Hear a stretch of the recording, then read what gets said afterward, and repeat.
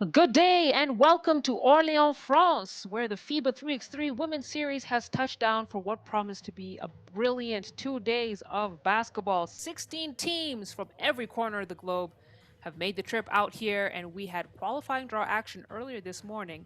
Now we are down to 12, and I'll tell you, the field does not get much better than this. We're going to take a close look at the teams that are going to be participating at this stop, the fifth stop of the FIBA 3x3 Women's Series. Earlier on, you saw the teams participating in the various pools, but we're starting off with Pool B, and it's going to be France playing against Hungary. That will be the first game of the Pool B matchup over here. And buckle up, ladies and gentlemen. We've got a long evening of action, excellent weather here in Orléans. Great summertime vibes. Day one is fully underway, and we're going to get into that action in just a moment.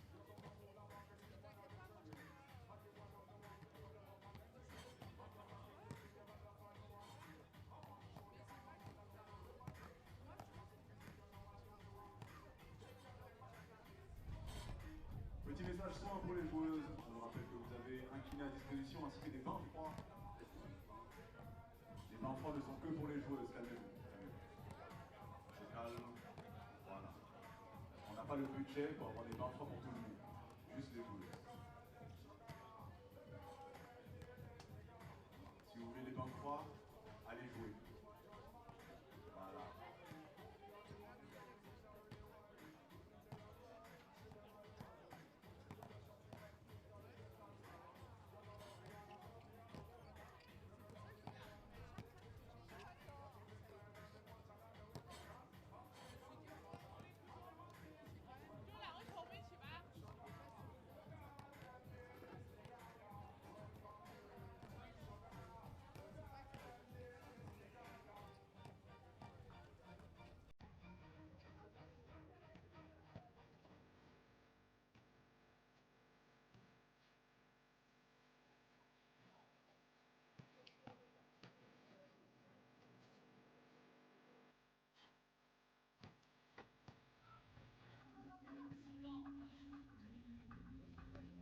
So a quick correction for you, ladies and gentlemen. It is Beijing playing against France, which is what I thought initially. Hungary played in the qualifying draw and qualifying draw B, and they did not advance. France beat them soundly, and they are the team that advanced into the main draw, and that is the team that will be playing against Beijing from China for the first Pool D matchup of the day. So we got that sorted out for you. Now you know who's coming up in a few minutes. Get your last minute snacks and drinks sorted out, and then we're going to dive right into this game right here. I'm Salali Shani, aka the Golden Voice, and I'll be with you this lovely summer late afternoon and into the evening here in Orléans and into the bracket stage tomorrow. So if you're listening in, give me a shout out. Always love to hear from you. Let us know who you're supporting tonight and where you're supporting from. But we are going to be in for a treat today and tomorrow. The fifth stop of the FIBA 3x3 Women's Series 2026. Don't go too far. That action is going to get underway in just a moment.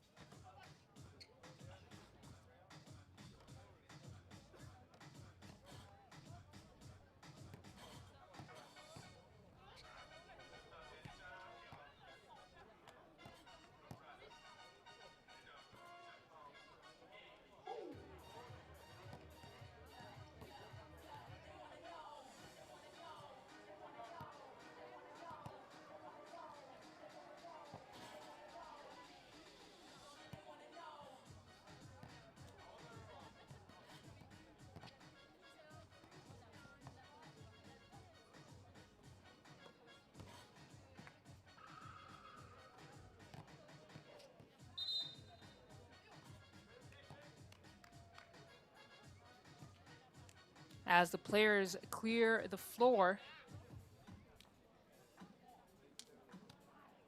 And this 12-team stop, Neftchi, SOCAR from Azerbaijan lead the seedings. Spain and Amsterdam are right behind them alongside France. And you've got Beijing, Uganda, and of course strong representation from other teams in France all in the mix. So we expect it to be a very competitive day. Good mix of well-established teams and up-and-coming as well. We saw Ireland come in from the qualifying draw. But let's head on down to the floor and listen in on the team introductions. La numéro 10, number 10, Jiting Zhang. La numéro 15, number 15, Jianping Zhang. Et enfin la numéro 23, number 23, Lily Wang.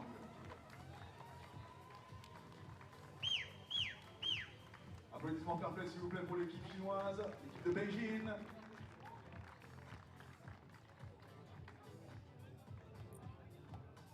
Et maintenant je vous demande s'il vous plaît de faire un maximum de bruit pour notre équipe de France. Avec la numéro 11, championne en titre de boulanger Wonder League avec Basketland, la numéro 11, Myriam Jakundale. La numéro 1, Marie Mané. La numéro 27, Rosanne Leseyek. Et enfin, la numéro 5, qui est championne du monde en 2023 avec l'équipe de France 3-3, Marie-Laure.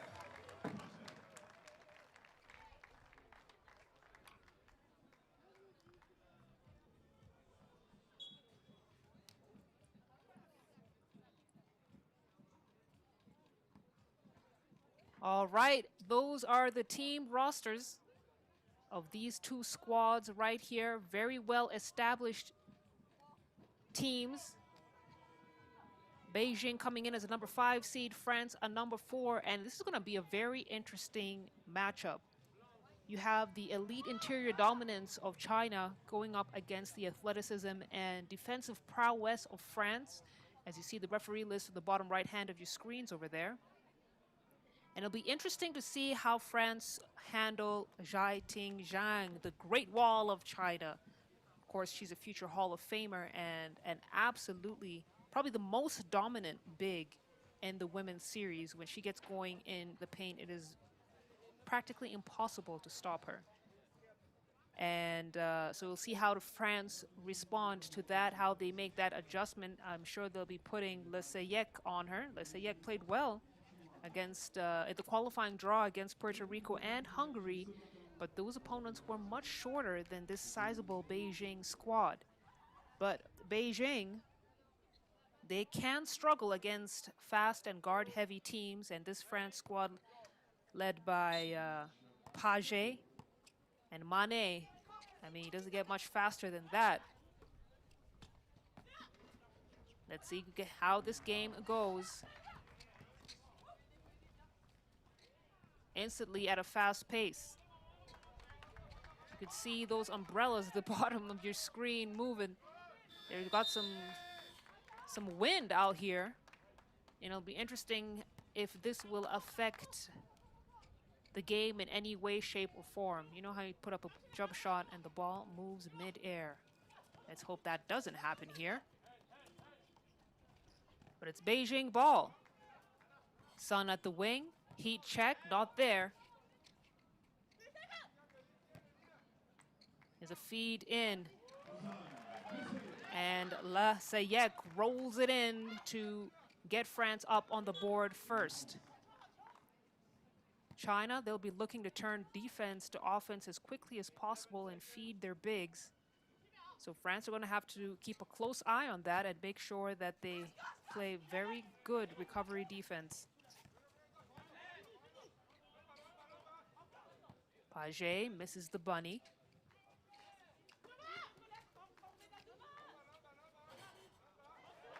Got a deep 2 from Mané, who manages to bounce it in. France now at 3 points.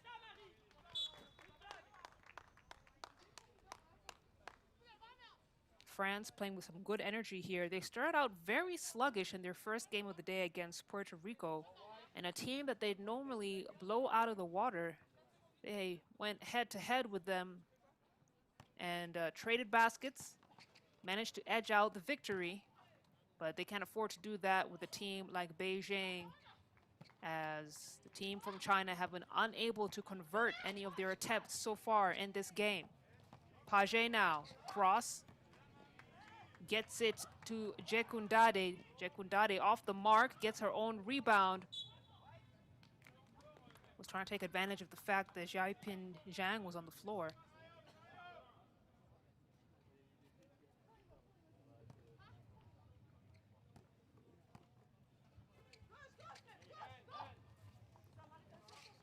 Sun at the wing.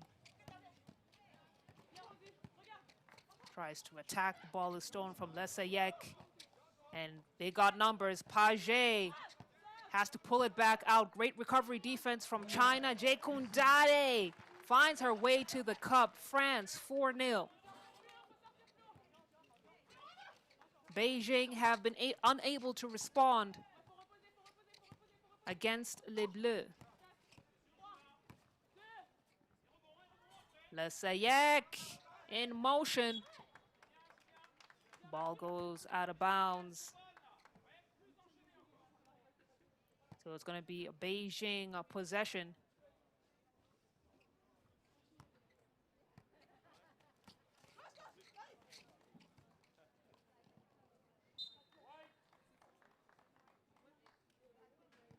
Ball deflected out of bounds, so it's going to be a reset up top for Beijing, but they got 7 on the shot clock. Lily Wang puts her head down, gets it off the glass, and we know that's her pet move, that nice little scoop layup. As we have another whistle on the floor, it's going to be Beijing's first team foul, as France still have a 3-point lead here.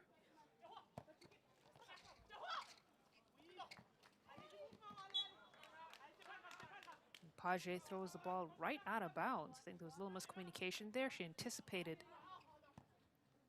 Mane to keep on going on the cut. She did not.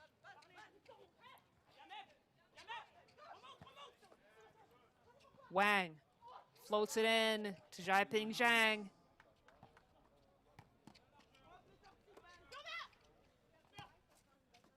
And Beijing still looking a little bit casual here against France. And they're going to have to up the intensity as we slowly approach the 3 minutes gone mark. This is arguably one of the best teams in Europe. Certainly a top 3 team. Even if they didn't perform as well as they had hoped in the FIBA 3x3 World Cup. Happened a couple of weeks ago. Jekundade, Hezi, and then attacks right at Xiaoping Zhang. We got our first TV timeout. Time is flying here. 6:51 on the game clock. France up by 4. Beijing looking like they are struggling with the weather a little bit. Listen, it is very humid and hot in Orléans right now. This is a city that is built on the Loire River. So that's why you get weather like this. But there is also a breeze. They're going to have to make sure they stay hydrated. All games are happening here at Place du Martroi in front of the iconic Joan of Arc monument that you see behind the backboard over there. Very, very historical city. Very scenic. And France will be looking to defend the land. Page from downtown. Can't get that one to fall.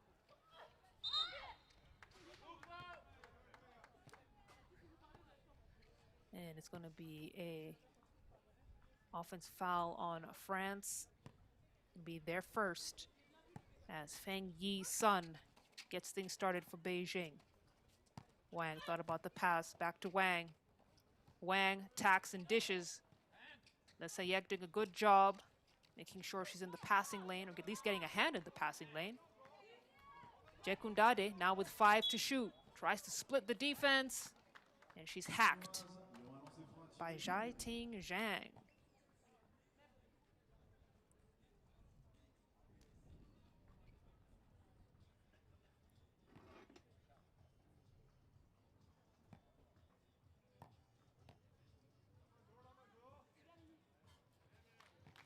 Jekundade connects on the free throw. It's a 5-point lead now for France.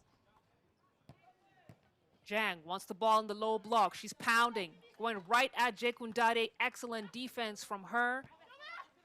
Was aggressive enough, but didn't allow Zhang to draw the foul. And now the step back two from Mane. Mane. That's what she does.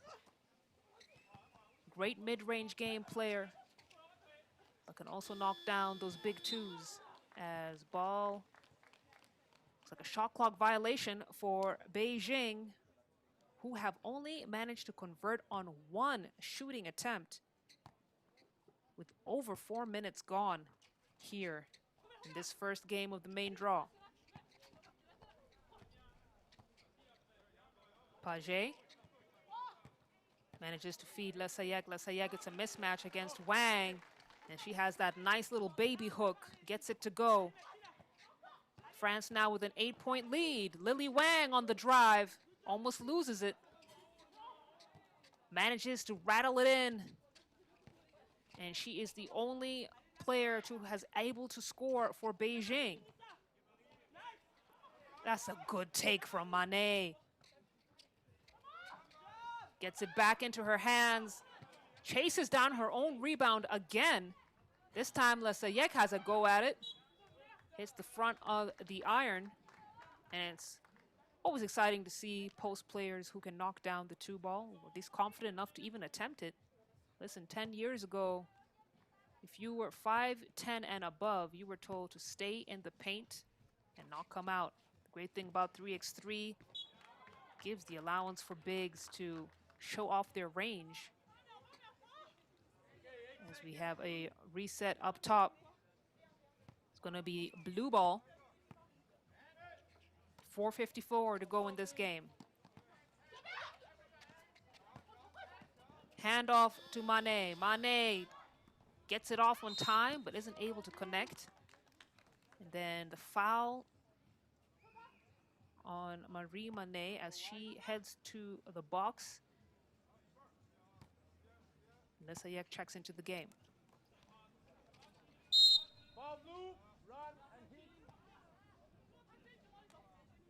Looks like it was an off-the-ball foul.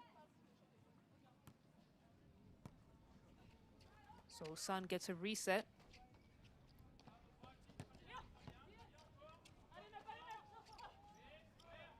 Zhaiting Zhang trying to fight for positioning.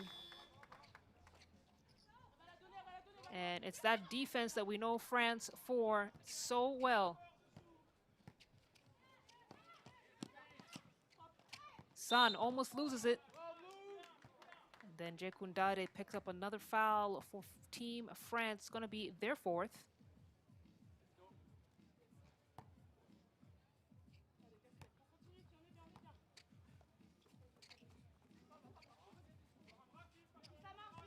Lily Wang with the Wilson, the only player to have scored for Beijing in this game so far. Zhaiting Zhang trying to break that curse. She misses. And Beijing can't win a bucket. Outside of the efforts of Lily Wang, Mane has the space, takes the shot off the mark. Wang has a go at it. That looks like it's short. Jekundade attacks, gets it to Mane. She's got 3 to shoot. Looks like Zhaiting Zhang got a piece of that. Still a 7-point lead here for France. They managed to create the distance that they needed to be dominant in this game. And now if they can just maintain it for this remaining 3 minutes and 31 seconds, they are going to be in a very good place. Beijing dug themselves into this 7-point hole. They are struggling with their scoring. You can see them breathing hard, holding their knees. This is a team that is tired. In France, they ain't new to this weather. They can play in all corners of the country. They know exactly what to expect. It's the advantage of home turf. But Beijing will have to make some important adjustments here as Fang Yi-sun fumbles and loses the ball. It's going to be Les Bleus up top.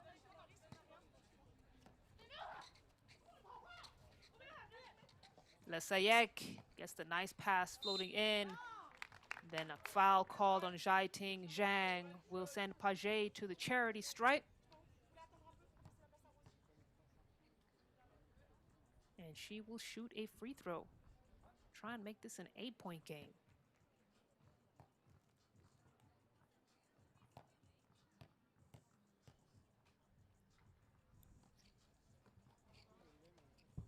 Paget misses. Struggled a bit with their free throws today. Sun looking for daylight. Jekundade saw the pass coming, and she has taken Jiating Zhang completely out of commission. Zhang has not scored a bucket, and she is really the offensive engine for Beijing. When she controls the paint, Beijing controls the game. And as you can see, she is completely out of control in the paint. Jekundade has her right where she wants her, and I think that's a major reason why Beijing are struggling so far against this very strong France team. Paget misses another free throw. France managed to maintain the possession. Mané now, the orchestrator of the offense for France. Lily Wang, again, carrying this team on her back.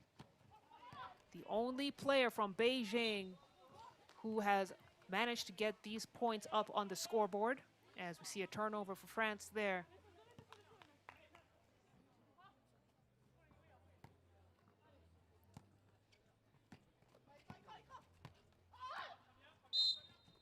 And that's going to be a foul on blue. That pick and roll, there was a switcheroo, and Paget knew that she didn't want to get tangled up with Jiating Zhang in that low block. Decided to go for the foul. Lily Wang now up top. She's attacking, goes for the runner. Bit too strong off the glass.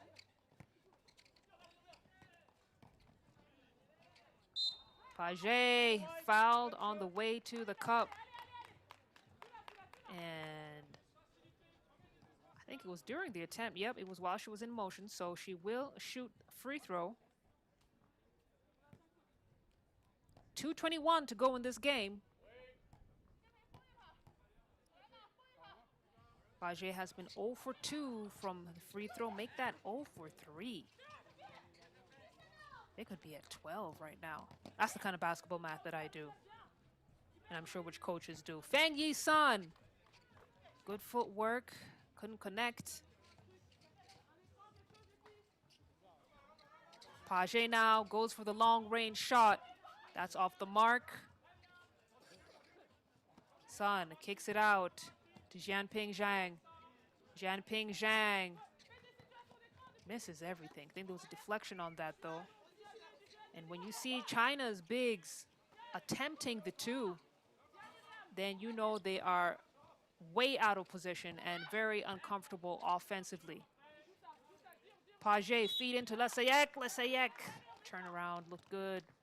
Fang Yi-sun picks up another foul for Beijing. That's going to be their 6th.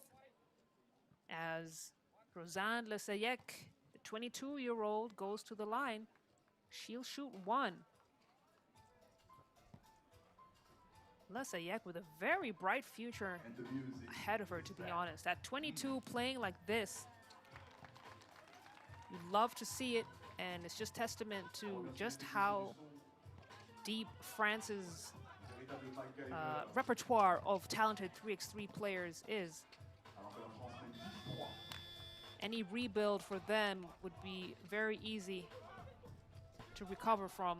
They wouldn't go years without strong performances as she misses that turnaround jumper, Lesayek.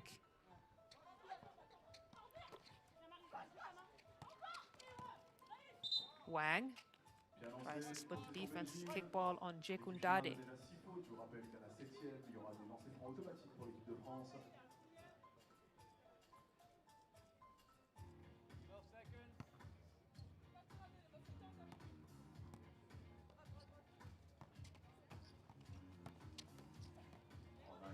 Lily Wang finally gets the ball in to Jiating Zhang. But my goodness, that bucket has come in so late. Less than a minute to go here in the game as Feng Yi-sun is called for the foul. And Manet has earned herself some free throw attempts here. She's going to be attempting 2. And even if she misses both of these, it's really going to be tough for Beijing to try and come back and win the game with 45 seconds on the clock, down 6. But I must say this has been in a very low-scoring game for both teams, really. France started out hot. They looked really good and then slowed down. As Page, yes, great find for Jekundade on the weak side cut. Jiating Zhang rolls it in, and looks like it might be a little too late. Not might be, very likely to be a little too late for Beijing. France did just enough to hold them as we see the late 2 ball go in for France. They missed the free throws, but they knocked down the long-range shot, and that's just what they need to close this up. Page trying to make one last bucket for France, but it's not necessary. And France take another victory today. Remember, they were playing the qualifying draw earlier on, and they defeat Beijing 13-5. It was not a very high-scoring game for France, but they got the job done. As Beijing, they got some stuff they got to figure out. This Beijing squad has been struggling. In the previous stop in Vienna, they finished 11th. But before that, in Shanghai and Manila, they were 3rd and 5th, respectively. So they got to figure out what's going on and what adjustments need to be made. France, defense won them this game. And enjoy these highlights as we get ready for the next matchup.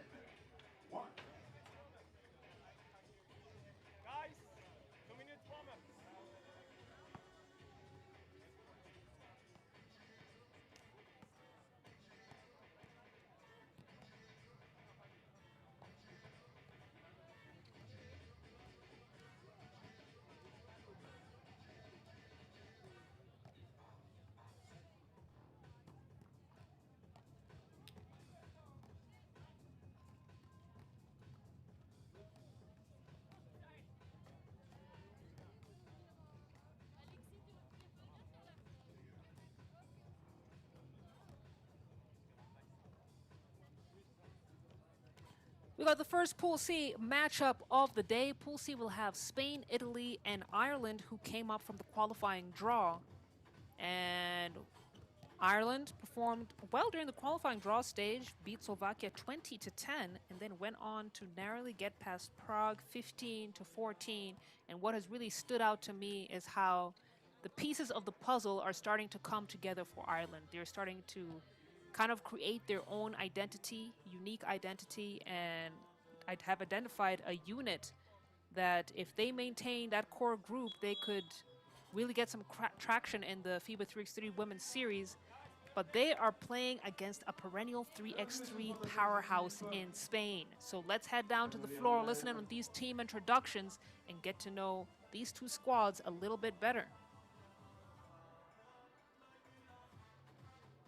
Et nous allons commencer avec l'équipe espagnole, les stars, the Spanish team, avec la numéro 2, number 2, Tixel, Alarcon Otero. La numéro 21, number 21, Maria Bendan de Mendes. La numéro 4, numéro 4, Alba Prieto Martinez. Et enfin le numéro 16, numéro 16, Elena Oma Viral. Applaudissements s'il vous plaît pour l'équipe d'Espagne. Please applaud for the Spanish team.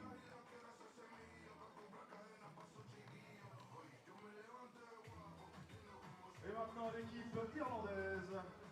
Let's go for the Irish team. Avec le numéro 5, number 5, Sarah Hickey.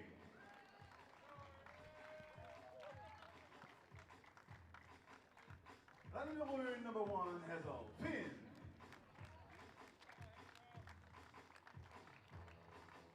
La numéro 17, number 17, Maura Fitzpatrick. Et enfin la numéro 6, number 6, Abigail Rafferty. Je rappelle que l'équipe irlandaise est qualifiée ce matin lors du tournoi de qualification.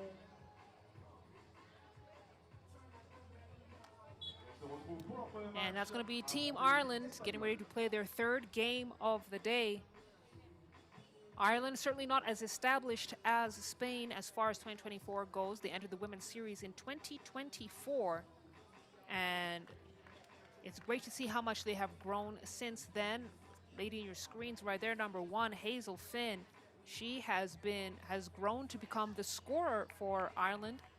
She was hot from beyond the arc, hit some big 2-point shots in the games against Slovakia and Prague, and once she gets going, she's a real offensive weapon for Ireland. But this Spain team, my goodness.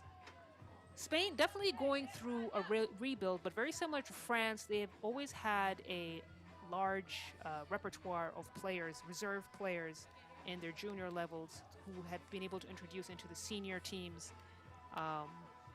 We saw the retirement of Igueravide and Vega Jimeno. Those are some big shoes to fill. And Alba Prieto, the most experienced player on this squad. Let's see if they can ride on some of the momentum that Madrid had in the Vienna stop. They went on to be the title winners for Vienna. And let's see if it's something in the Spanish air, as we got our first attempt and our first miss.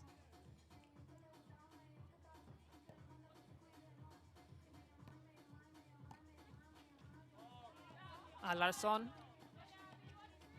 Feed into Prieto. Prieto, nice dish for a cutting Mendes. Fitzpatrick gets it up to Hickey. Finn almost loses the Wilson, and then now the block from Alarson.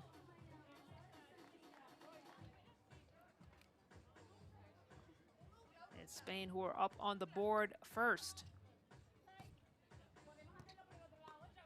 as Rafferty will have a seat.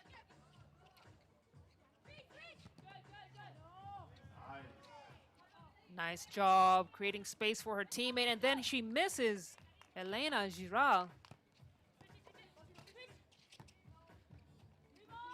Alarson fires. Giral chases down the rebound, puts it right back up. And that's the kind of pace and space that very typical of teams out of Spain. Consistently placing top 4 in women's series events. And often contending for medals, and you're going to see why. You are going to see exactly why. They have an elite transition offense and have such great half-court execution. Mendes, strong move. Plays through the contact. And Spain now with a 3-0 lead.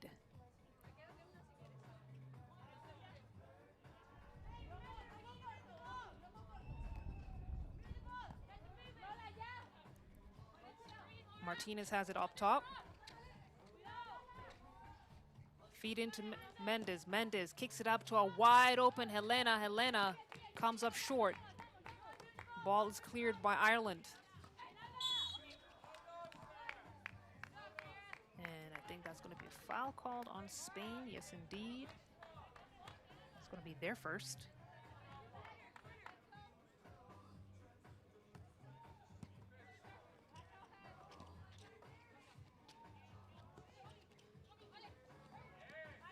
Rafferty tries to bounce it in, thread the needle to find her teammate. Spain saw it coming.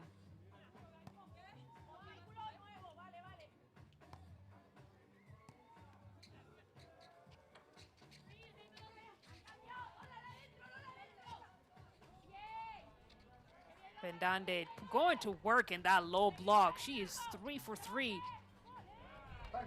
And look at the response on the other end from Rafferty, right in the face of Pendande. Demonstrating that she can shoot too. She's got the confidence. Oma Giral rejected by Rafferty. Let's see if they're gonna call a foul. Rafferty's getting the clarification. It didn't look like a foul, looked like it was all ball to me. But the referee is gonna head over to the table, clarify.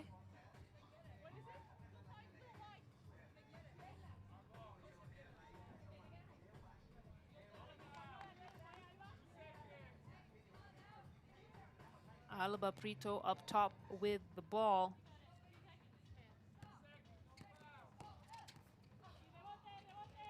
Look at the pass. Shot attempt isn't going to get there. But that's just a small taste of what Spain's got in their bag. Listen, the bag is deep. Alba from downtown. Corner two isn't going to get there. Is chased down by Alarcon. And Martinez has another chance. Nope. Nice feed into Pendane. Pendane. That is her bread and butter. Right there in that low block. She draws out the defender up top and then slashes back to the basket. And her teammates know just how to feed her. She'll have a well-deserved seat as Oma Giral checks into the game. Kick out. Two ball isn't going to drop. And Spain, I think one of their biggest weaknesses would be that they're not as consistent as they could be with the outside shooting. And we've seen that here, but where they lack in outside shooting, they certainly make up for in structured half-court execution. Listen, they could do a whole Netflix documentary on Spain's 3x3 basketball.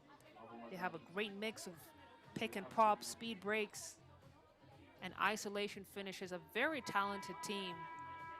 And with the addition of Pendande at 26 years old, not saying just how tall she is, but she's certainly taller than most, if not all, the Irish players, which makes her a very lethal threat for Spain.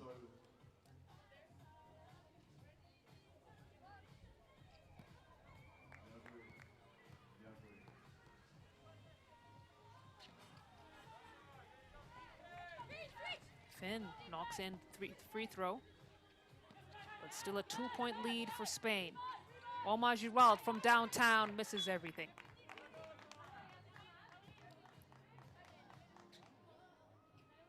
.648 here to go in this game.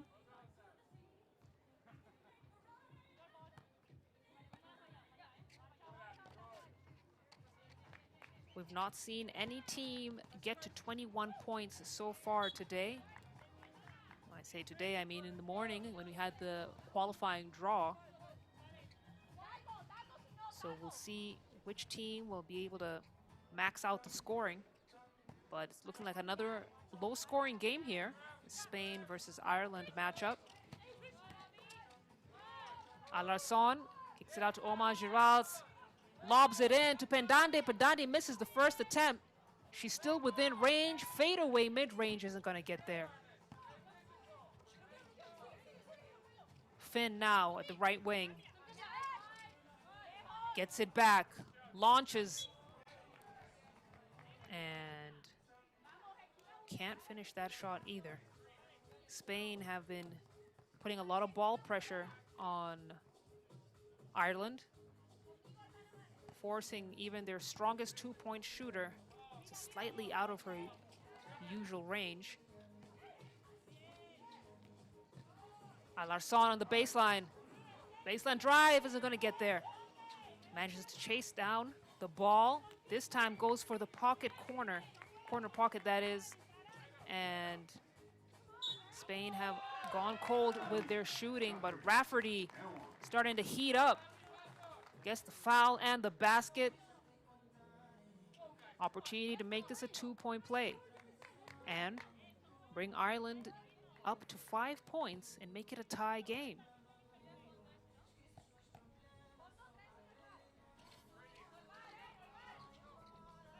Just can't get it in. And we've seen teams struggle from the free throw line today. So we have an off the ball foul. Offensive foul called on Spain, it looks like. So it's going to be Ireland ball.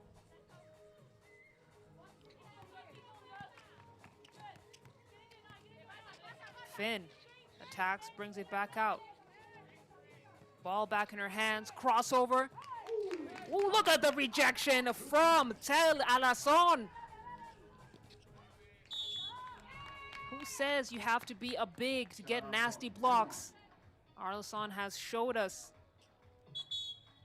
she can get up there with the best of them. And now she'll also go to the free throw line, try and make it a two-point play.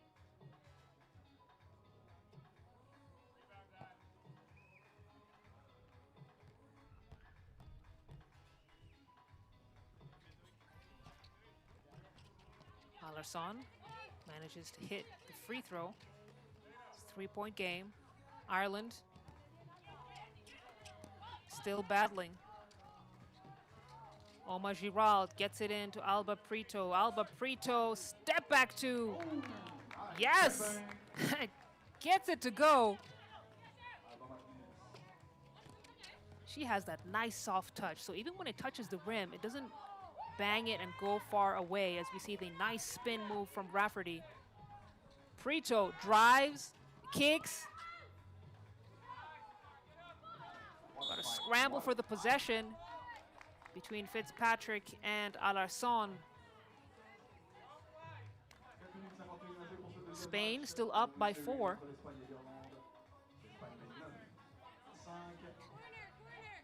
Spendande gets back into the game.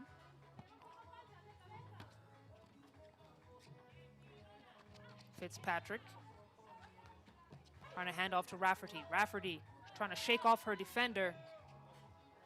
Finn with the fadeaway isn't going to get there. Pendande with the O-board. Swings it to Alba Prito. Prito trying to feed the post. We got a foul on the floor on Ireland. It's going to be their third.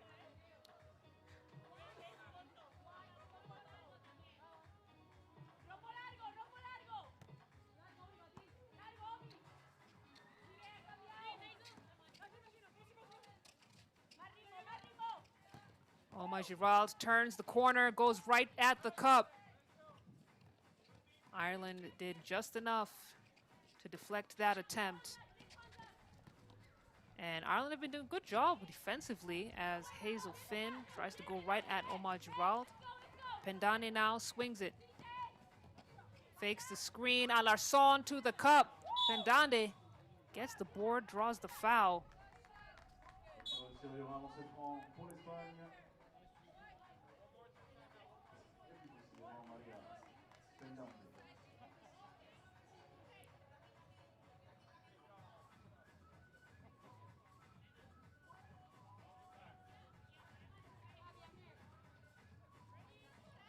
So Pendande here now going to shoot one free throw. She has been such a dominant interior presence for Spain in this game. Gets them up to 10 points.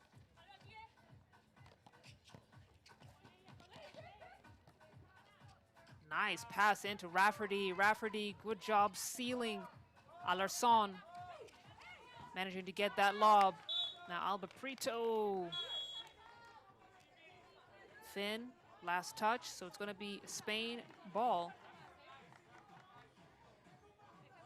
as we have our second TV timeout here.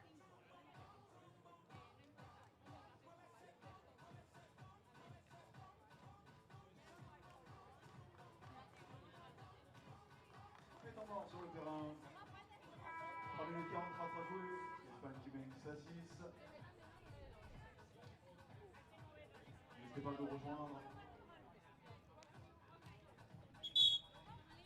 Après ce match, il y aura l'entrée en ligne de l'équipe de France U25.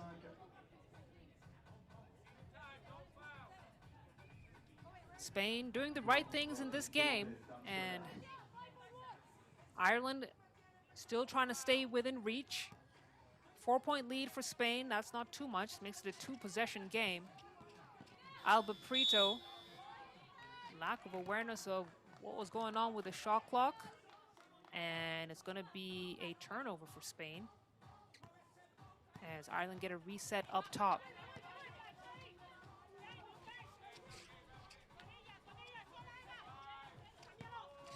Ireland almost losing the ball. Rafferty has to put something up. Shot clock winding down. And that's another turnover. As both of these teams, I have to commend their defensive efforts, making it very difficult for the opposing sides to have a good look at the cup. Every single bucket has to be earned. That's the kind of basketball that's being played here, as Rafferty called for another foul. Pendande is really putting her to work, let me tell you. Pendande been the top scorer for Spain in this matchup so far.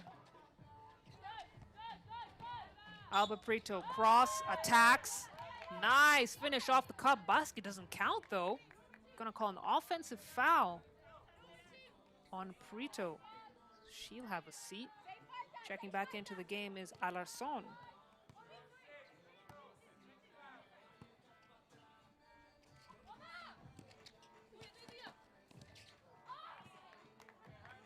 And a wild pass from Rafferty is going to go out of bounds as Spain get another possession in their favor.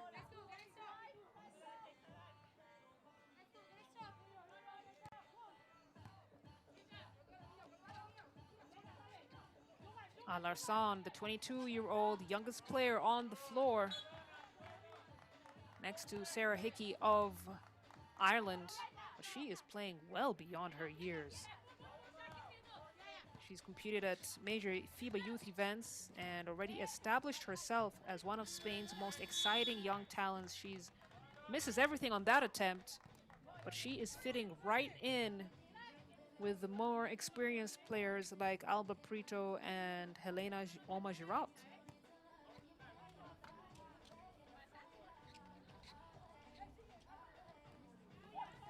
Hazel Finn pulls it out, looking at her options. Nice. Shot clock, is it a shot? No, it's not a shot clock violation. She manages to get it off on time. Rafferty doing the Lord's work for Ireland, but how is she gonna stop Pendande? Pendande is getting all the looks that she wants in that low block as Ireland are struggling with how to contain her. Martinez attacks. Comes up short. Then a foul here on Martinez. So her teammates help her up. Let me tell you, I'm sure these ladies are happy that the sun is starting to set here in Orléans and get a little reprieve from the heat of France's summer weather. Shot goes in. Ireland now at 8. They're just within arm's reach of Spain, and Spain cannot allow themselves to get comfortable in any shape or form here with 2 minutes and 2 seconds on the clock. Alarson to Martinez. Martinez is fouled.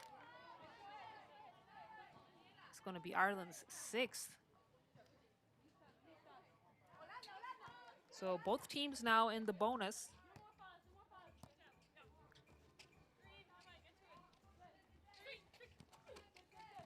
Alason to Martinez. Martinez has the space to shoot it. She does. And that's off the mark. Omar Girald cleans up the trash. And then the deflection from Spain. They saw the pass coming. Alarson. Drive. Kick out for the shot. 2-ball is good. That's a tough shot by Martinez. And Ireland trying to get back into this game. But Spain are steadily increasing the lead, increasing the pressure. Omar Girald gets the offensive board. Spain now with numbers. Easy peasy. Gets the bucket. Spain now at 15, Ireland at 9. We got a minute of game left, under a minute of game left here. Rafferty attacks, gets the bucket. And that's a tough move from her. Sorry, that was Fitzpatrick, actually. The fadeaway from Alba Prito isn't gonna drop, but she is so quick off the dribble. She knows how to attack the closeout extremely aggressively. And yet, if you give her space, she will attempt the 2-ball. So how do you defend a player like that? Let me know in the comments.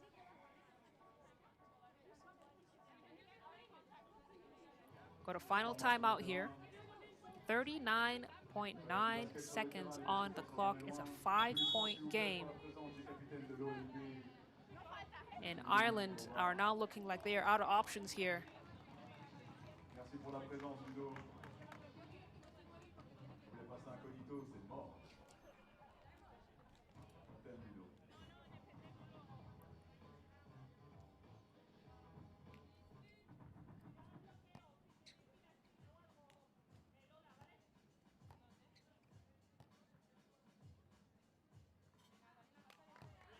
Alba misses the free throw.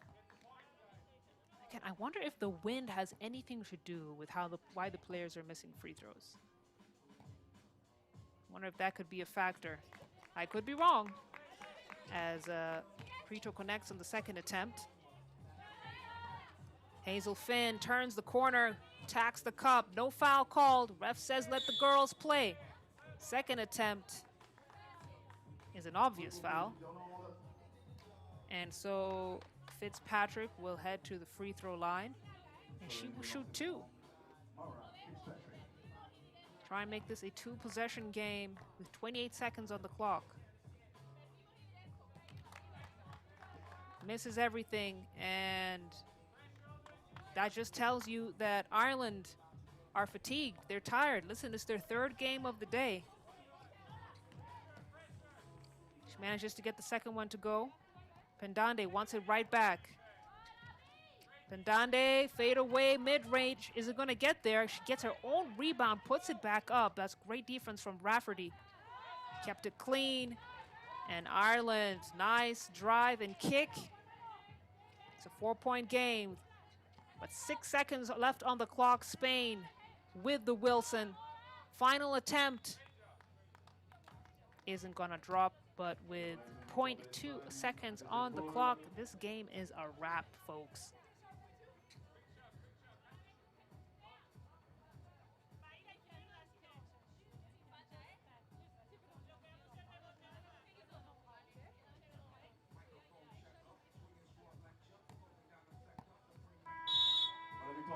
And that's the buzzer. It's game over, and Spain bagged the victory. Ireland put up a very good fight, a very, very good fight. They were down by 7 points at one point, and they managed to claw them way back into this game. They increased the defense. They allowed themselves to be more aggressive, but they had no answer for the lady on your screens right there, Pendande. She was an incredible force for Spain, and kudos to her and for the entire Spain squad with their first victory of the game, 16-12 against Ireland.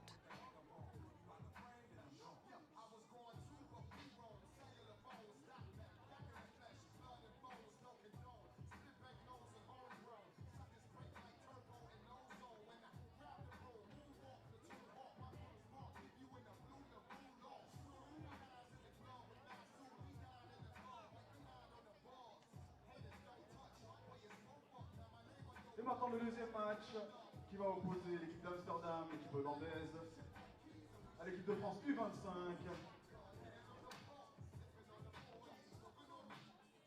Mesdames et messieurs, présentation des équipes. On va commencer par l'équipe d'Amsterdam. Let's start with the Amsterdam team. Avec le numéro 44, number 44, Zoe Sachter.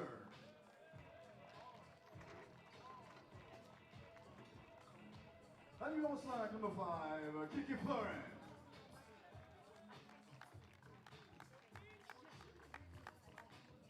La numéro 4, number 4, Lotte Sam.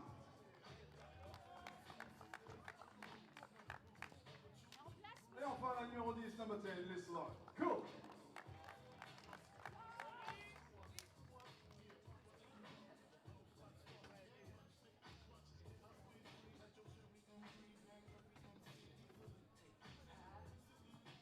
Et maintenant, s'il vous plaît, un maximum de bruit pour notre équipe de France U25, remplie de championnes. On va commencer avec la numéro 77, Samantha Pétour. La numéro 28, de champion de France 2026 avec Basketland, Louise Bussière. La numéro 8, également championne de France 2026 avec Basketland, Johanna et Odo.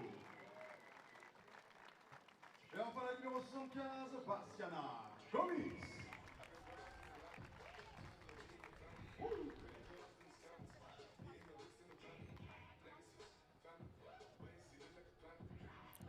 That's our second team representing France here at the Orléans stop, the fifth stop of the FIBA 3x3 2026 Women's Series. And we are well underway here, and the main draw is the third game of the day. This matchup coming out of Pool B, first matchup coming out of Pool B. And France under 25 coming in as the hosts. And this will be a showcase of France's elite young player pipeline. Team is made up of some of the best young French 3x3 prospects. Listen, all have national team experience. Bussière, Gomis, and Pétour won silver at the under 2023 3x3 World Cup last season. So they have played with each other for a while, and there's something that you cannot teach. It is team chemistry, and this team has it. Let's see how they go up against Amsterdam. Many players who also began in Netherlands under 25 and have risen up the ranks to represent this Amsterdam squad. Look at that Kalk, already drawn first blood. Huge 2 for her.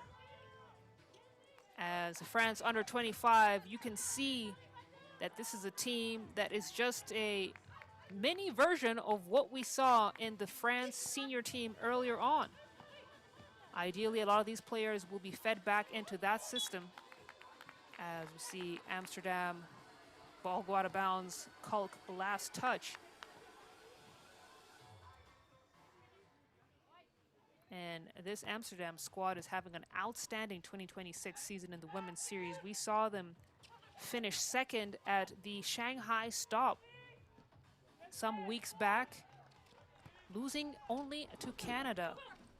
They went undefeated at that stop. And right now they lead 3-0 as France under 2025. I'm gonna call them U25. Shorten that up a little bit, make it easier for me to say. But they get up on the board.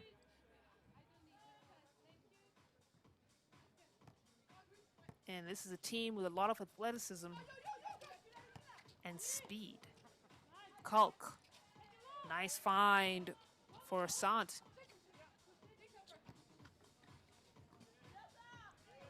Then the hook pass for the finish for Pétour. It's a 2-point game, folks. Lotte gets it into Slogter. Slogter, she knew the pass was coming. And that's very typical of the Dutch style of basketball. These teams are going back and forth like a swinging door. Amsterdam with the edge, though. 2-point lead.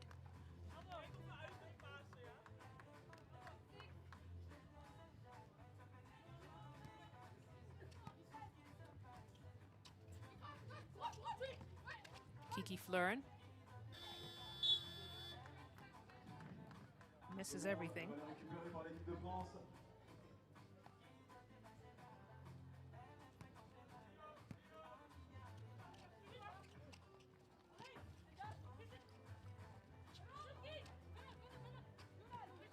Now got to feed.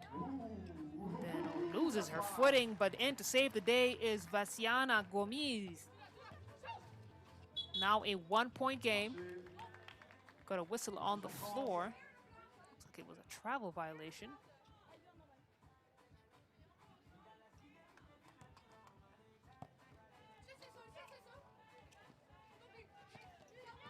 Back to the action. Iwodo trying to beat her defender. We got a foul called on Kiki Fleurin, and she has a tendency to get in foul trouble sometimes. The good thing about 3x3, the individual fouls don't count. We only count the team fouls.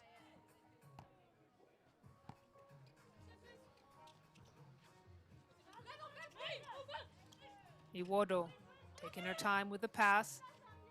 Gets it in to her teammate. Spin move is good for Paytour, who now has 2 buckets for this game.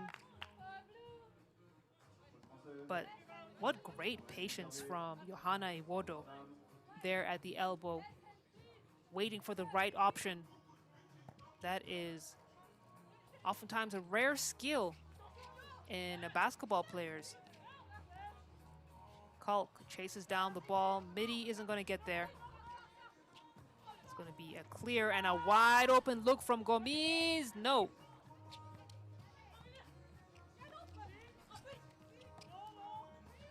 Kiki Fleurin floats it into Lotta. Lotta misses. Boussiere to clear. Corner 2 isn't going to get there. But Iwodo cleans up the boards. Also misses the attempt. It's a tied game here, 5-5. And now a wide open Kalk. Miscommunication there in that defensive rotation, as Kiki Fleurin called for another foul. It's going to be Amsterdam's second. We have our first TV timeout. Pace of this game is much faster than what we saw in the previous games. And Amsterdam, I would say, are the team with slightly more experience than France U25. France U25 entering as a 16 seed. But don't let that fool you. This is a team that has had plenty of experience at the youth level. You know the term "they got next"? Yeah, this is that team. They got next.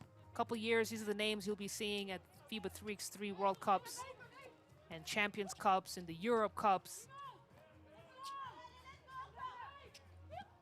Kalk, open 2, knocks it down. Liselott Kalk strokes it with confidence. You do not want her wide open at the perimeter. As Slaughter now gets the rebound, denies the second chance opportunity. Kalk, baseline drive. Tosses it up. That's great defense from Paytour. She will clear. Picks up the dribble. Tough take from Boussiere. And France U25 not able to convert in that possession. Iwodo, she's fouled by Slaughter. She earns a trip to the free throw line. And you can see this France U25 team, they have the athleticism and speed. Just need a little bit of composure against this Amsterdam squad.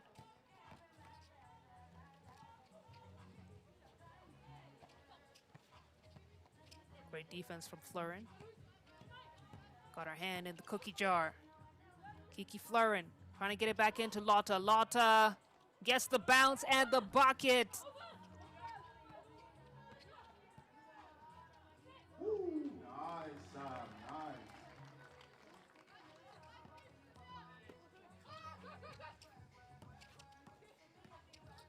Kiki Fleurin now on the attack. Française, fallait conserver par Amsterdam.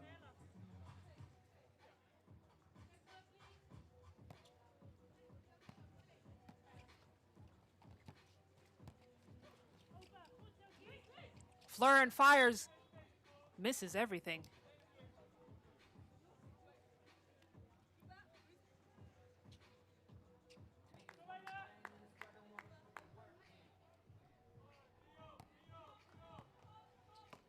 Game now, 5:20 on the clock. 3-point lead for Amsterdam. France are fighting back. The fadeaway jump shot isn't going to get there for Gomis.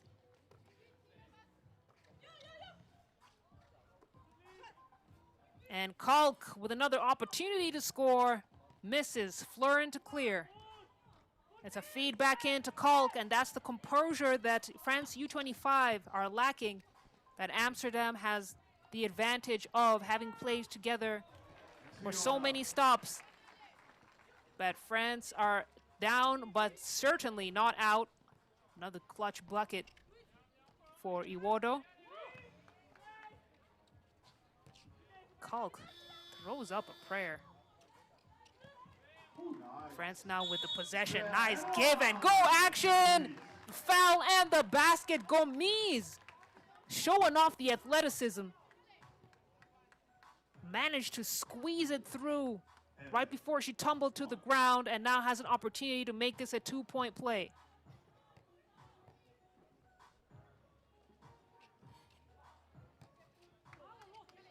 Misses the free throw. Kalk to clear. It's a 2-point game, folks. Kalk gets her own rebound. Listen, 3x3 is just as much about reaction as it is about execution. You have got to stay locked in at all times. And Amsterdam, listen, they catch you fat-footed. And if your transition from offense to defense isn't fast enough, they will score a bucket on you. Slaughter goes all the way to the cup. My goodness, Zoe Slaughter. And now Iwodo trying to attack, misses. Zoe wants the ball. Gets tangled up with Boussière. 3:49 to go in this game. Got our second TV timeout. Amsterdam, they are collectively moving so well. You can see the confidence, you can see the composure. France U25, they're not doing badly at all things considered. And while their talent is undeniable, they're facing a women's team who has spent years playing together. And I would say that would be their #1 weakness in this matchup and at this particular stop. But let's see how they handle the remaining 3 minutes and 48 seconds in this game. Fleuren into Slaughter. Slaughter blocked by number 77, Samantha Paytour.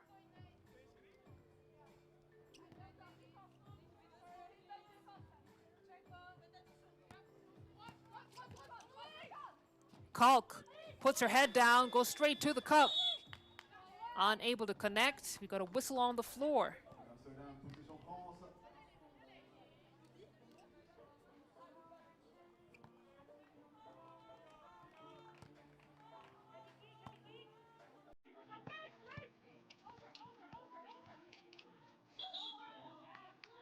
We got a foul called on Slaughter.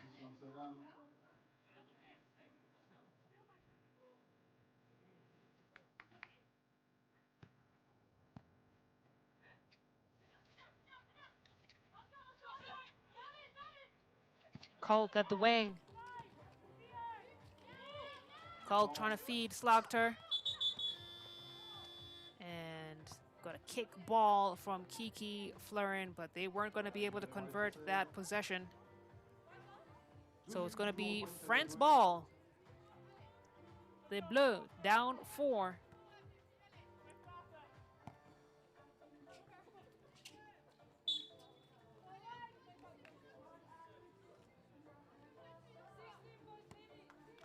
Got another whistle on the floor, some substitutions. Amsterdam taking advantage of the dead ball. Iwodo, tough lay-in. She's off the mark. And now Amsterdam looking at their options. Kalk, high off the glass, unable to hit.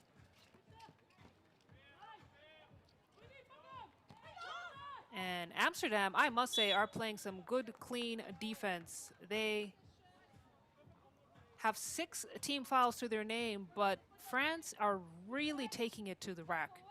And Amsterdam are doing their best to challenge without getting unnecessary fouls as Sant starts things up. Kiki Fleury now at the top of the key, floats it into Zoe Slagter. They do that all day, any day.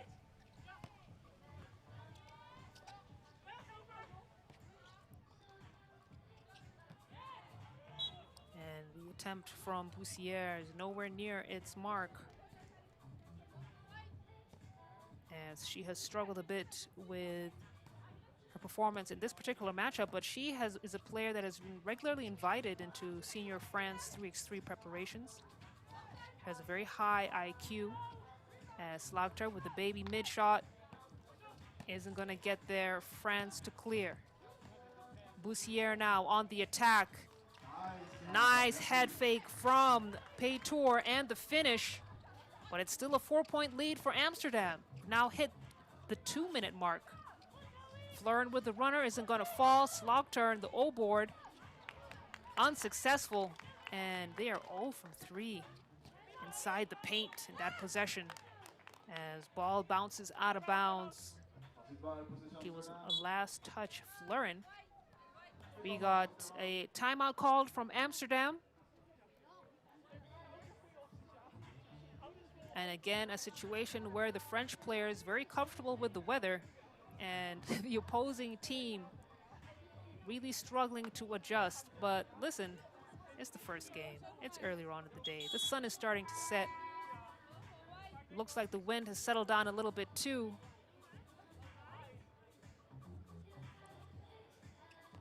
.151 on the clock.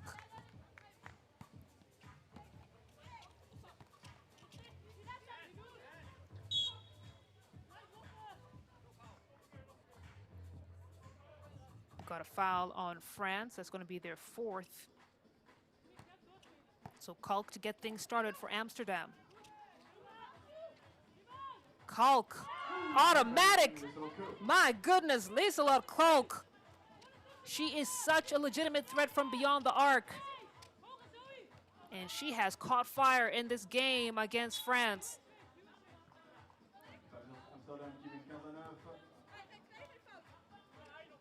So now it's a 6-point game. Amsterdam in the lead. Slagter feeds Lotte. Lotte reverse lay-in. Nowhere near its mark. Ball goes back into Paytour. Paytour the handoff to Iwodo. Iwodo trying to get it back to Paytour. Slagter saw it coming and deflects it out of bounds. And you can see France, U25, they have the right ideas. It's their execution that just needs a little bit of work. They got all the right ingredients, but the mixer has to function properly if they want to get the right cake. And that is my analogy for the day. We're in France, right? They're known for their boulangeries, bakeries. We're having fun here, folks. Just over a minute to go in this 3rd game of the day. Amsterdam now with a comfortable lead at 6 points, as France U25 using this stop as a great opportunity to get some international 3x3 experience. We're having fun out here. And the games are going to continue all the way until 9:35 local time. That's GMT. Kiki Fleuren from distance. Misses.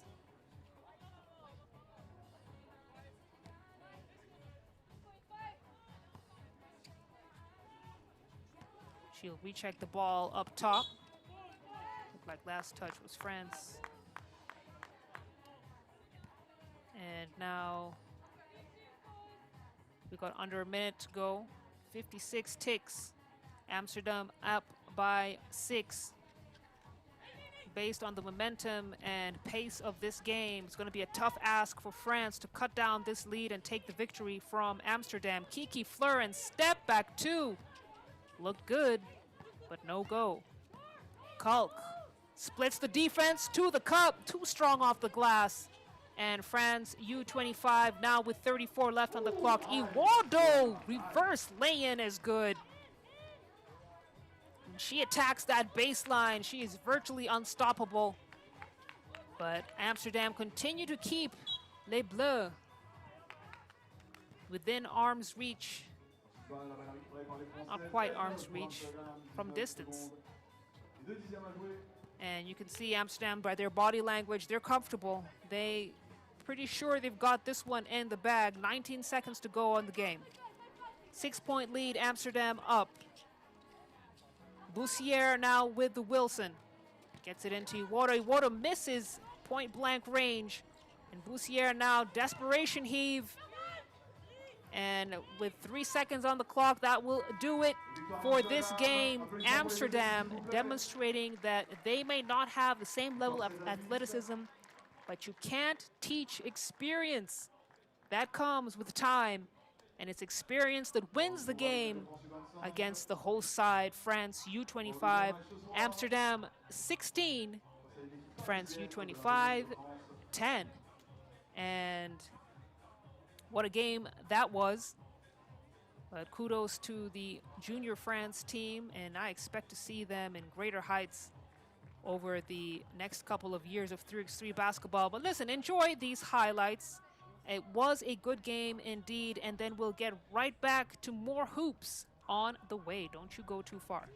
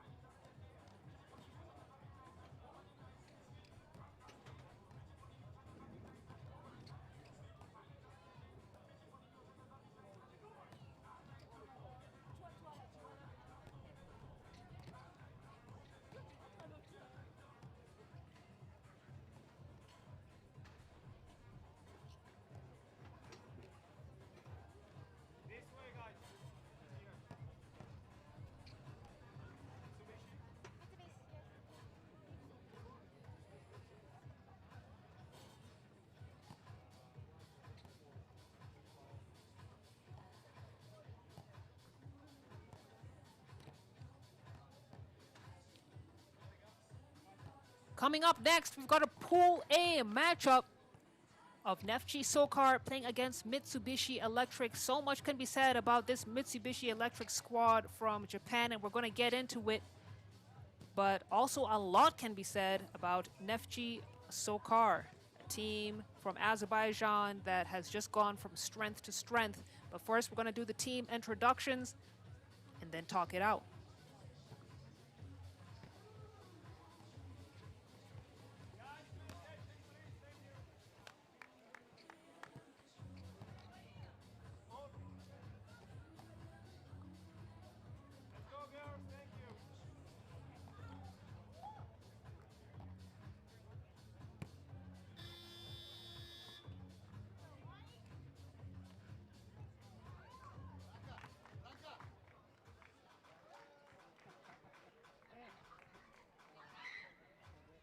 Mesdames et messieurs, présentation des équipes. Nous allons commencer avec l'équipe de Neftchi SOCAR.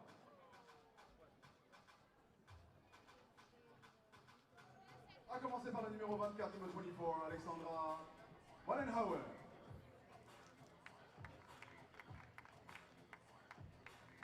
La numéro 14, numéro 14, Nevena Vukovic. Le numéro 23, numéro 23, Arika Carter-Johnson. Et enfin le numéro 25, numéro 25, Aoi Katsura.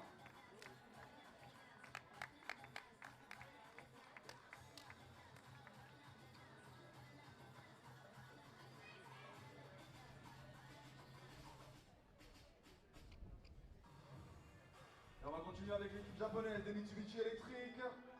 Let's continue with the Japanese team of the Mitsubishi Electric with the number 11, numéro 11, Yurin Yamamoto.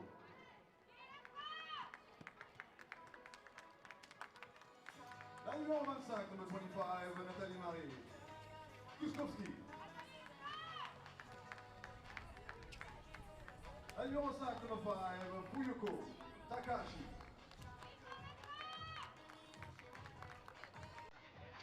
Et enfin la numéro 10, number 10, Haruka Yamamoto.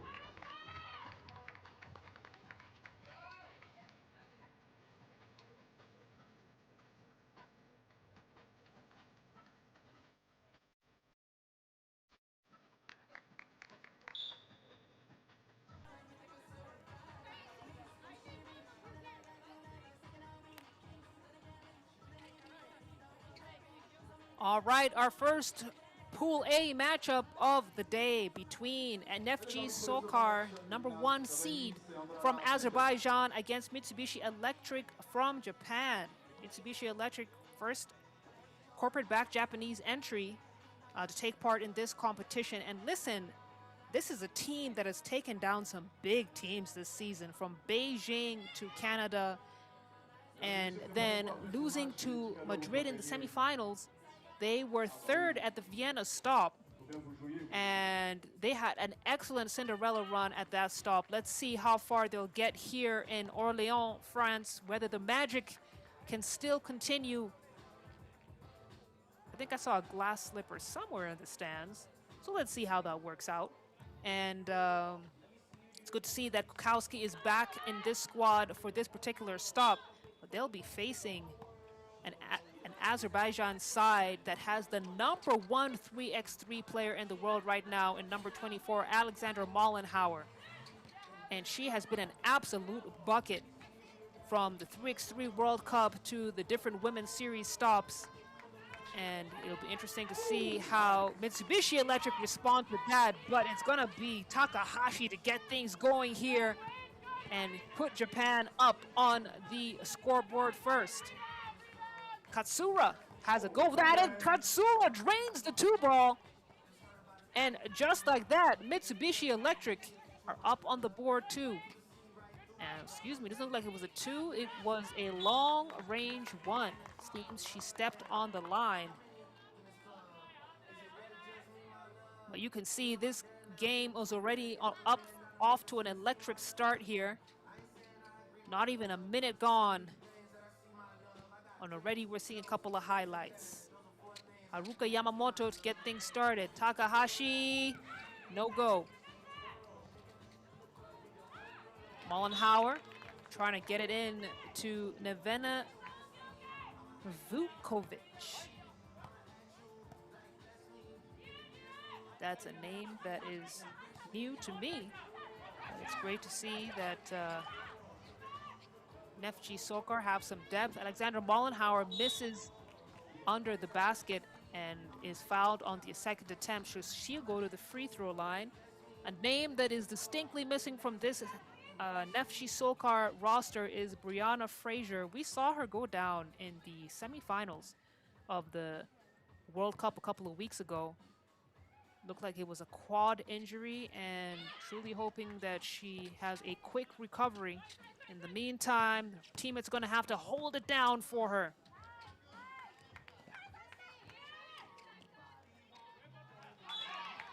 Kukowski fouls Erica Carter. That's going to be Mitsubishi's second team foul.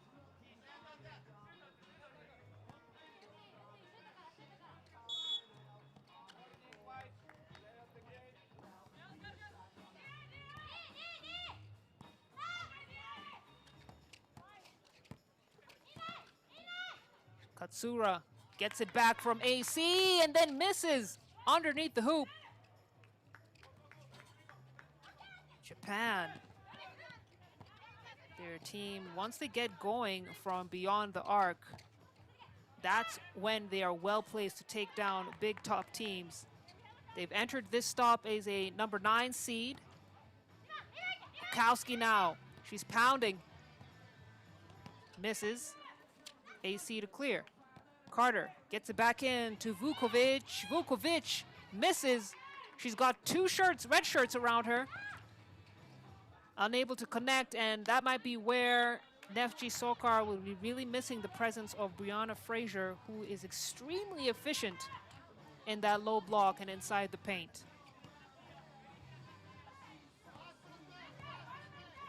Nonetheless, no use crying over spilt milk. You use the cards that are dealt to you, and Neftchi SOCAR are going to have to operate with the players that they have here. We got a whistle on the floor, a foul. It's going to be Mitsubishi Electric's third, and Mitsubishi do have a tendency to get into foul trouble at times.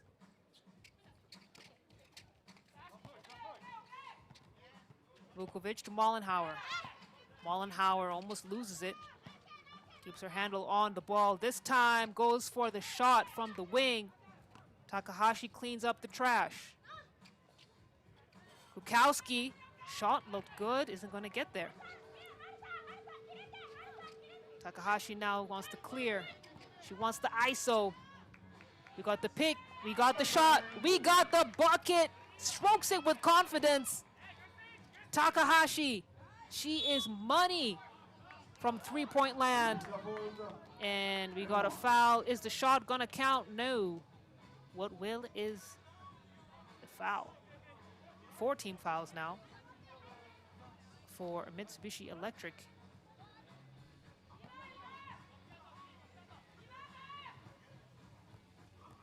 Scores are tied 3 apiece. Katsura hits the free throw. She's a very efficient scorer from the charity stripe. So Neftchi SOCAR can feel confident whenever she has to shoot a couple of free throws. Takahashi trying to shake off Erica Carter. Takahashi all day. She does that all day. Katsura now in the low block. She goes up against Kukowski. Excuse me, that's not Kukowski. Kukowski's on the bench. That was Yamamoto.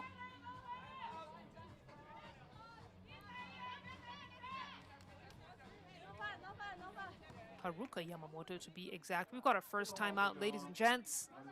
And we got a game on our hands. Scores are 5-4. Mitsubishi up by 1.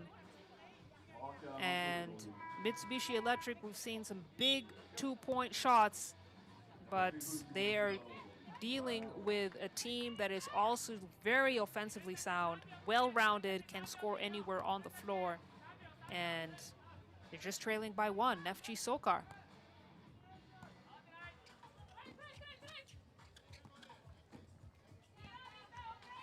Takahashi from downtown.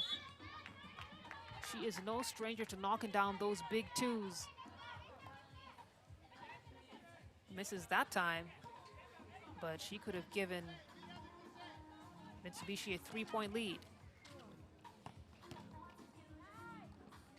Splitting the defense, going all the way to the cup. That's what Mitsubishi does. Kukowski tries to chase down the boards. We got a wide open finish here for Neftchi SOCAR. It's tied game, 5 apiece. Yamamoto has a go at it. And Buren was unable to connect. Erica Carter, she's been a bit quiet in this particular game. This time steps into the mid-range shot. It's good. Nice little stop and pop action there. As I think Neftchi SOCAR pick up their 3rd team foul. Nope, no foul called, and it was last touch Yamamoto, so white ball. Spin move, Mollenhauer left him in the dust. Neftchi SOCAR now at 7 points. Yamamoto steps into the long 2, buries the shot, and it's 7-7. Another game of 2 teams trading baskets. Yamamoto from the logo almost. Well, if there was a logo, that's where it would be, on the floor. But misses that attempt, and then Neftchi SOCAR pick up their third team foul.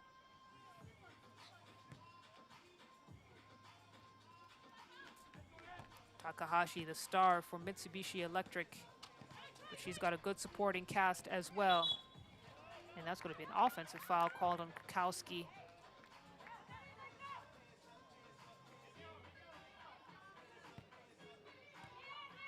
And Mitsubishi have to be careful here. 5 fouls already. Aoi Katsura start things up. Vukovic gets it to Arika. Arika, step back, 2, got 'em. She is cash money when she gets started. And I would love to see her get fired up and see how she goes up against Takahashi, who hits another 2-point shot to get Mitsubishi Electric to 9 points. Now Katsura wide open from the corner. Takahashi, she is all over the floor. I thought she was on the ground on the other end of the floor. She managed to get up and chase down the rebound, and that just speaks to the level of hustle that she's got in her. Oftentimes the shortest player on the floor, certainly the fastest and the one with probably the biggest heart. Look at that. She put the Jets on and then misses at point blank. And Mitsubishi have to reward their efforts. You get a wide open look at the cup like that, you have got to hit it. Neftchi SOCAR pick up their 4th team foul. And Mitsubishi will get the ball up top with a fresh 12.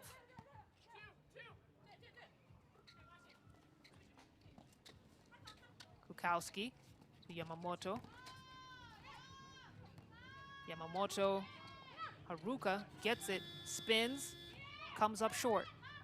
Mollenhauer wants to clear. Mollenhauer unable to hit that attempt either. And with 4 minutes and 13 seconds on the clock, the game is still tied.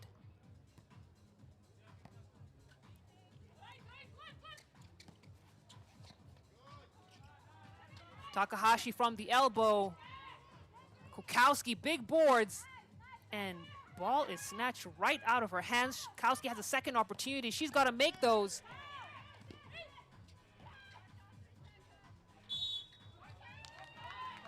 That's going to be an offensive foul on Neftchi.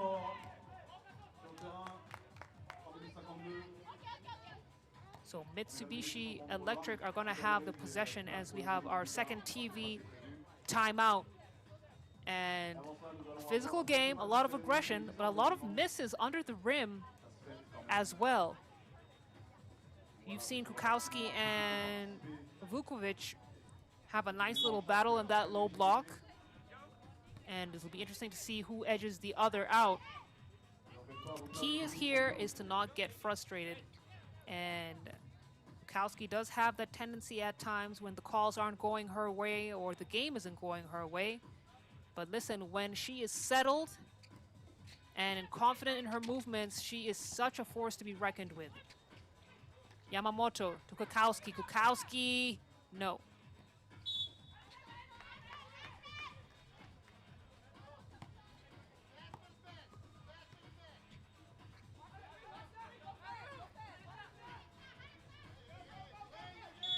Katsura will get things started for Neftchi SOCAR.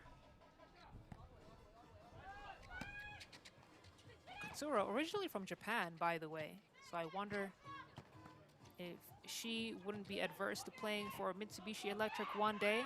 Kukowski trying to chase down the board, saves it just in time, but Katsura gets it. And the ball has been moving around like a pinball machine. Takahashi, another 2 ball for her. Cash money. She is making them pay. And that's a nice strip from Yamamoto, gets it back. Nice easy finish for her on the left side. Mollenhauer now at the top of the key. We got a whistle on the floor.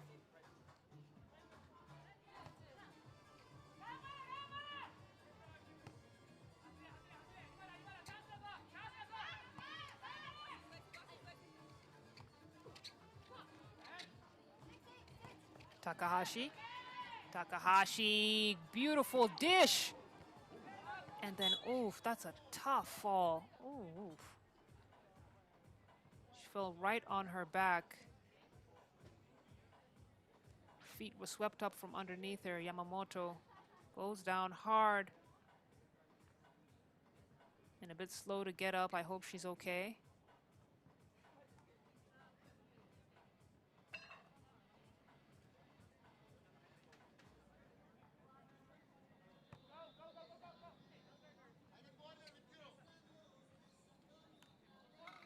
Good to see her get up on her feet, move around a little bit. Listen, those spinal injuries are not to be played with. I'm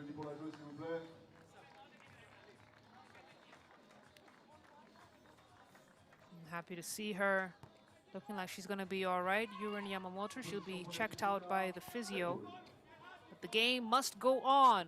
Mitsubishi with a 3-point lead here. Erica Carter. Erica Carter, my goodness. So close. She was about to leave Takahashi in the dust. Kukowski now. She got the mismatch against Carter, but Carter did just enough to deflect. And now Carter again, going against Kukowski. Katsura, too strong off the glass. And Takahashi, she wants the screen, she wants the space, she wants the shot. That time misses everything. We're now already at 2 minutes and 5 seconds to go in this game. Momentum has slowed down on both sides. Pace has slowed down too. But listen, it's a battle. It is indeed a battle. And Mitsubishi Electric with a 3-point lead are on track to take down the #1 seed in pool play here. They've done it before with teams as strong as and stronger than Neftchi SOCAR. So they can certainly do it again here this afternoon in France. In case you're just joining us, I'm Slale Shani, aka the Golden Voice. We're here at Place du Martroi for the 5th stop of the FIBA 3x3 Women's Series 2026 season. And these games have been a treat. The intensity has been nice. The competition has been narrow. We have not seen any team blow out another team in pool play here today. It's good defense from Mollenhauer. AC to the cup.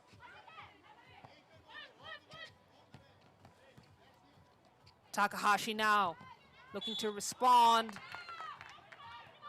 And foul is going to be on Neftchi SOCAR. So Mitsubishi Electric still not quite in the bonus. Where the Neftchi SOCAR still have six team fouls to their name, so it's going to be 1 free throw, if I'm not mistaken.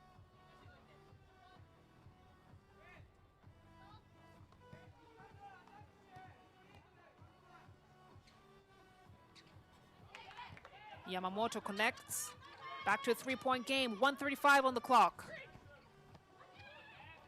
Mollenhauer fires. Mollenhauer can't get that one to drop. Kukowski clears it. And Mitsubishi Electric have got the momentum on their side. Yamamoto from downtown comes up short, hits the front of the iron. And quick decisions have to be made for Neftchi SOCAR here. Katsura is attacking. She's got Kukowski all over her. It's a battle. The clear, and Mitsubishi are going to slow it down just a little bit. Kick out for Kukowski. Kukowski blows the open 2-ball. And Mitsubishi Electric get the ball back in their hands, and they are well placed to take this victory. Nice dish and find for Kukowski on the cut. It's a 4-point game. Mitsubishi Electric are in the driver's seat. And with 30 seconds left on the clock, Mitsubishi Electric could get their first win of the day right here against Neftchi SOCAR. Yamamoto, she's got 3 to shoot. The deep 2 isn't going to get there. It's chased down by Yurin Yamamoto. And look at the smiles on Takahashi's face.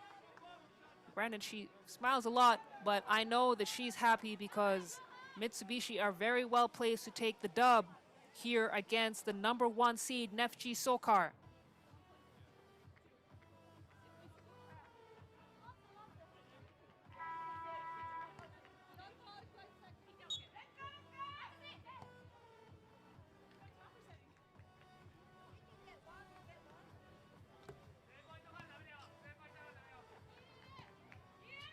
Erica Carter to get things started. I'm sure they'll be looking for a 2-ball. Carter has the space. She's fouled on the attempt.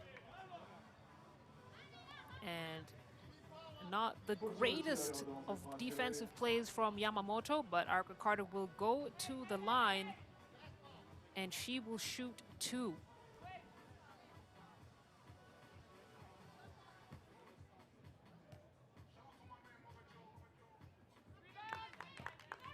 Misses the first free throw. And I tell you, players have been struggling from the free throw line today.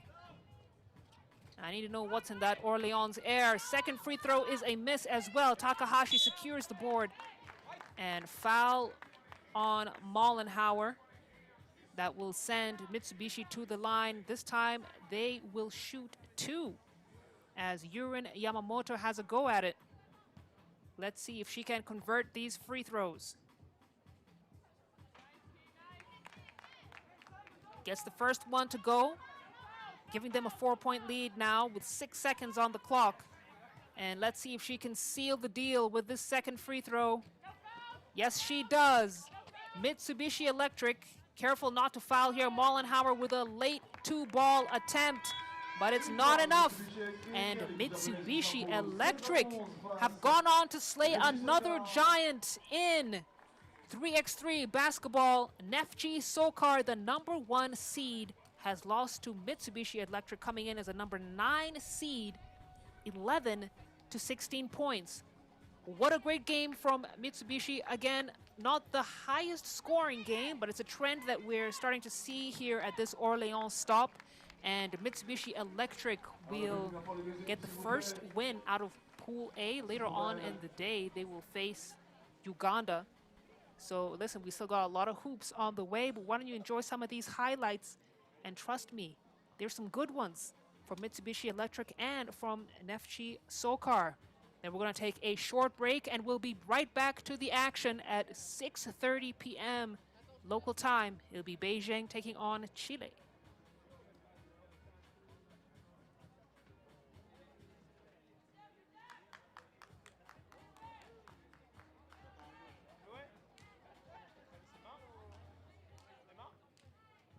Cérémonie, on commence. Là maintenant c'est bon? Ok.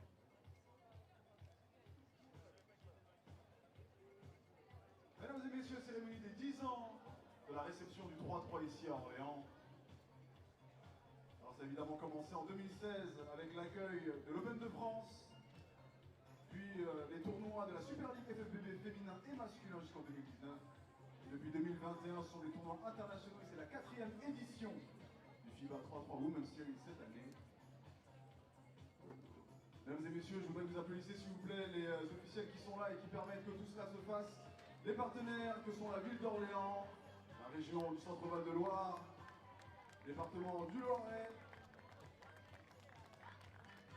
également le Centre-Val de Loire, la Ligue de basket, avec le président qui est là également avec nous, 3-3 Orléans,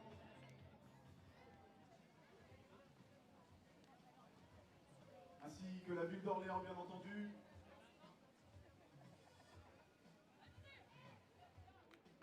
Le comité du Loiret et évidemment la Fédération française de basketball avec le président qui est avec nous aujourd'hui.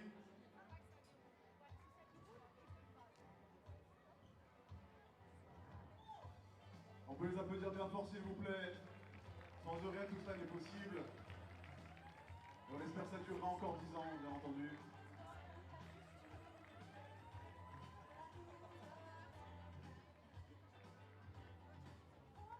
Merci à vous, merci à tous. En plus, on a un joli maillot de l'équipe de France, voilà, si c'est pas beau tout ça. Le président de la fédération qui remet un maillot au président de la Ligue du Centre-Val de Loire.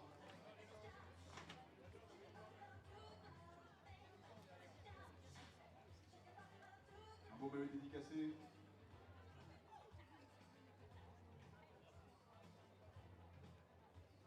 Merci beaucoup. On va se retrouver dans quelques instants pour le prochain match.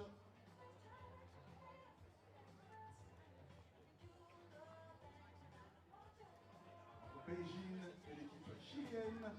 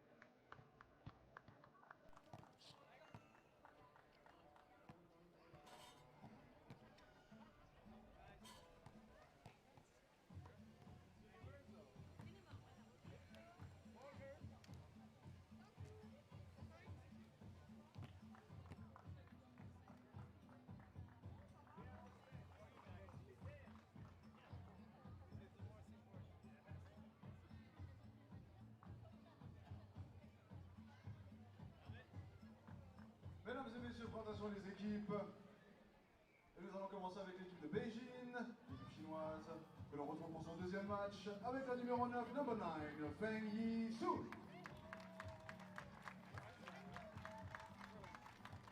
La numéro 10, number 10, Jiting Zhang.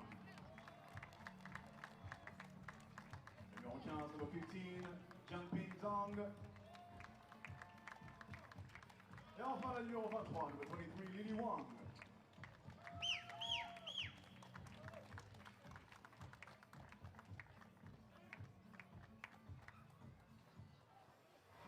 Je rappelle que l'équipe chinoise de Beijing a perdu son premier match face à l'équipe de France. Et maintenant nous allons accueillir la première entrée en lice de l'équipe chilienne, Chile. Avec la numéro 6, numéro 6, Fernanda Ovale.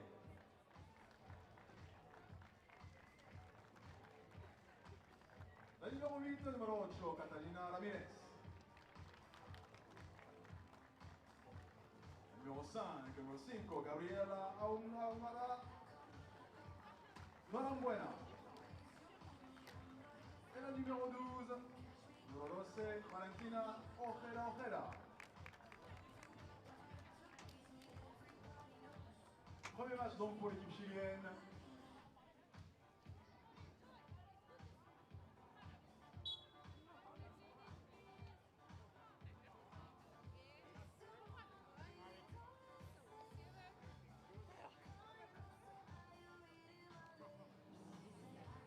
All right, that's going to be your team rosters for this Beijing versus Chile matchup coming out of Pool D. Beijing earlier on played against France and lost dismally, 5-13 points. Very uncharacteristic for this Beijing squad that is ranked in the top 4 teams in this Orléans stop.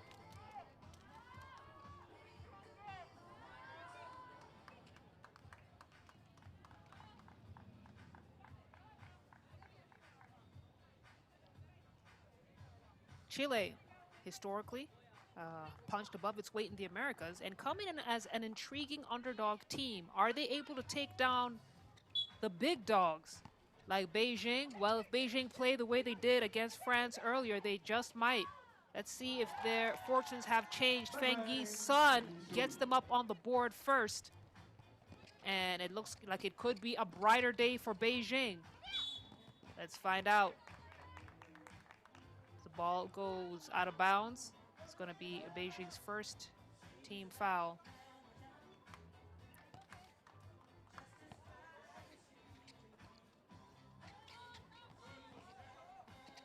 Chile almost lose it.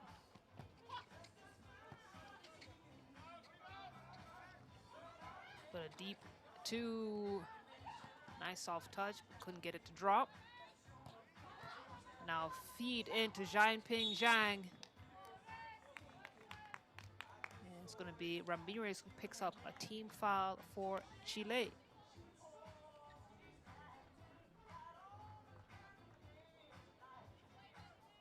Jiangping Zhang will shoot 1 free throw. Try and get them a 3-point lead. Basket is good. The handoff and the drive in for Ovale manages to draw the foul on Jiangping Zhang.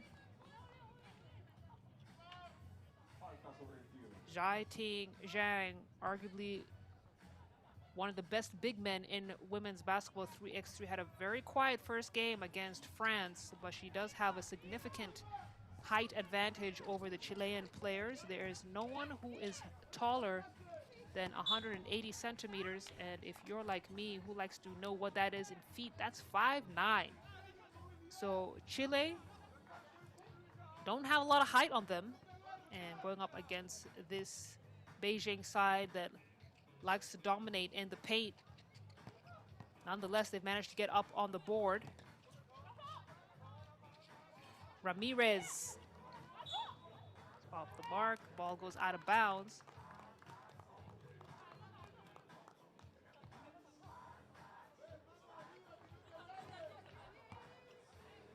Feng Yi-san to get things started.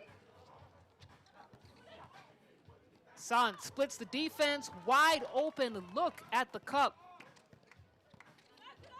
And she's very dangerous with those center lane drives. Speaking of drives, that's a great take from Ovale, but unable to convert.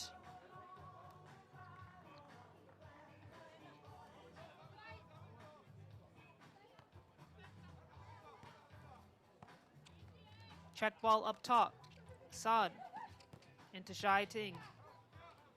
Zhai Ting backs down her defender and forces Chile to foul. Didn't have much of a choice. Catalina Ramirez. 3 seconds to go. Zhai Ting Zhang makes light work of her defender, and Beijing now have a 4-point lead. Ramirez trying to get it in, and Chile, shot clock violation for them, so the ball is going to go back to Beijing.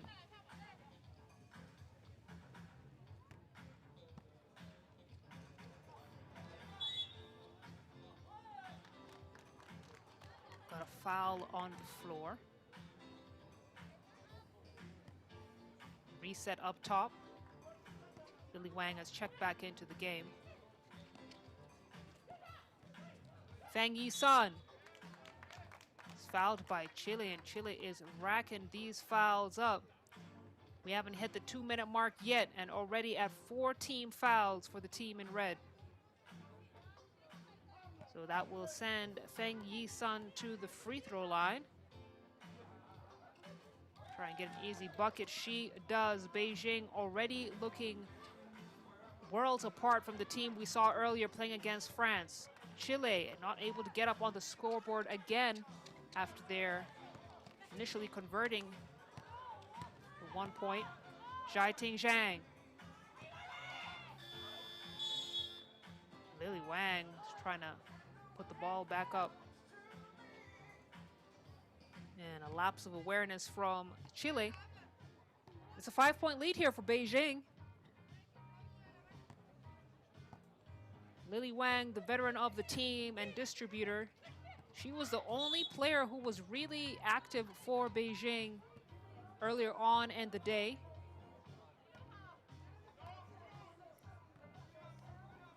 And that's what she does. She's former MVP, very smart, very fast guard.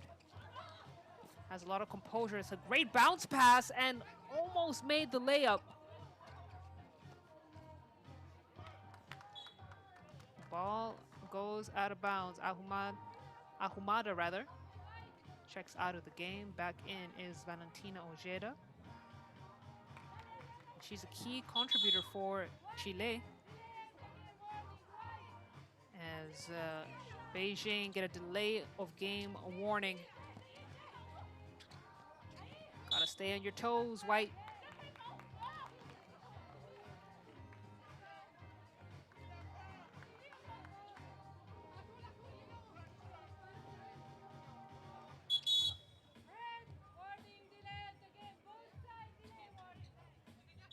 So now Chile's got a delay of game warning.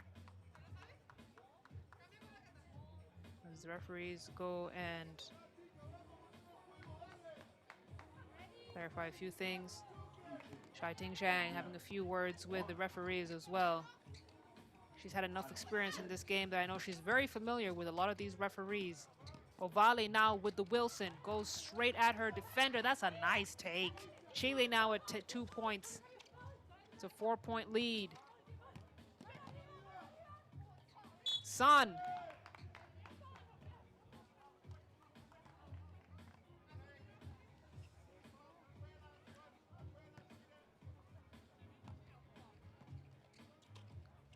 Just over 7 minutes to go in this game.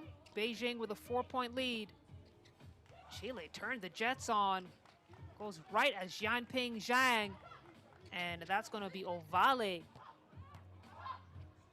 Chile looked to her for energy and physicality, and that's exactly what she's bringing to this team in red. Lily Wang kicks it out. Zhai Ting Zhang thought about the shot.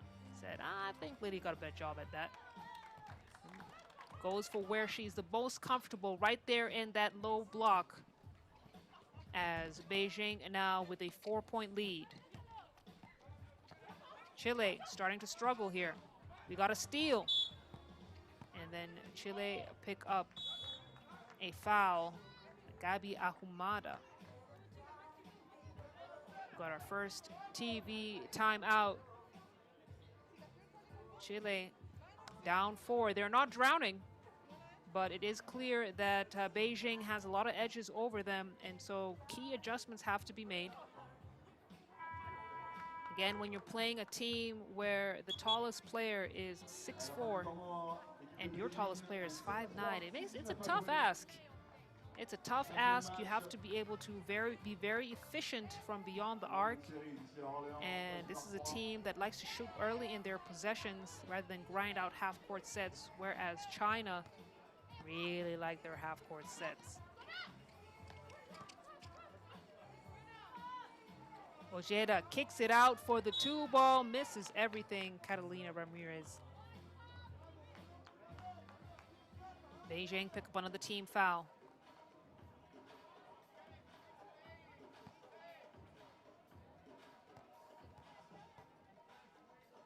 So Ojeda will shoot the free throw. Misses.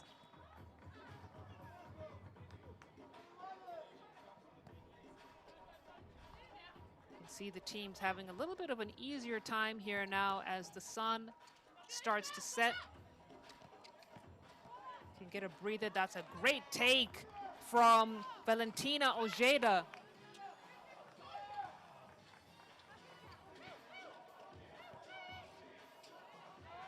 Then the 2-ball attempt isn't going to get there. Big boards and the putback. Ramirez. It's a 2-point game, folks. Beijing now called for the travel violation. And Beijing starting to make mistakes, starting to get a little bit sloppy here in the game. And Chile have caught up. They're now just one possession away. Ahumada turns the corner, kicks it back out, gets it back in. Left-handed lay-in is good. It's a 1-point game. And it looks like it was a holding foul called on Chile. So Beijing now go to the free throw line. Zhaiting Zhang should shoot 2.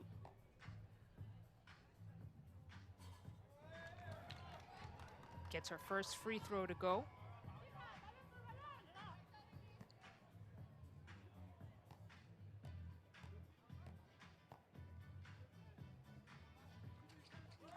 Gets the second as well. And managed to create some distance. It's Chile looking to get back on a run here. That's great defense from Ovale on the first attempt, and then fouls Zhaiting Zhang on the second. And this is where things start to get tricky for Chile, who have 8 team fouls. So every time China will go to the free throw line, they will be shooting 2. And to have 8 fouls with 5:21 on the clock, at the rate that Chile are racking up these fouls, it could get into a double bonus situation where Beijing would shoot 2 free throws and get the possession.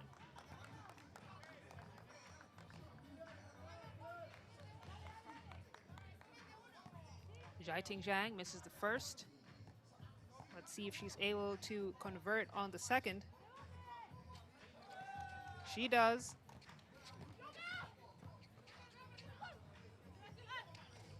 Ojeda kicks it out, gets it back. Ojeda, nice floating pass in, and then a hard foul from Zhaiting Zhang on Ovale. So Ovale now will go to the free throw line to shoot 1. Excuse me, that's not Ovale, that's Ramirez, Catalina.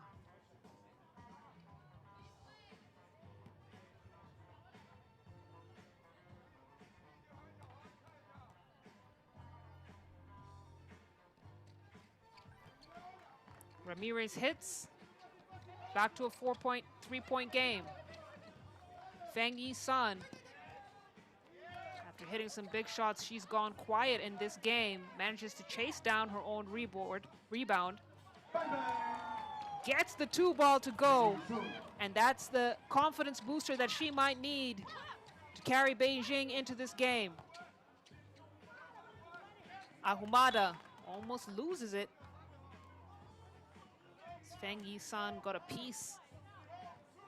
So possession will stay with Chile as Ovale get things started. She shoots. Quick shot and gets the 2 to go. My goodness. We thought it was a prayer, but listen, that prayer was answered. And Chile now 3 points down. Feng Yi-san misses the attempt. Ojeda gets the layup. And just like that, it's a 2-point game. Chile are not going away. Zhaiting Zhang, big bucket for her. Beijing need her to absolutely score those, cannot afford to miss the bunnies as Chile lose balance, manage to recover, but do not manage to score. Jianping Shang into Zhaiting. Zhaiting, the Great Wall of China, gets it to go before the buzzer. And it's a 4-point game. Beijing up, 3:40 on the clock. Chile starting to lose a bit of steam here as Beijing have been relentless. Sun allows the ball to go out of bounds as they take their second TV timeout. Chile have been able to stick in this game, but they've not been able to take back a lead against Beijing, who now look a little bit more settled and are, despite the streaky perimeter shooting, they look like they're settled into their rhythm.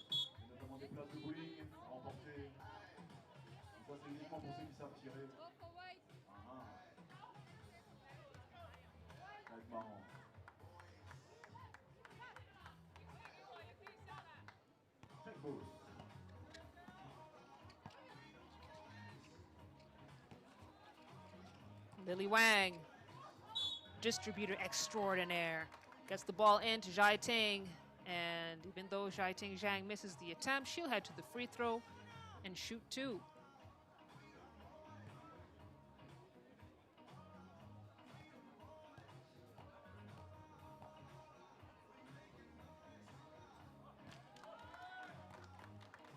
Hits the first free throw.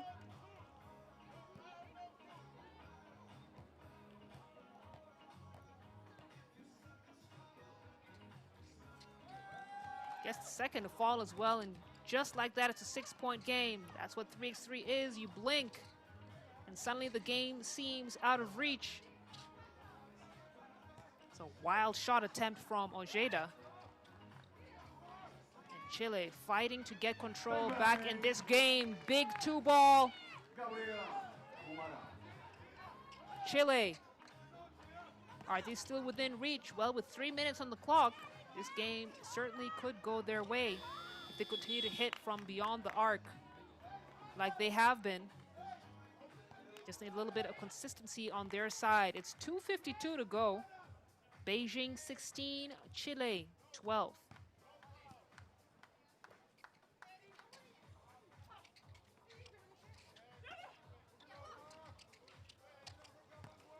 Ovale. Ovale attacks, drives, dishes. Great finish for Ojeda. Now the switch on defense. Lily Wang insisting on getting the ball into Zhaiting Zhang. Zhaiting gets the second one to drop. And second chance opportunities are gonna knock the wind out of anyone's sails. Just like that, Beijing back up by 4.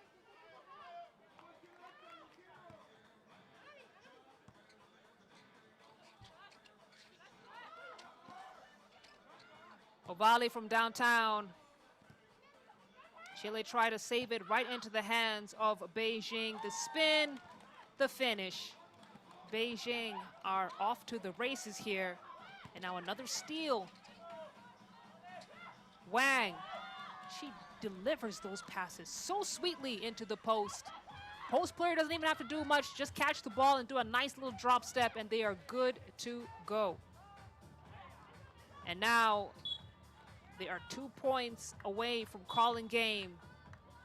This Beijing side that started out so badly against France, losing 5-13 in the first game of pool play, are now on their way to likely hitting 21 points. You can see they're composed. You can see they're confident, as they should be. Again, this is a number 4 seed. They should be composed. They should be confident.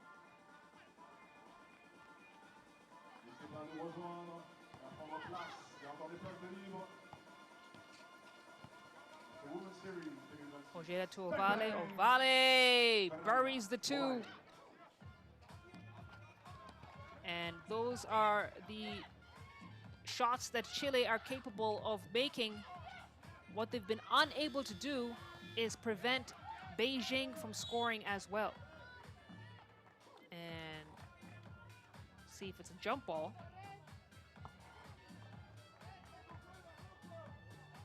So possession goes to Chile. Ahumada, one of Chile's most experienced and recognizable 3x3 players, makes it count. That was a tough lay-in from her. The up and under move. It's a 3-point game with 1:22 to go. And Chile are fighting back. They're not going out without a fight. Jiating Zhang almost loses a handle on the ball, and it's a shot clock violation. So Chile with the possession and the time to turn this game around. The question is, will they be able to do it?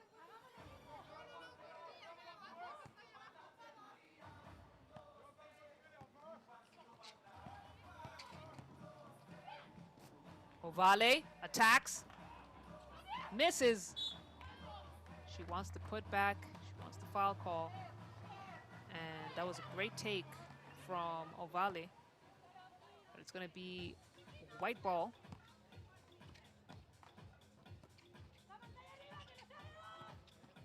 Feng Yi-sun pulls it out, gets it to Lily Wang. Lily Wang back to Feng Yi. Another scoring opportunity for Beijing, and back-to-back misses for Sun, as we are now at 47 seconds left in the game. This second Pool D game matchup of the day. Chile could still turn this around. It's a deep 2. No go.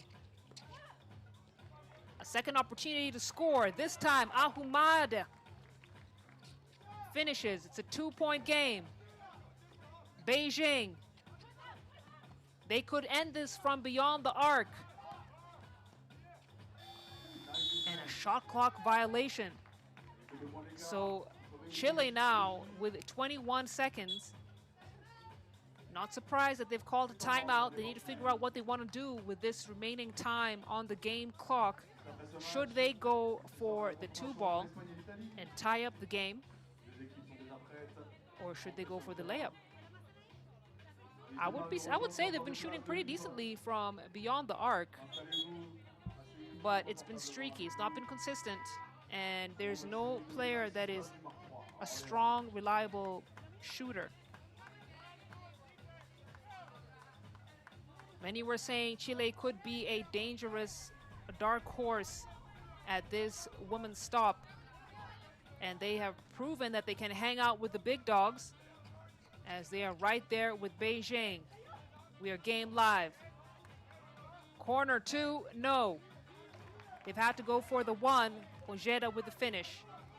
Beijing now, all they need to do is run down this clock. Jiating Zhang says, I got it. I got it. Manages to draw the defense. And Zhang could wrap this up from the free throw line.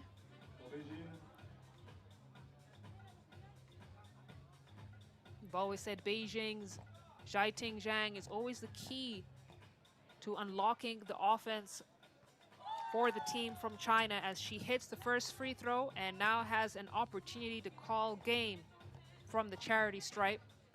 She's been a reliable free throw shooter. Hits the second attempt as well and sends Beijing home with this victory. Well, not home, but ends with the victory. Beijing 21, Chile 18. But Chile, they really took this team down to the wire. Beijing had to lock in, especially coming back from that loss against France. This is a big win for them. And we'll find out later in the day if the win is enough for them to advance to the bracket stage. Keep in mind, we still got one more Pool D matchup between Chile and France. So we'll find out there. Check out some of these highlights before we go right back to more action.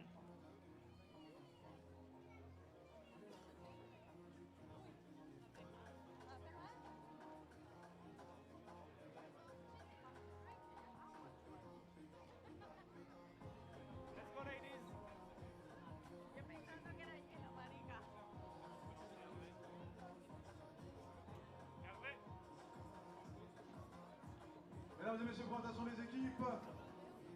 Et nous allons commencer avec l'équipe espagnole. Let's start with the Spanish team avec la numéro 2, number 2. Chel Alarcón Otero. La numéro 21, number 21, Maria Benjan de Mendez. La numéro 4, number 4, Alba Prieto Martinez. Et enfin la numéro 16, number 16, Elena Omar Rial.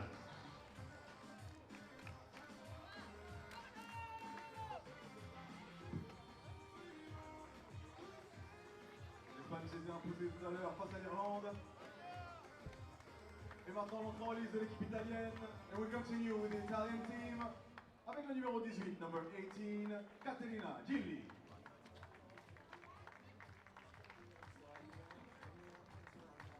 La numéro 15, number 15, Maria Micoli.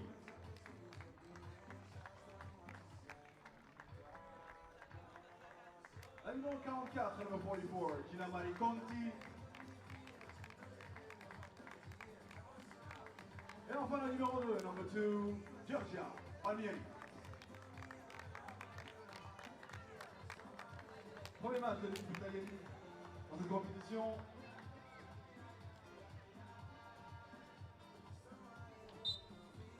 All right.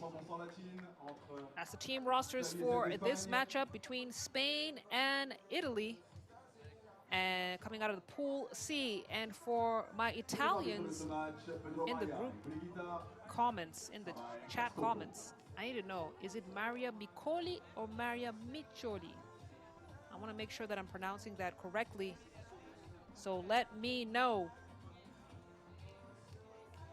what it's supposed to be, how it's supposed to be pronounced. This Italian team, we saw them in the World Cup, and I think this is a team that you got to keep a very close eye on. They enter in as a number 6 seed. Spain already with one win under their belt against Ireland. They defeated them 16-12, and they are the favorites in this particular matchup, but similar style of playing. Spain a little bit more fluid with their offensive motion, but the main question I have is how are they going to stop Pen Dande? She was an absolute force for Spain in the first game, and she makes a world of difference when she's in the paint.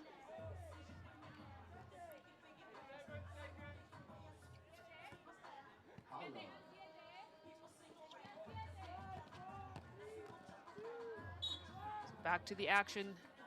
Got a foul called on Spain. Basket will not count.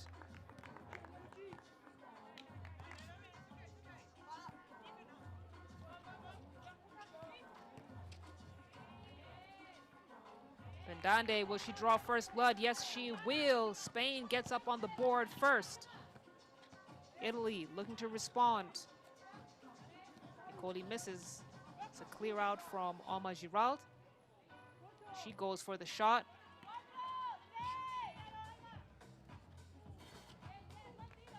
Martinez, no go.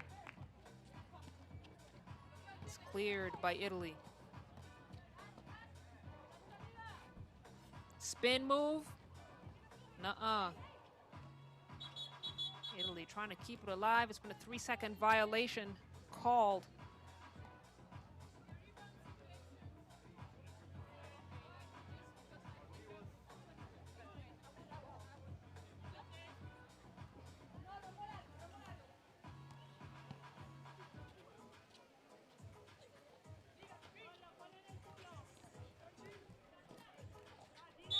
That's a great take from Alarcon.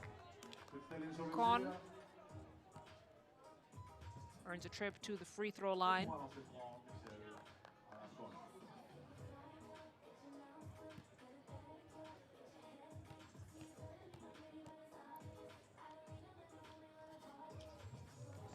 Alarcon, the youngin' playing well beyond her years for Team Spain. They've done great work with her at the youth level. Italy struggling to get on the board. It's a 2-0 lead for Spain. Pendande fouled on her way up.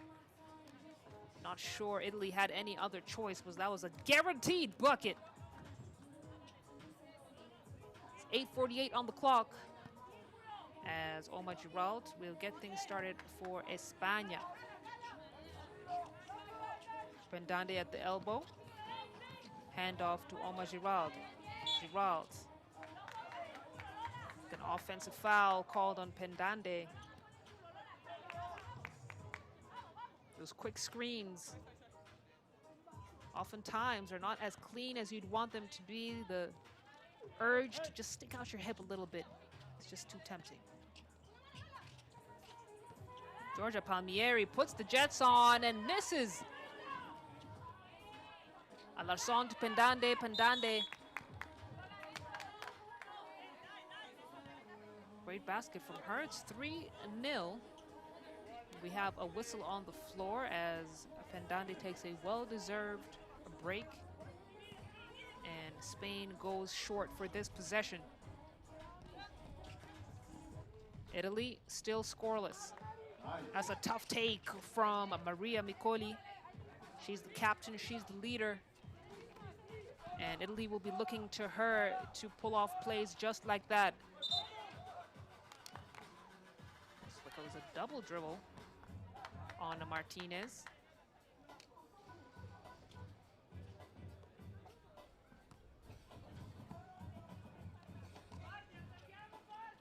Palmieri feeds Micoli. Micoli having a tough time turning around, and great defense from Spain, forcing Italy to rush their shots. Palmieri from downtown, too strong. It's going to be white ball in this possession.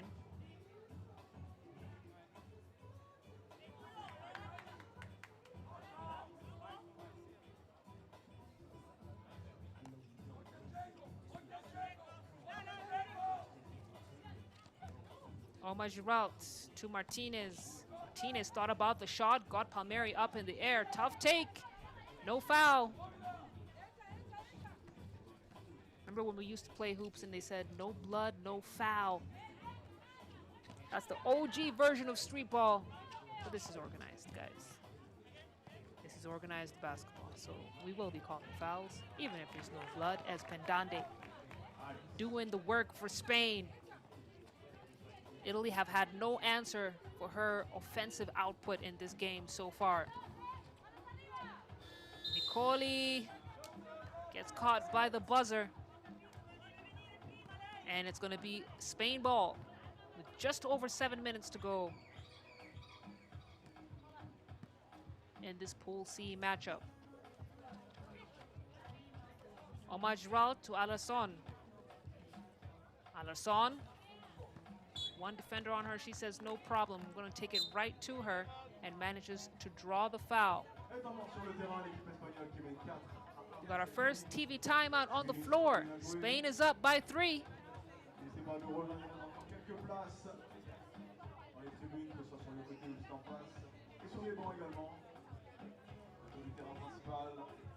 Installez-vous.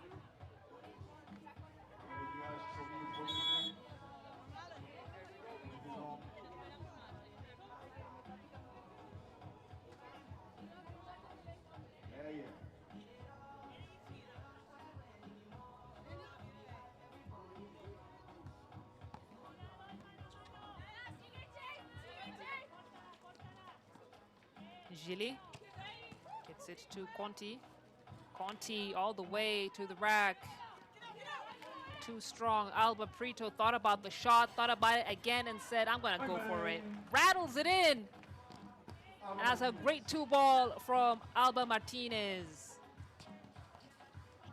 Conti now. Long range midi. Got the bounce, not the bucket. And her teammate is there for the putback, keeps it alive. Pendande, left-handed lay-in, a sight to see. She is so efficient with it. You can tell that she works on her post game regularly. Her movements are so natural and fluid, and that's exactly what you want to see from your bigs during the game. 5-point lead here for Spain.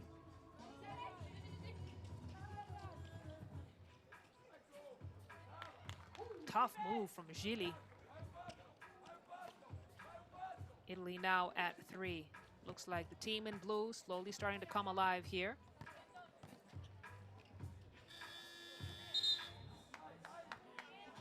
Shot clock violation on Spain. It's going to be Italy ball.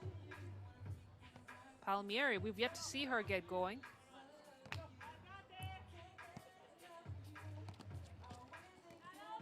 Conti on the drive. Draws the foul and will shoot one. Italy are doing the right things against this Spanish team. What I love is the fearless attitude that they play with.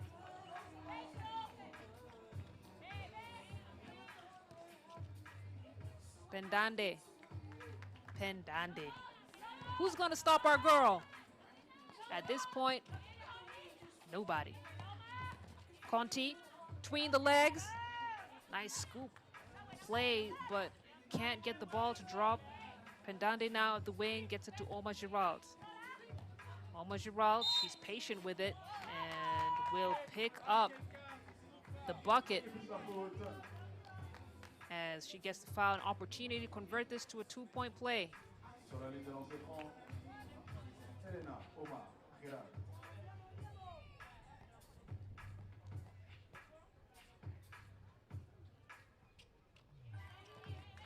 I will give Spain a 6-point lead now as the scores are 10-4. Conti on the drive, picks up her dribble.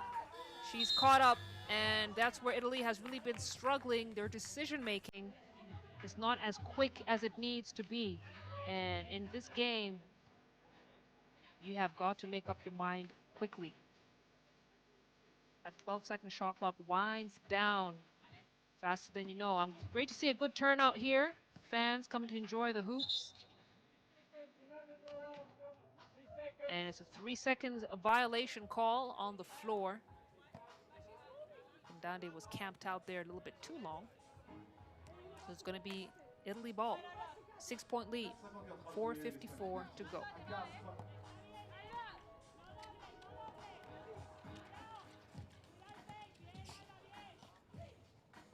Italy attacking, tough move from Gili. She's constantly leading Italy's offensive efforts. And that's exactly what she's been doing for this squad right here. Ball snatched right out of the hands of Spain. Palmieri now in the corner. Decides to take Pendade on. Pendade with the rejection. Nothing but Punkin. And now they got that mismatch, but it's a foul called.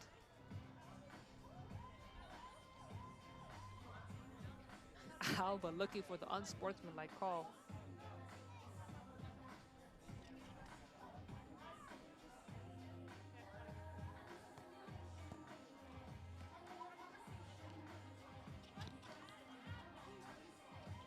Keep confusing Alba and Alarson.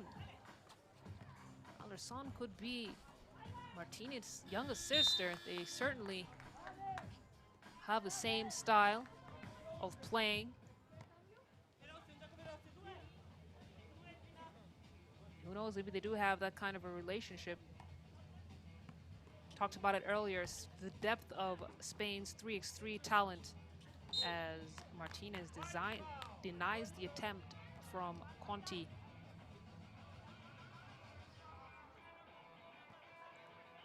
And these two teams looking like they got some history. And indeed they do.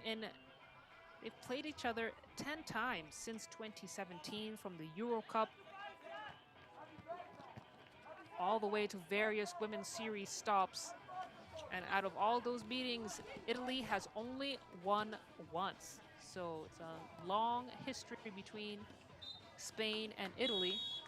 As you see, France U25, that was them on your lower hand screens. They had a game earlier on today, lost to Amsterdam 16-10.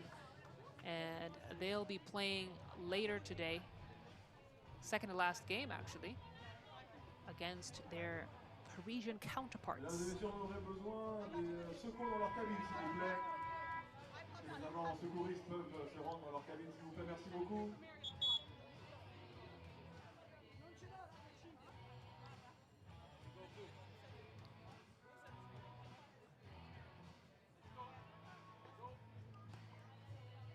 .351 to go in the game. Conti at the wing. She'll feed. And not the best spacing there for Italy. Nice spin move from Nicoli. She'll attack again. That's good defense from Omar Giroud. Keeping it clean, keeping it aggressive. Martinez to feed Pendande. We know what Pendande can do in that low block. Forces Italy to foul. See Gili pleading her case. Letting her teammates know, listen, I had to do it. Had to foul. Pendande knocks down the free throw. Spain now at 11. Gili quick to respond on the other end. Hits a big shot. It's a three-point game. Omar Giroud. No go.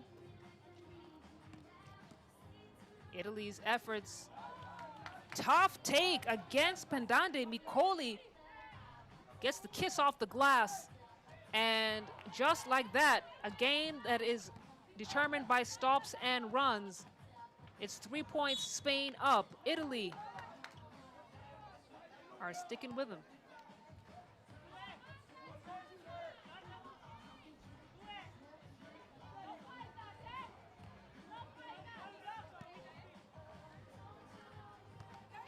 Conti up top. Conti fires. Misses. Martinez gets to the top of the key. Center lane drive. That's Alarson. Center lane drive is good. And Spain now managed to extend this to a 4-point lead. Palmieri kicks it out. Nicoli had the space for the shot. Raises the front of the iron as Spain clears. Alarson, will she go for the ISO? No. It's unselfish basketball for Spain today.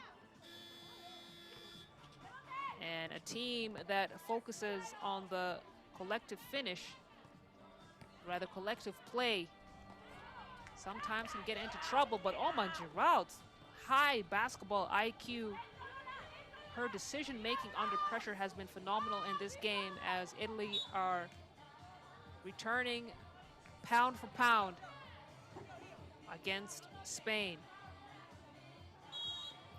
I have to say, this Italy team has impressed me. It's a 4-point lead for Spain, but they are making sure Spain doesn't get comfortable. Anytime Spain gets a big bucket, Italy are very quick to retaliate, and they are sticking with España.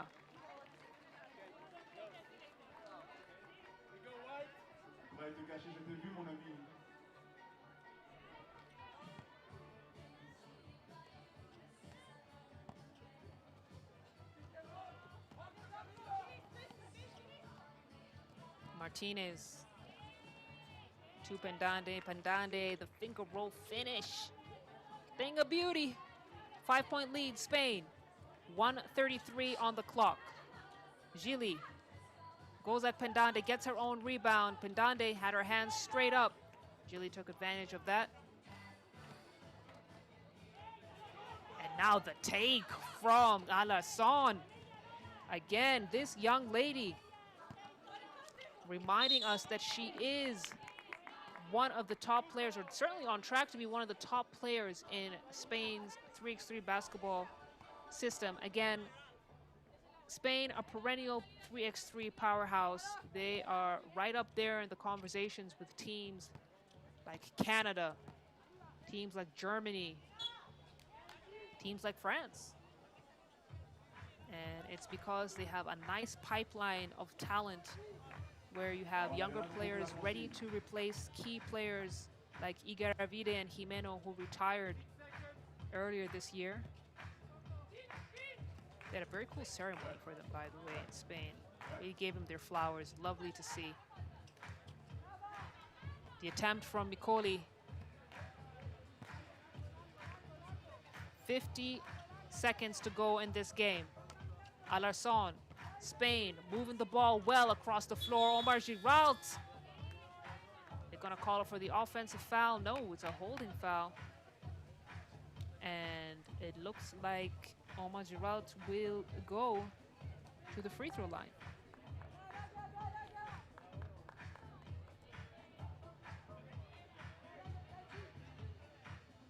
At 29 years old, Omar Giralt has represented Spain at multiple youth international competitions. And she's just one of those unselfish players who makes everyone around her better. She may not be the star of the team, but she knows when to step up if it's necessary of her, and she knows how to make the other stars on her team really shine. She misses the second free throw. 40 seconds to go in this game. Martinez. She's got that ball on a string, decides to go for the mid-range shot. Nice! The bank is open.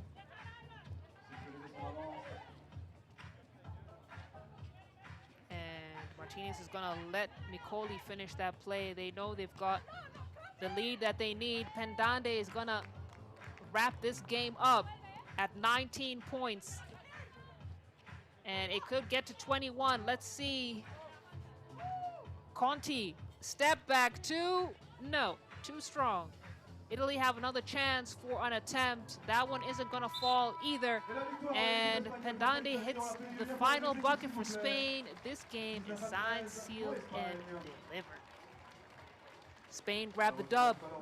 Second dub of the day against Italy, 19-13. And it's been a dominant outing of pool play for Spain. They will advance to the bracket stage unscathed, and that's what we expected from this Spain. We expected nothing less than them at the bare minimum getting to the bracket stage, and it was a team that has been very dominant since the opening whistle, largely in part to the efforts of number 21, their dominant post player, Pendande.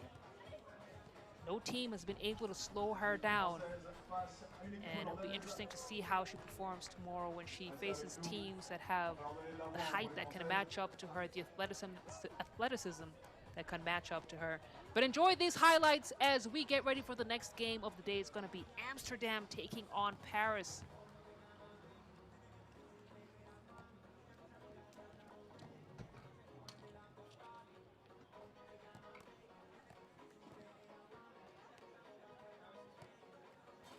DJ, coupe, l'eau, merci. Mesdames et messieurs, on m'a dit dans l'oreillette que c'était l'anniversaire de l'une des joueuses sur le terrain hier. Est-ce qu'on peut souhaiter un joyeux anniversaire à Camille Droguet? Joyeux anniversaire.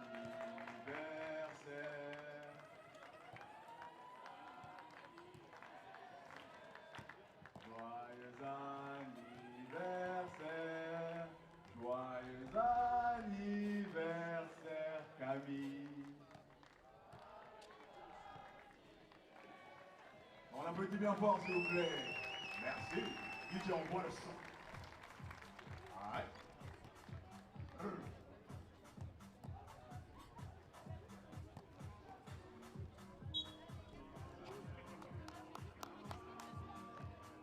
Mesdames et messieurs, présentation des équipes.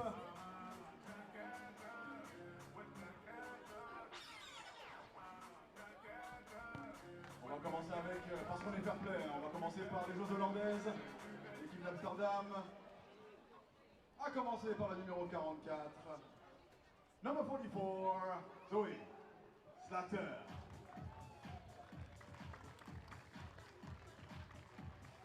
La numéro 5, number 5, Kiki Fleuren. La numéro 4, number 4, Lotte Sam. Et enfin la numéro 10, number 10, Liselott Kuhn. Je vous rappelle que l'équipe d'Amsterdam a battu l'équipe de France U25 tout à l'heure dans son premier match. Entre en lice pour le premier match de l'équipe de Paris-Île-de-France. Avec la numéro 13, Eve Wembanyama. 33, pardon, 33. La numéro 17, Zoé Walou.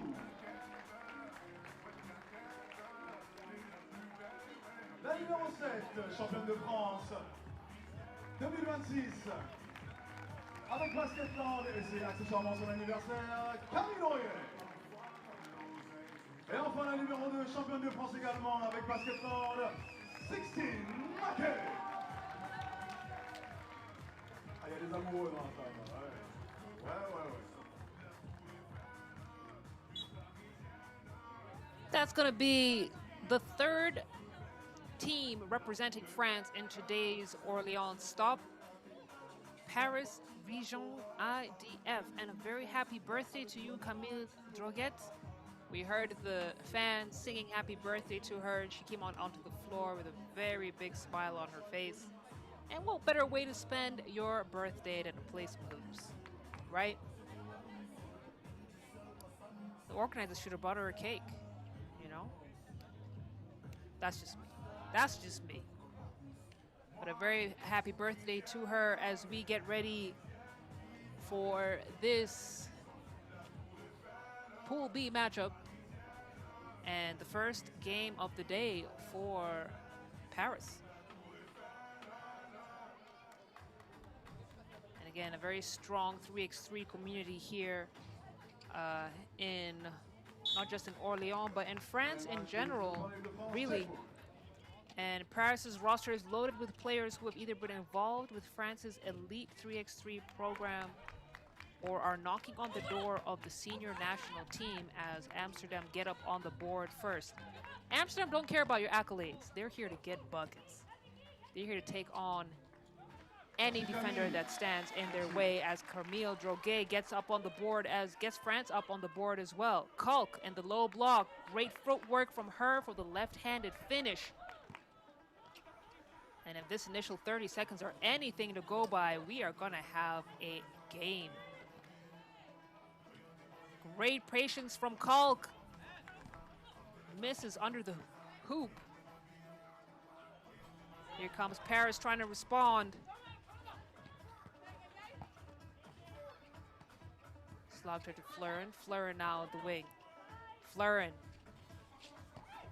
comes up short and gets tangled up with Wembanyama. Wembanyama, if that name sounds familiar to you, it should.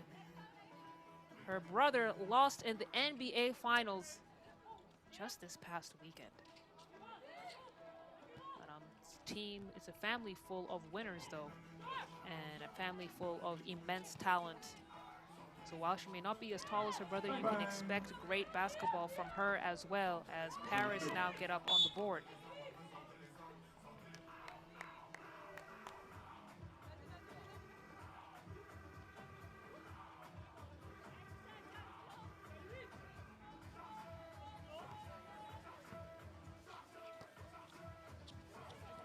Maquette gets it out to Zoe. Slogter chases it down. Kiki Fleuren. The fake and the runner goes too strong. A couple players tumble to the floor. And it looks like we got an off-the-ball foul. Kiki Fleuren.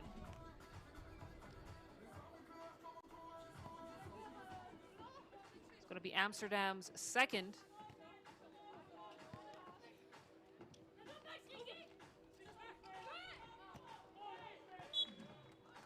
balle, possession hollandaise. Wadu did not expect the pass from Wembanyama. There's no love lost. We'll get it right at the next possession. Sant. Patient with it, gets it to Kiki Fleuren. Fleuren, she's got 4 to shoot, has to put something up. Misses. Sant with a fadeaway. Yes! Amsterdam get the score, and it's a 4-point lead for the Dutch girls. Wembanyama, the hand of Camille Droguet. She is so quick with that release. And misses on that attempt, but Amsterdam got to keep a close eye on her as Sant has a go at it. Air ball.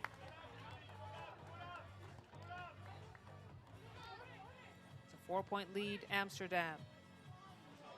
Paris. Wembanyama check ball up top. Goes to the wing. Lets one loose. The putback is good from number 22, 16, Maquette.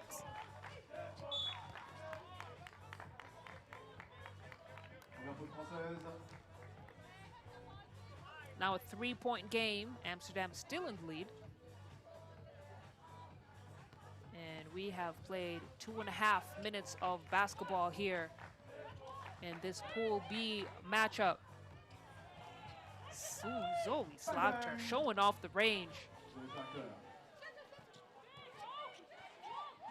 Slagter now making it tough on defense, but 16 sticking with it. Zoe did enough though. And Amsterdam, the versatility that this team has make them extremely difficult to guard as we have a bank shot. She didn't call it. Doesn't matter. 2 points for Paris. Now it's a 4-point game. Big time steal from Wadu.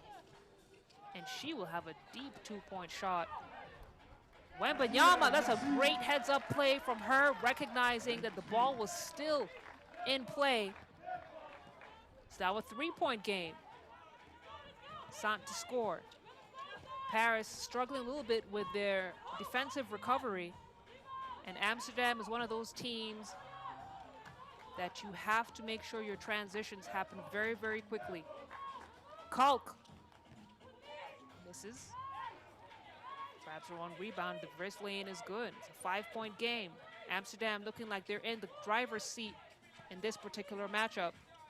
Wembanyama pocket 2 isn't going to get there. And we've got our first TV timeout of the game. Zoe Slagter in the number 44 jersey. A few fun facts about her. She comes from a very high-level basketball family. Her brother is Arvin Slagter, pioneer of Dutch 3x3.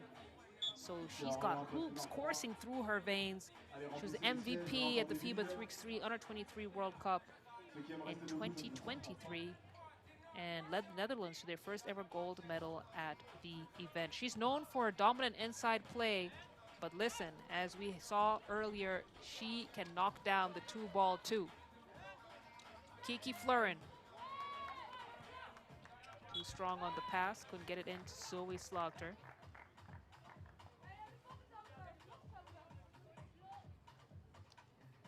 So it's going to be check ball up top. The birthday girl is going to get things started for Les Bleus.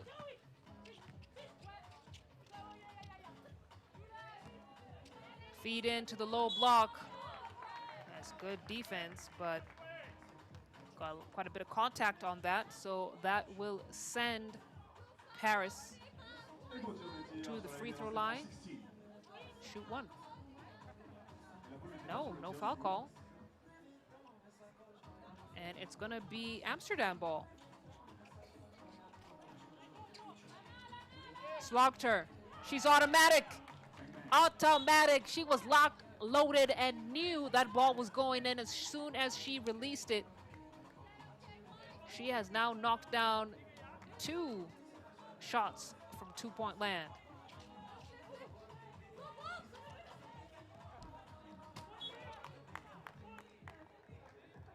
Ball deflected out of bounds by Kiki Fleuren. Great hustle from her. And she is an elite two-way player. Is able to defend multiple positions. I'm talking about the fastest guard on the floor all the way to the tallest post player. Makes her a very effective 3x3 player. Speaking of effective 3x3, Sant with a steal, snatched it right out of the air. Kiki Fleuren now lost position of the ball.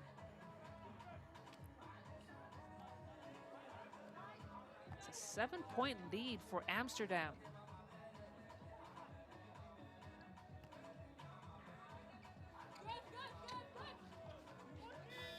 Fleuren gets it off before the buzzer, but misses everything, so ball will go to Paris.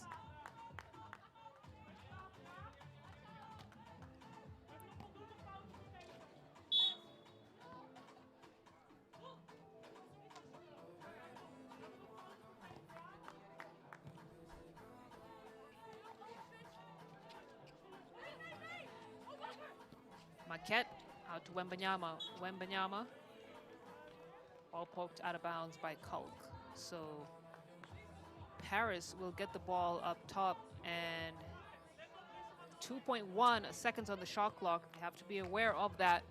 They have to put up a shot quickly. Camille Droguet puts her head down, goes for it, and misses. Kulk secures the board. Slogter back into Kulk. Kulk off the glass, no go. And that's going to be a holding foul on Kulk, probably frustration foul, to be honest, as she will have a substitution. Head out as Sant checks back into the game.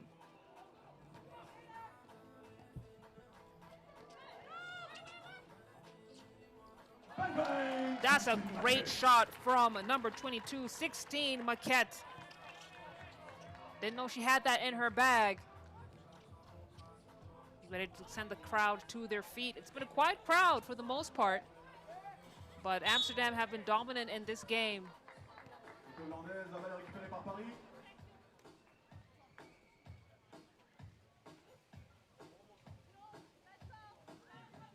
Got a substitution. Wembanyama heads to the box. Droguet. She attacks. Left-handed layup is good. Paris now at 8. Plenty of time on the clock. Amsterdam can't get comfortable. They got to make some stops. Looks like offense is the answer for Amsterdam. As the referees letting the girls play. I thought there was a lot of contact in that possession between 16 and Kulk. But we got our second TV timeout here. And Amsterdam with a comfortable lead, 5 points, but still plenty of time left in this game, and 3x3, a lot can happen. Again, it's a game of stops and runs. Paris get a couple of good stops, hit some big shots, and they'll be right there in the game with Amsterdam.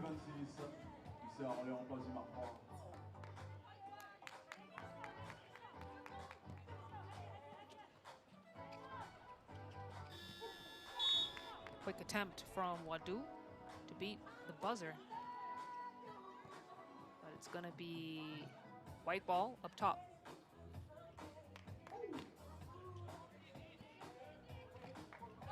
Fleuren, Slagter. Slagter trying to feed Kulk. So we got a holding foul on Wadu.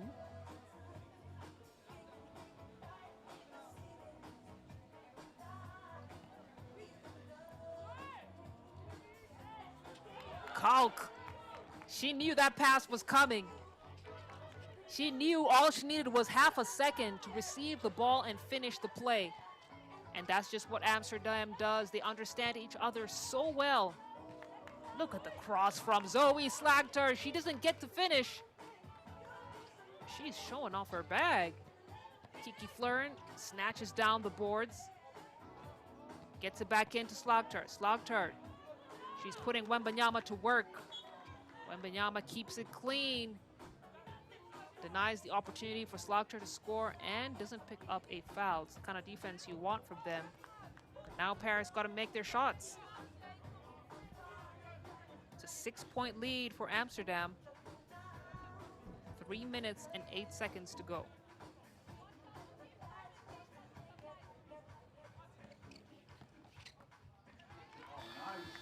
Good block from Maquette. Camille on the drive.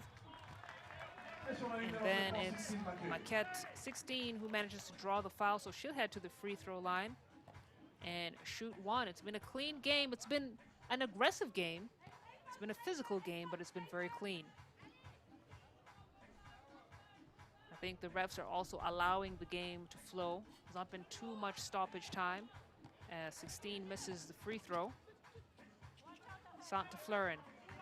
Fleuren. She's got Paris's best defender on her. It's a good screen from Slogter. Slogter now trying to chase down the rebound.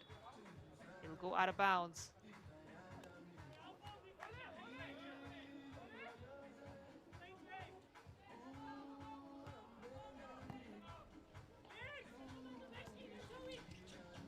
Droguet sends it out for the shot. 16 misses. Kulk with the O board. Slogter will pull it out. Almost loses the ball. And that's what makes this Amsterdam's team so strong. Everyone knows how to handle the ball. Everyone knows how to deliver punches and find the open woman. As Camille Droguet, she is all over the floor. Kulk from downtown puts it up, knocks it down, and Amsterdam now at 17. Paris, they're not backing down.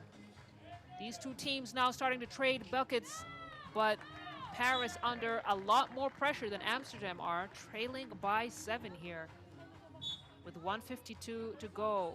White team call a timeout. Amsterdam need to catch a breather. They need to stop Paris' rhythm, because that's exactly what they've done right now. They've gone into their nice little rhythm here in the final minutes of this game. Again, a very, very talented roster, this Paris team. All 4 players have recently been part of France's wider 3x3 national team setup, highlighting just how much talent is concentrated on this roster. That's a great find for Wadou on the cut. Nobody home as Kiki Fleuren now clears. Scores are 17-11. It's a 6-point lead for Amsterdam. Kiki Fleuren can't connect on that attempt.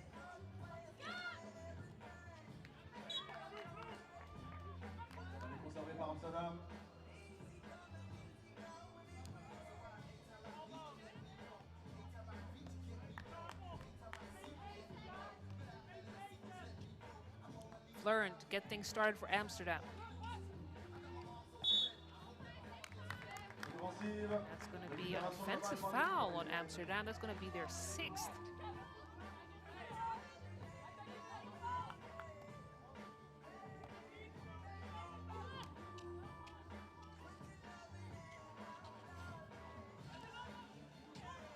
That shot is off.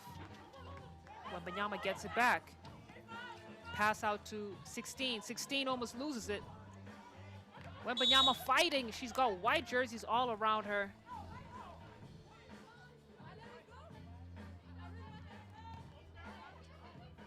And it's going to be possession. Amsterdam. Minute 6 on the clock.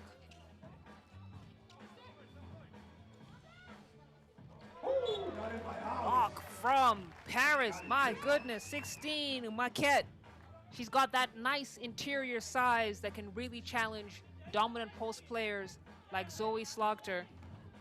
I actually think she's slightly taller than, yes, she is taller than Slogter. But Amsterdam know how to recover quickly. 51 ticks to go in this game.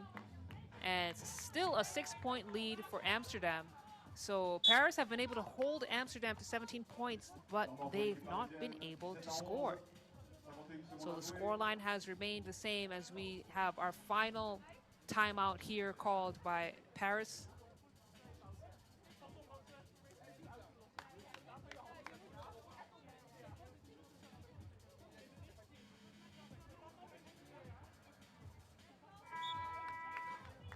Maquette, another 6'4" player with an incredible wingspan here on the floor.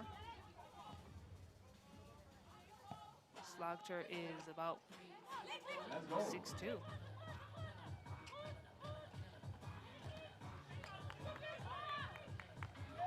Maquette fires. Maquette off the mark. Kiki Fleuren now with the ball in her hands. Amsterdam looking much more composed. Kiki Fleuren fires, misses. Slagter trying to shave some time off the clock, finds herself wide open.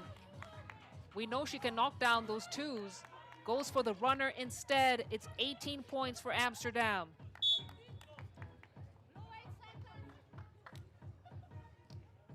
And 19 seconds left on the clock here.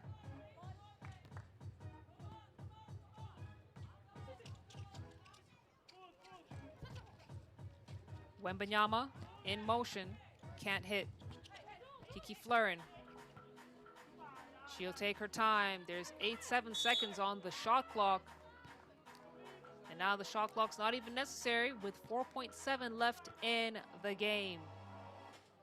Looks like Amsterdam gonna grab their second victory of the day. Earlier on, they played against Paris's counterparts, France U25. So Amsterdam are breaking hearts in France. Showing no mercy for the home team as we have the final buzzer there. And Paris managed to get that last bucket, but it's not going to do anything for the outcome of this game as Amsterdam take another commanding victory against another French team. Final score is 19-12 on the back of some incredible performances from Kulk and Zoe Slagter, who was relentless in that low block. Paris had no answer for her. And Amsterdam now topping Pool B. Later on, we'll see Paris take on France U25. But for now, enjoy these game highlights before we take... We have one more game coming out of Pool A. It's going to be Neftchi SOCAR playing against Uganda. Uganda, their first game of the day. We'll see how that goes. Don't go too far. Tenez-vous prêts, d'accord? On va voir qui sont les athlètes aujourd'hui.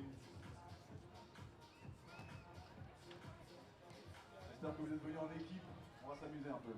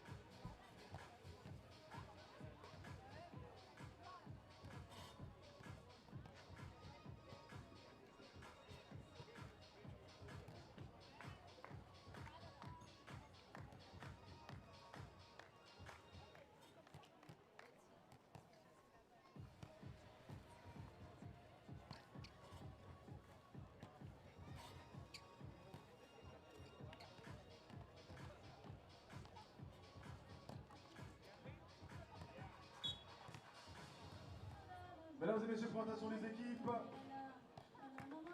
Team introduction.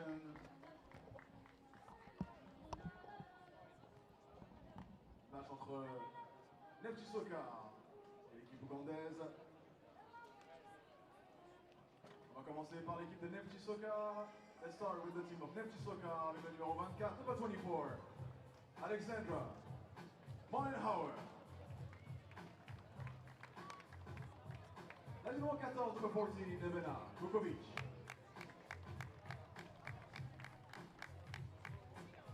La numéro 23, number 23, Erika Carter-Jordan.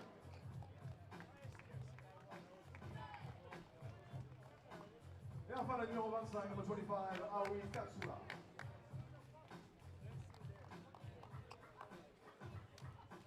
Je rappelle que l'équipe de Neftchi SOCAR a perdu son premier match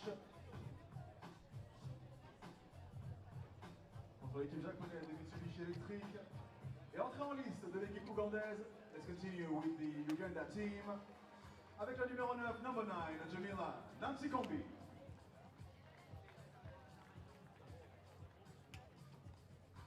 La numéro 18, number 18, Melissa Koulou. Et enfin la numéro 35, number 35, Jane Asinde. Applaudissements s'il vous plaît pour l'équipe ougandaise.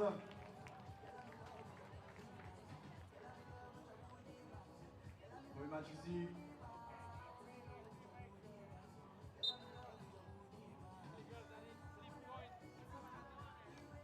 It's the Women's Series. All right, the second Pool A matchup of this lovely summer evening here in Orléans, France, Place du Martroi. We are enjoying ourselves. It's the fifth stop of the FIBA 3x3 Women's Series 2026. And we are at pool play. The action doesn't stop today. It trickles into tomorrow, where we get into the bracket stage. We've got the quarterfinals, semifinals, and then we will declare the title winners of the Orléans stop. Got a nice crowd out here. People coming in to watch some hoops after a long day at work. What better way to end up your day, right? Watch some of the best female 3x3 basketball talent in the world coming out here to play. And it's going to be Neftchi SOCAR, the number 1 seed, playing against Uganda, a number 8 seed. Uganda looking like they're going to play with just 3. Not exactly sure why. Could be a myriad of reasons. Either way, playing against the number 1 team at this stop, it's going to be tough with 3 players on the rosters. We'll see if they have the endurance to go the distance. The ball goes out of bounds.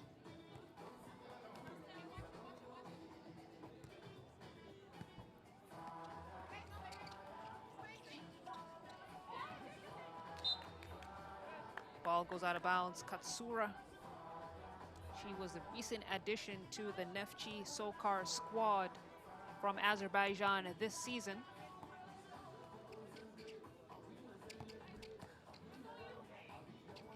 That's a good take from Jane Asinde. She's a strong, aggressive player, great two-way specialist, defensive and offensive end, manages to snuff out that attempt from Alexandra Mollenhauer, and then Uganda going straight to the rack. Melissa Akulu this time gets Uganda the 1-point lead.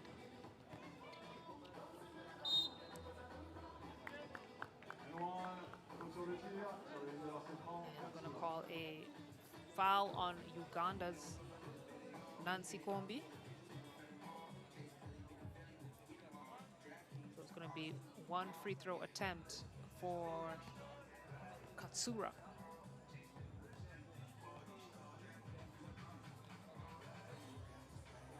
Neftchi SOCAR played earlier and lost against Mitsubishi Electric. Game ended 10-16 as Nansikombi attacks, goes for the mid-range shot, and the ball goes out of bounds.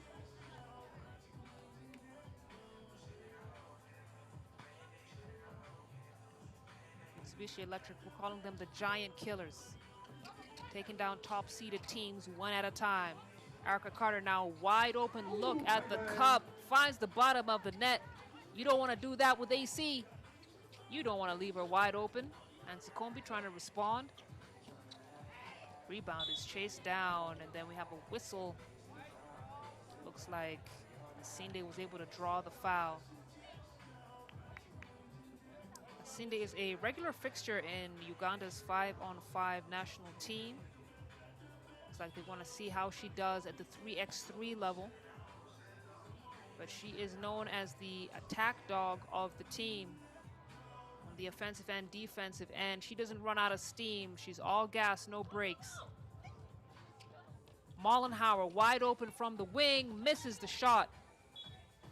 And Uganda will let the ball go out of bounds. Get the reset up top.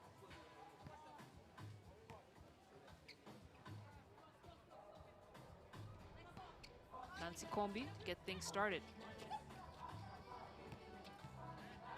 Feeds Akulu. Akulu had to put up with Mollenhauer's defense. It's a great effort from Mollenhauer. Now the steal from Asinde. Akulu goes to the floor. Asinde now. They've got 3 to shoot.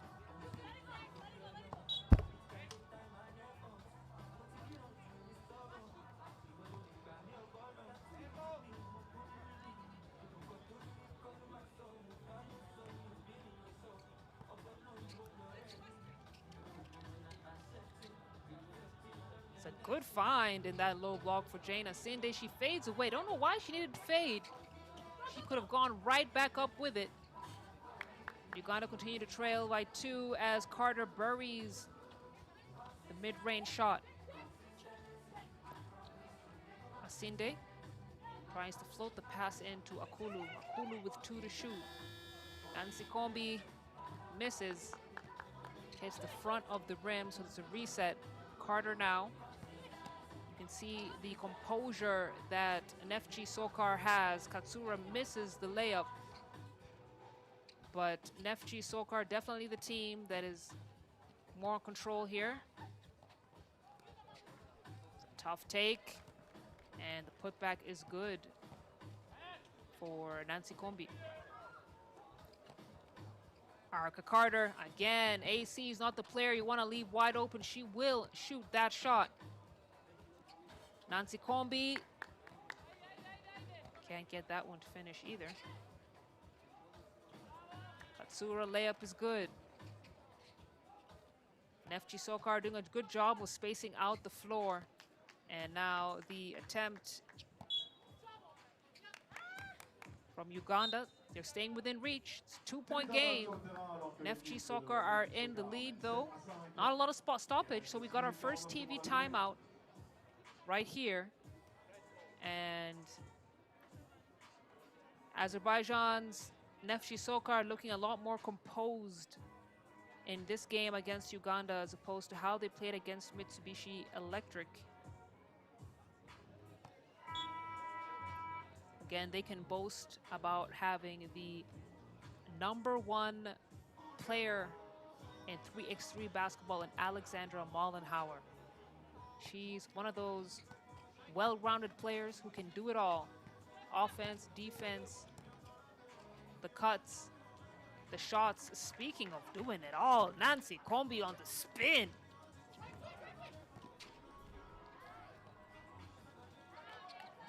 And then the response from Vukovic for Neftchi SOCAR brings it back to a 2-point game. And Uganda, they have the height. The shortest player in Nancy Kombi, she's about 5'10". She's working the ball. Stop and pop, no go. Rebound saved.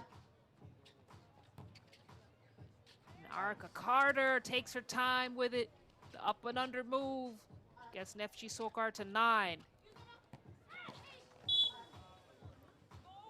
That's going to be a push from Vukovic. So it's going to be Neftchi SOCAR, your second team foul, as Jamila Nancy Kombi is getting a taste of the endurance needed for 3x3 basketball. She takes her time getting up. And she's extremely athletic, has U.S. college basketball experience, likes to attack the rim, as she's doing right here. That was the good move, but couldn't finish it. Carter, bounce pass. Katsura out to Mollenhauer. Mollenhauer fires. That would have been such a nice play if the ball had gone in.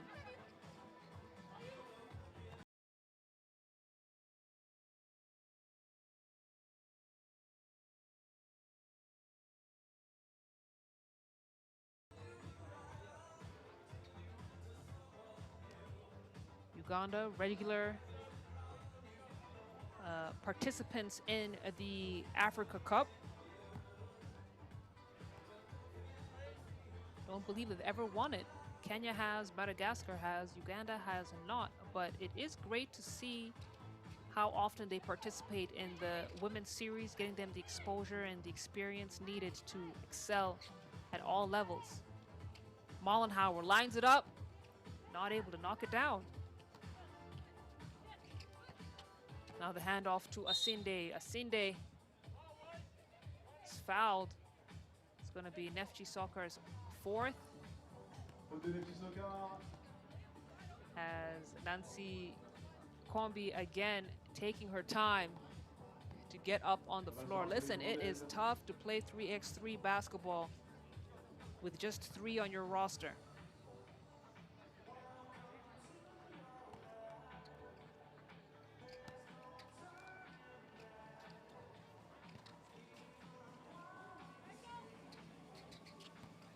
Back to the action here.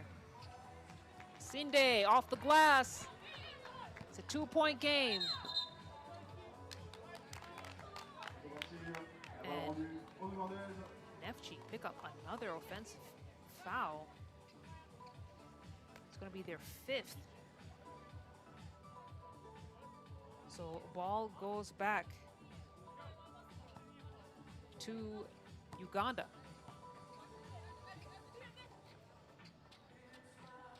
Floats the pass in. Nancy Kombi, another one off the glass. The bank is open after hours. Thanks to Jamila Nancy Kombi. Now she gets the boards. Uganda starting to hit into their offensive flow. That was great defensive effort from Neftchi SOCAR. Shovel pass to find Mollenhauer wide open in the low block. Looks like Nancy Kombi got hit in the face, was slow with her defensive recovery. And Uganda, they know how to play through that contact. Katsura from downtown. She misses. And it's a 1-point game. Listen, we have seen some close games today. Games that you would imagine would be blowouts. The number 1 seed here going against the number 8 seed and is struggling. Still plenty of time on the clock for this game to go either way. Asinde from downtown misses. And she fouls. It's going to be Uganda's 2nd. And let me tell you, this Ugandan squad is looking so much better when you have experienced players like Jane Asinde and Jamila Nancy Kombi on the roster. Each player on the floor is a legitimate threat. They know how to handle the ball. They know how to knock down shots. And they've got great mid-range game. As Uganda pick another quick foul, so that's going to be 3 team fouls for them as we have our 2nd TV timeout. Neftchi SOCAR, they're under pressure. It's a 1-point game. Uganda are hot on their tails.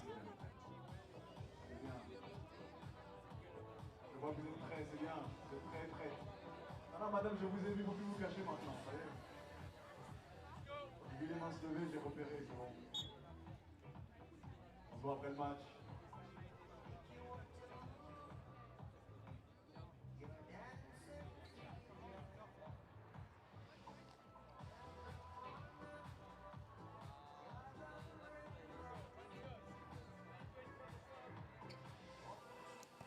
Back to the action. Carter shoot a free throw here.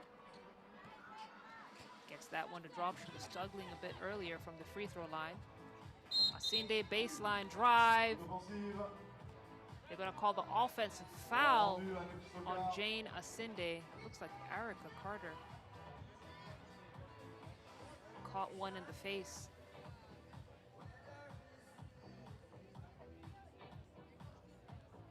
Uganda are an extremely physical team on every level. 3x3, 5on5. Est-ce qu'on peut applaudir la joueuse, s'il vous plaît? You got to protect your cylinder when you're playing against them. And I say this from personal experience. Erica Carter will have a seat. And Neftchi SOCAR still maintaining a lead here. But Uganda are right there with him. It's down two Neftchi SOCAR. with 3:53 to go. Check ball.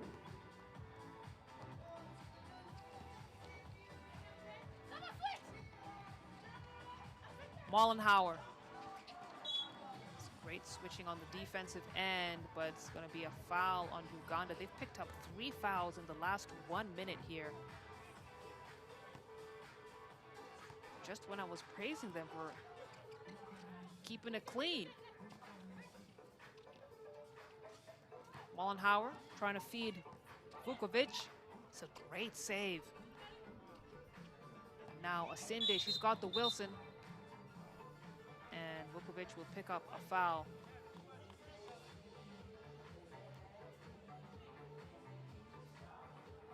Listen, Uganda are wisely taking their time when it comes to getting back up.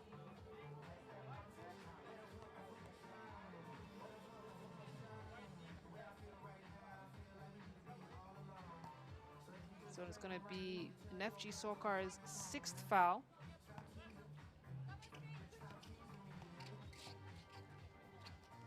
Nancy Kombi. Mid-range shot isn't going to get there. Alexander Mollenhauer with the defensive board gets it to Katsura. Katsura is stripped. Jane Asinde lets it loose. And the chase down from Akulo. Nancy Kombi can't finish it up. Tries to keep it alive. She does. Look at the athleticism from Uganda. Now Jane Asinde on the drive. She's rejected by Vukovic. And Mollenhauer finishes up that possession with a bucket. Akulo. Listen, this Ugandan squad do such a great job of utilizing the backboard. They have very high percentage shots whenever they use the backboard. Nancy Kombi now didn't have the right spacing. It's a turnover for Uganda. Back to a 2-point game. 2:30 on the clock. Mollenhauer from downtown misses everything.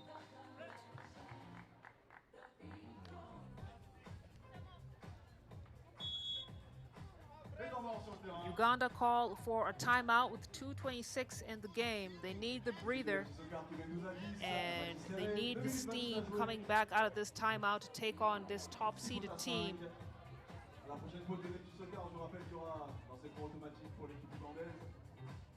You can see them breathing hard.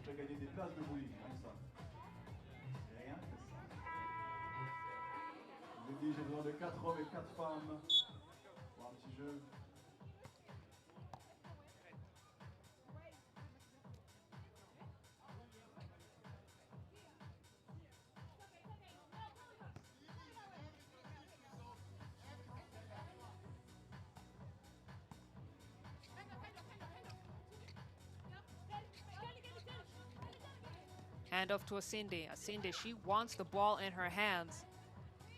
Gets it to Nancy Kombi. Nancy Kombi has to do something with it. They lost track of the shot clock. And it's going to be a turnover from Uganda.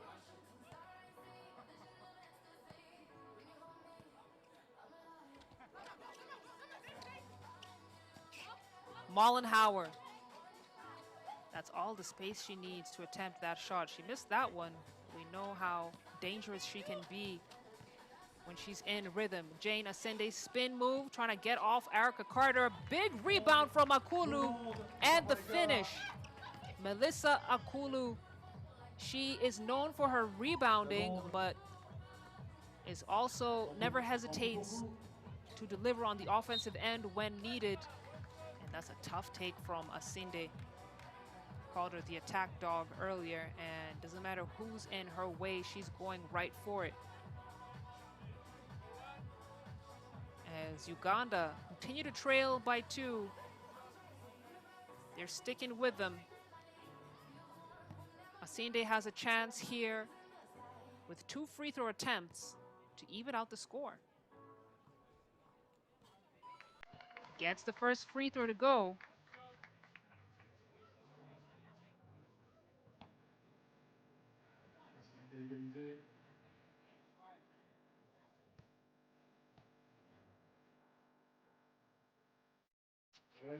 And it's tie game here at Place du Martroi.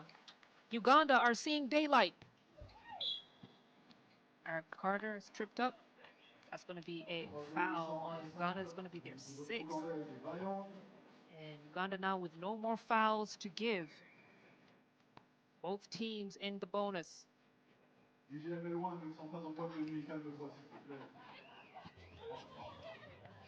Mollenhauer fires, misses. Sura cleans up the mess. Nice floating pass back into Alexandra Mollenhauer. And that's what AC does. She's the offensive orchestrator. Has great instincts, knows how to feed her teammates.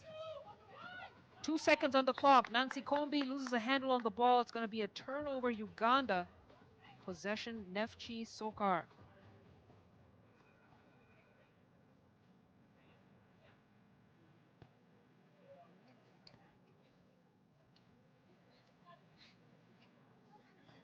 Carter at the wing. Carter manages to get past her defender. And now Akulu will attack. Spin move, off balance, gets her own rebound and the putback. It's back to a 1-point game. Akulu now with the pass. It goes right into the hands of Alexandra Mollenhauer. And then Uganda tries to foul Erica Carter, but she makes the bucket as well, and that's what Neftchi SOCAR need from her. She has a chance to create a little bit more distance from this Ugandan squad that have been hungry from the opening whistle. Carter misses the free throw. First free throw, rather.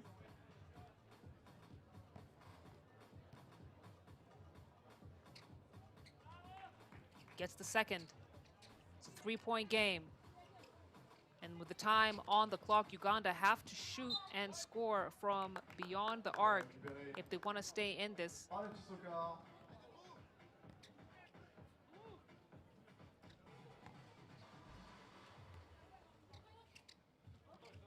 Carter taking her time with it. She's got Nancy Kombi on her, pulls up for the shot. Oh my goodness.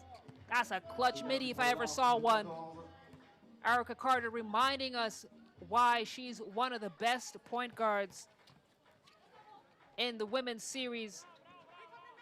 And now she's got the Wilson back in her hands. Cross, tween, attacks, kicks it out for the shot. Katsura misses, but no problem for them. Neftchi SOCAR take the 4-point lead and the victory. 18 to 14 points. It was a valiant fight from Uganda, who stuck with them all the way until the final minute of this game. You know, you look at a score line like that, and it seems that one side was much more dominant than the other, but this was a game that really went down to the wire before Neftchi SOCAR was able to create some distance. A big win for Neftchi SOCAR, bouncing back from the loss earlier against Mitsubishi Electric, and they are still in the race for a brackets berth and to move on to the next level. But we'll find out when we see who wins the final Pool A matchup between Uganda and Mitsubishi, and that's going to happen a little bit later. Listen, we're going to take a very short break. Don't go too far. The next game will begin at 7:45. No, that's going to be 8:20 local time, so that's in about 12-13 minutes. So stock up on your snacks, refill your drinks. We got some entertainment on the floor, and then we'll be right back into it right here at Place du Martroi. Moi, je veux voir des mains levées bien haut. Voilà, il y en a une là aussi, madame, s'il vous plaît. Il y en a une là-haut, apparemment. Oui, oui, oui, venez, ça fait 3.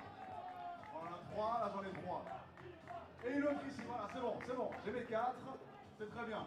Et j'ai mes 4 Zoulous là-haut. Allez, venez les gars, c'est bon, c'est bon, c'est bon. Allez, venez là, venez là, venez là, venez là. 4, 4. Voilà, c'est très bien.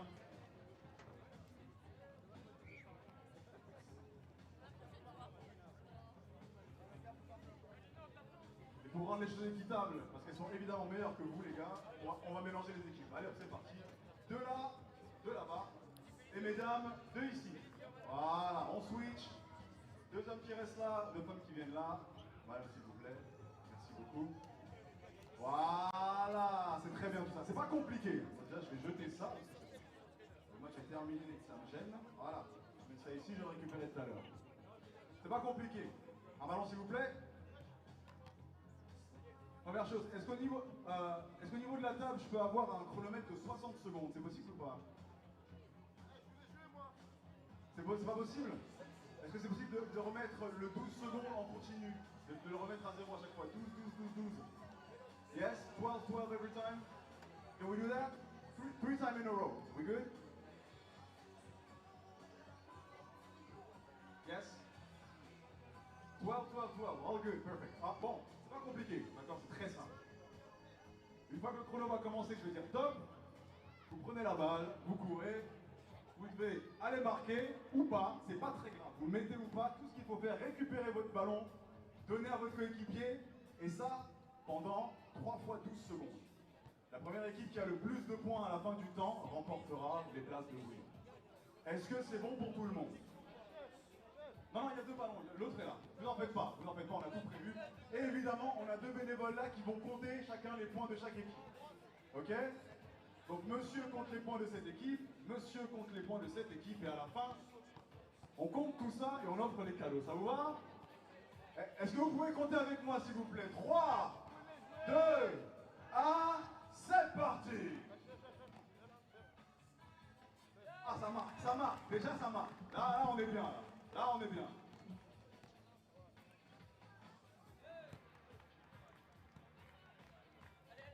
Allez, c'est reparti. Ah, c'est pas loin. Ouais, faut prendre le rebond, Nice. Voilà, on est bien là.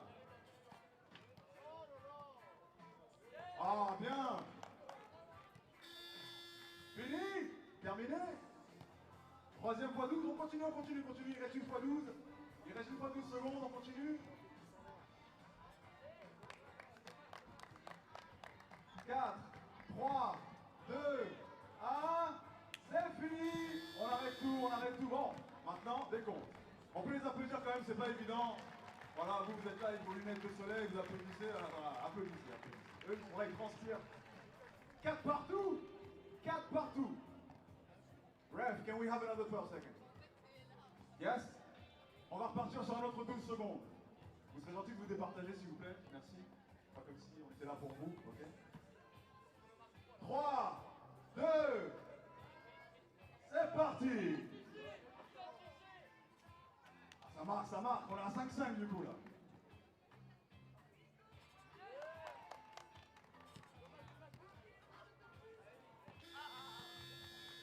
Et donc, 6-5, 7 à 5, applaudissements s'il vous plaît, l'équipe vainqueur. Voilà, on les applaudit bien fort. Voilà, on rend les ballons bien évidemment. Venez avec moi, je vais vous donner les places. Est-ce qu'on peut les applaudir encore une fois s'il vous plaît? C'est pas évident. Oui, serrez-vous la main quand même. C'est la moindre des choses. Voilà. Les 2 équipes, venez avec moi. Voilà, venez avec moi, on va vous donner vos cadeaux. Les autres ne repartiront pas sans rien évidemment. Le principal c'est de participer, il ne faut pas abuser. Voilà.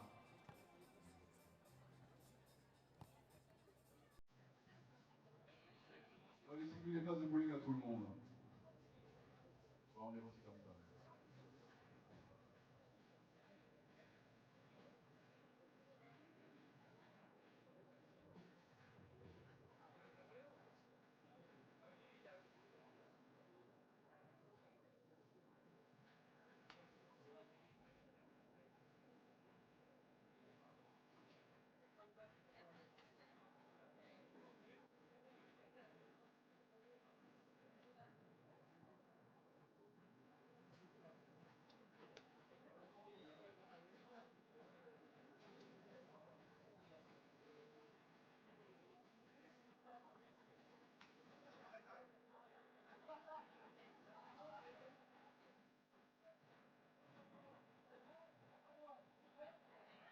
Il me reste encore 4 places.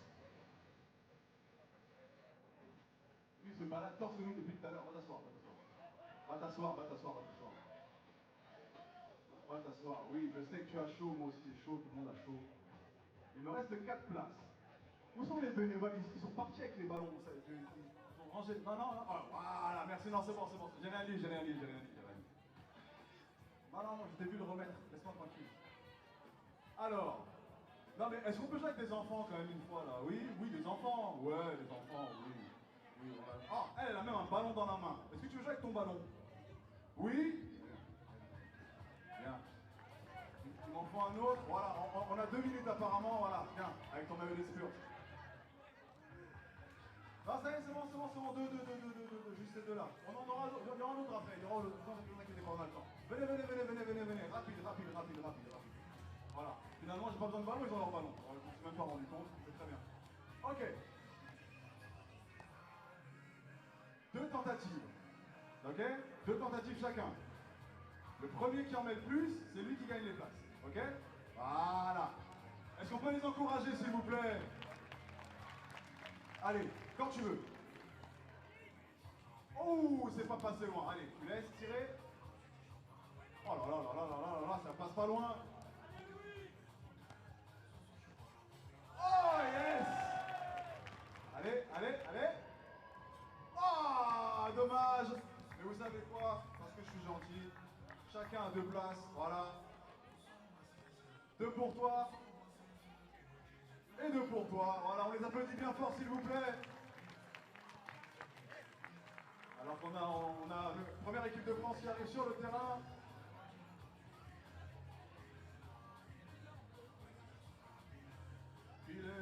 Filet.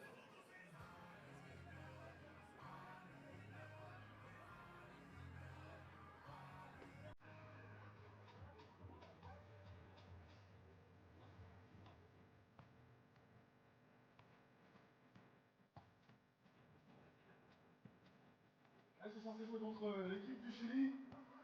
Ils sont en train d'arriver. On les voit là-bas.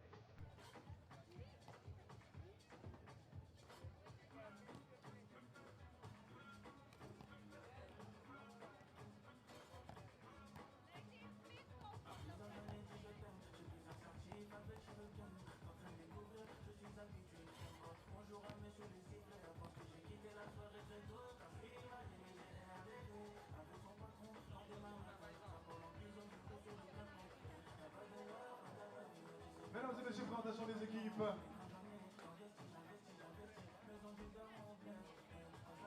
Parce que nous sommes fair play, nous avons commencé avec l'équipe chilienne. Let's start with the Chilean team.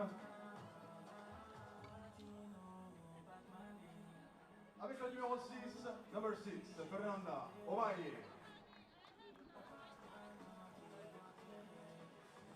Numéro 6, number 6, Fernanda Ovalle. La numéro 8, number 8, Catalina Ramirez. La numéro 5, number 5, Gabriela. Ahumana Norambuena. Et enfin la numéro 12, number 12, Valentina Ojeda.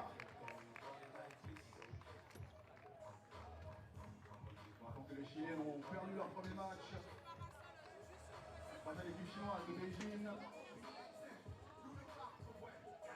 Et nous allons aller faire un maximum de bruit maintenant pour notre équipe de France. Avec la numéro 11, Myriam Dade, championne de France avec basket-ball cette saison. Et maintenant la numéro 1, Marie Mané. La numéro 27, Rosanne Leseyek.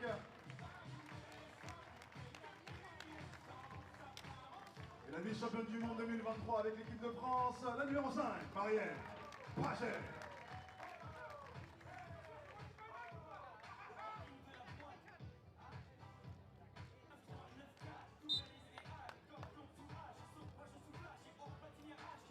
Getting ready to get into our final round of pool play games here. Up first is the team from Chile versus the team from France. France undefeated up until this point. Things looked a little bit dicey in their first game of the day during the qualifying draw. They have since bounced back and taken commanding victories over Hungary in qualifying draw play and Beijing, holding Beijing to just 5 points. I think if there's any team that has elite defensive prowess at this Orléans stop, it is this team right here. Les Bleus, the senior team, top dogs. Got representation of 3 teams from France here, but none has been able to display the amount of seniority and experience and just downright talent that France has put on for us here. It's been a show. And now they take on Chile. Chile! It's a quick first step on that drive.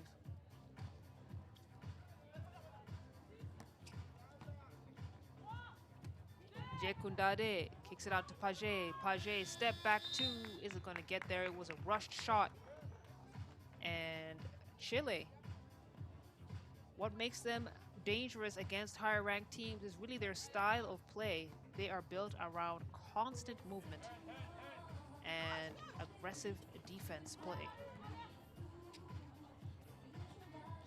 Ojeda on the attack, kicks it out for the 2-ball. Vale off the mark.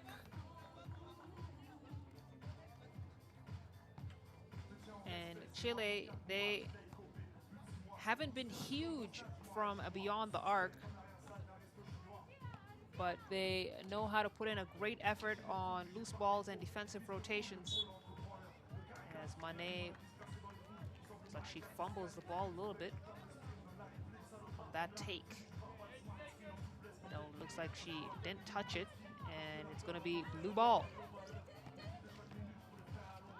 Mané tries to wrap around pass to Jekundade. Chile saw it coming.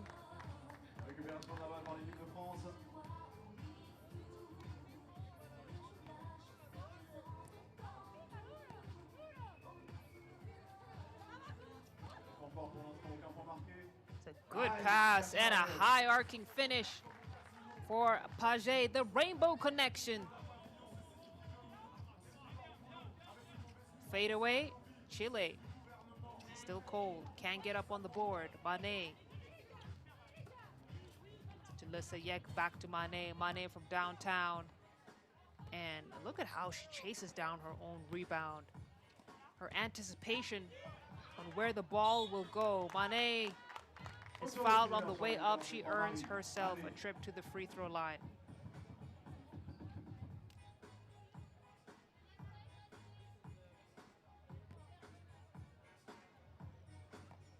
Mané will shoot 1. Basket is good.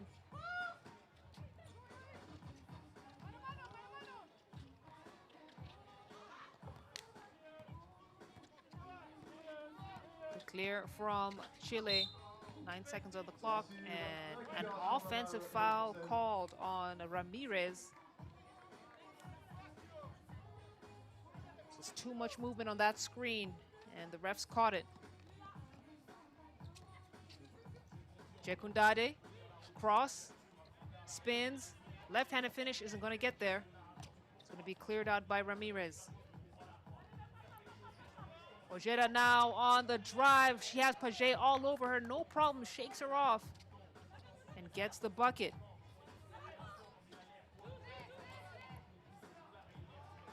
Lesayek standing at an impressive 6'5". She is a game changer when it comes to attacking the rim, forcing players to change the way they're putting up their shots. France now with a 3-point lead. We got 7:38 on the game clock. Another steal. France and Jekundade. That's not a grimace that you ever want to see on any basketball player's face. Looks like she's her ankle.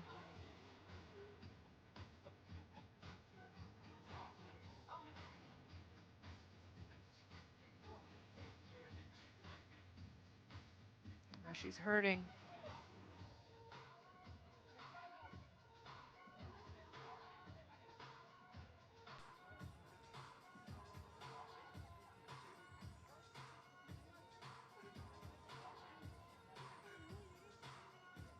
Want to get some extra support from the medics.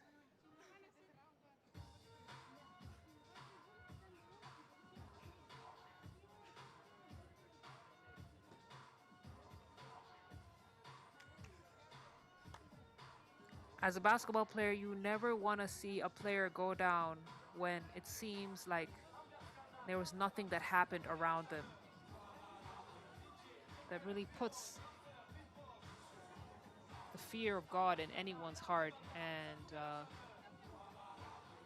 keen to see how Jekundade gets up here. She is really holding on to that leg, and she's not going to put any pressure at all on it, and I pray that it is not an Achilles injury.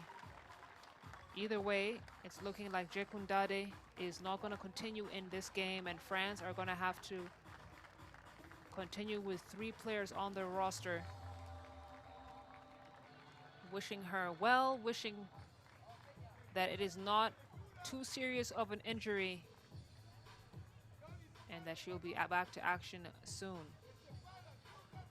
So Chile now down 3, but with the advantage of an extra player on their roster, as France will be forced to go on with Paget, Mané, and Lesayek.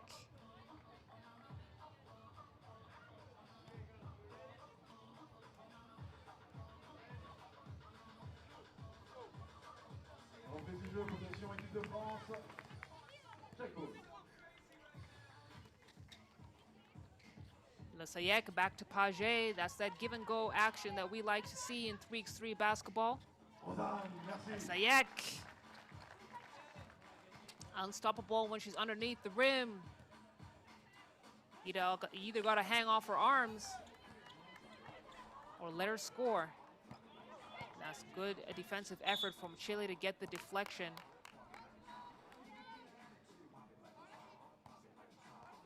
And now it's an offensive foul. No. Defensive foul. France with 1. Chile with 2. I was going to look like a great recovery from Ahumada, but she was too strong off the glass. Mané now with the space, kills the dribble, gets it to Paget. Paget, step back 2 is good. She let it fly from the corner and is rewarded for their efforts. Now France leading by 5 points with 6:46 on the clock, and this is the distance that France wants to try and create especially down an extra player. They want to create as much a lead as they can so that it just now comes down to defending the lead in the final minutes of the game. Ça fait 10 ans que le 3-3 fait les beaux jours de la place du Mar 3 ici à Orléans. On espère que ça durera 10 ans encore.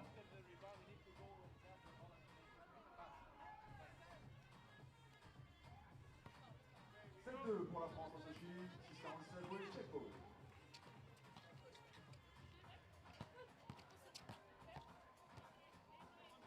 Ahumada gets it to Ovale. That's Ovale. Ovale attacks. Ovale gets the bucket. 3 points for Chile. And Chile really are trying to do everything they can against Rozan Lesayek, but the 22-year-old is just too dominant in that low block. Turnaround jump shot isn't going to get there.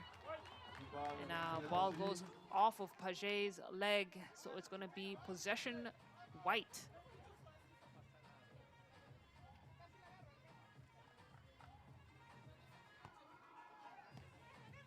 Chile earlier on lost to Beijing 18-21, a very high scoring game, so Chile know how to get up on the board, and they also know how to cut down leads. So this is France's side cannot get comfortable. Paget to Lesayek. Lesayek has to attack. Spin move, left them confused.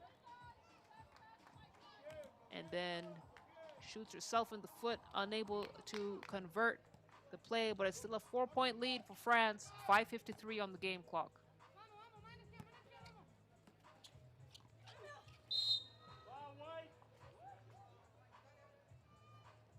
And White called for the foul. It's going to be Chile's third, as Paget takes her time getting up. Listen, those are valuable seconds. You can get some extra breaths, have a moment.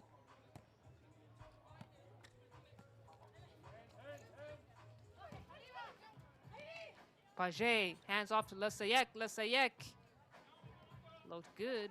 She rims out. Ahumada into Ojeda. Ojeda finishes.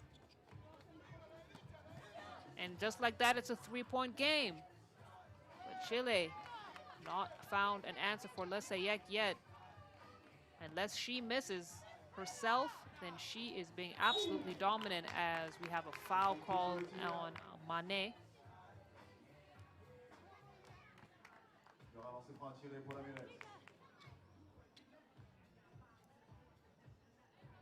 It's going to be one free throw for Catalina Ramirez.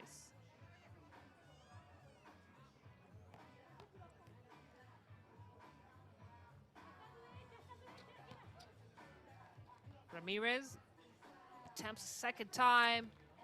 Neither of them drop. Paget. Ball almost bounced off her foot again, but it was last touch Chile. So possession stays with Les Bleus.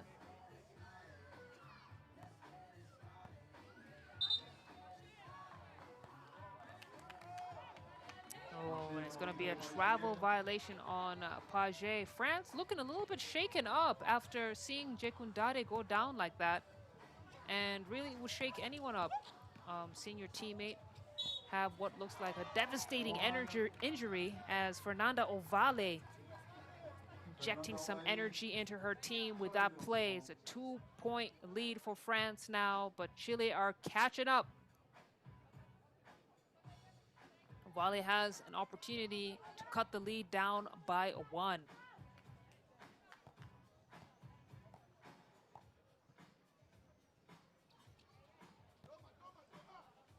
She does. It's a 1-point game, folks. Halfway through the 5-minute mark, the steal from Ojeda. Then the clear and attack from Chile once again. It's a tied game, 8 apiece. Chile are back on the offensive attack, and they're allowing their defense really to trickle down into effective offense. Ojeda goes for the shot. No.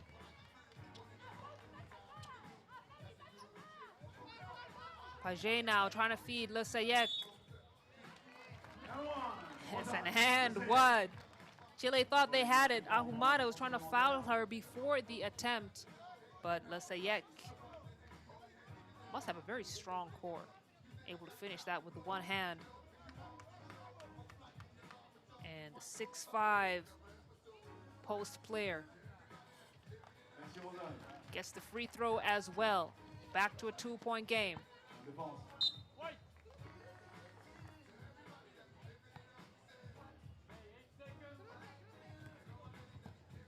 It's a white ball, 8 seconds on the shot clock. Chile attacking, goes right at Le Sayek.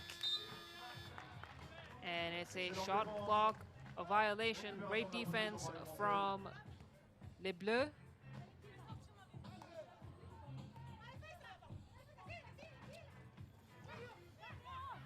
Paget now at the wing. She's got Ojeda all over her.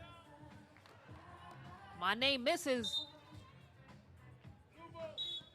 It's going to be blue ball as a kick from Chile.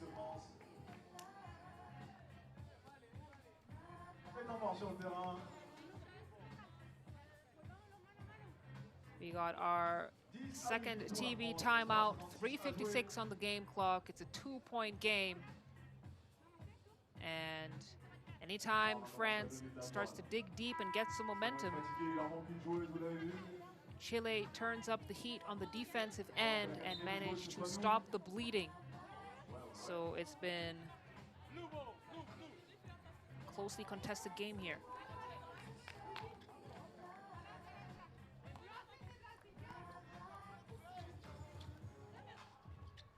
Le Sayek to Paget. Paget off the mark. It's going to be a white ball. Paget tried to save it.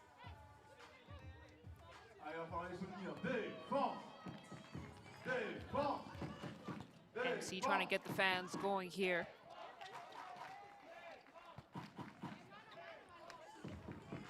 Sayek, key for France's defense and offense.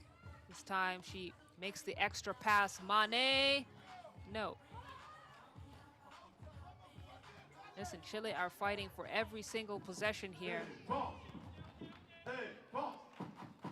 Ahumada on the attack. Fadeaway isn't going to get there either. Mane now at the wing, gets it to Le Sayek. And Chile's Ahumada is called for the foul. It's going to be Chile's 5th team foul. Les Bleus. Les Bleus. Le Sayek attacks. Almost gets it to go. Listen, a player who is 6'5", who can handle the ball the way Le Sayek is handling it, becomes very, very dangerous. Getting some words of wisdom from the vet, Marie Manet. She's the one who sets the tempo on offense, so if you're going to get any guidance, she is certainly going to be the player to do it for Team France, as Le Sayek hits the free throw. Now to a 3-point lead for France. Ball deflected out of bounds. It's going to be white ball.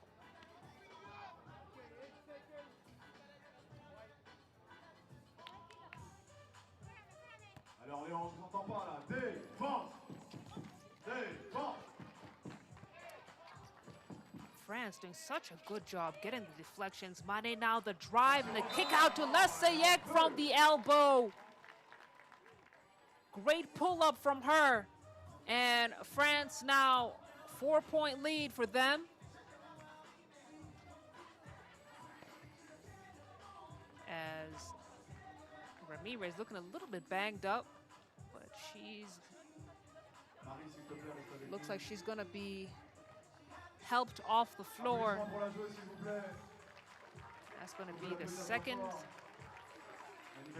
injury, debilitating injury that we have seen in this game, as France take the opportunity to have a breather. Some quick sips of water, then it's right back to it. France smelling blood in the water. Manet, I think that she's engaged a different gear now. We've seen her get several steals. We've seen her be a bit more aggressive on the attack.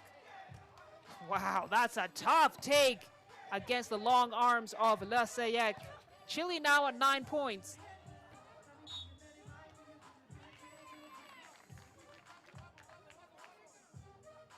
So it's back to a 2-possession game. Chile still very much in it. Question is, will they win it? If they do, they will be delivering France their first loss of the day. Chile lost earlier to Beijing, so this is a must-win game for them, or it becomes the end of the road. And it will be France and Beijing who will move on to the next stage out of Pool D.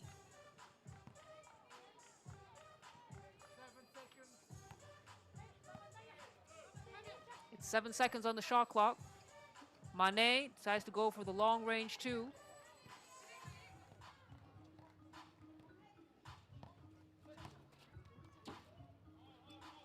Ovale into Ojeda. Ojeda fade away against Lesayek. And good job boxing out by Lesayek. Deny the second chance opportunity, they'll clear. They're moving the ball around well. France become dangerous when they're moving like this. Manet didn't have enough arc on that shot. It's a 2-point game.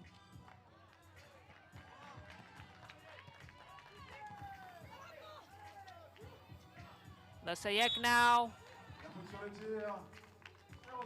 Chile forced to foul. Ovale knows what Lesayek can do in that low block.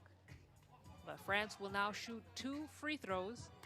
And Lesayek has been quite efficient from the line. She could extend this lead to 4.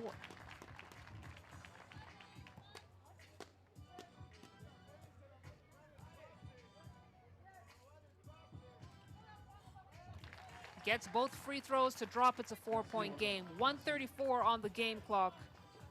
Ojeda to Ovale. Ovale fires. Ovale misses, and we got a loose ball foul. France pick up their 4th.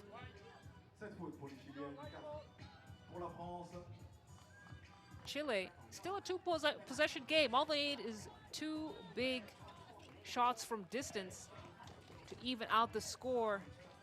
But what they have not been is consistent from beyond the arc, as Ovale manages to draw the foul.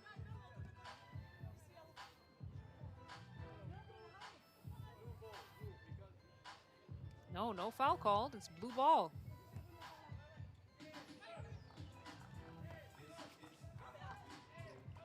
Manet faces up, dishes to Paget, gets it back for the reverse lay-in. It's no good. And now Chile starting to rush their shots. The ball is chased down, and the attempt from Chile. They're back in it. It's a 12-point game with 55 ticks on the clock. And a timeout has called just when France start to get a little comfy. Chile bring them out of that comfort and remind them that they are a force to be reckoned with. And this is exactly what this Chilean team did with Beijing earlier. Anytime Beijing tried to create some distance, they'd knock down some big shots, and they'd be right back in it. So France now with 3 on their roster, missing the experienced Jekundade, who went down with an injury earlier on in the game. You're going to have to dig deep. Under a minute here to go. Lesayek almost loses it. It's a kick back out to Manet. Manet with 3 seconds to shoot. Puts it up, knocks it down. Manet. And that's why she is a regular fixture in France's senior team. Comes through in the clutch. That was a huge 2-ball for her. And France now back to a 4-point lead with 34 seconds on the game clock.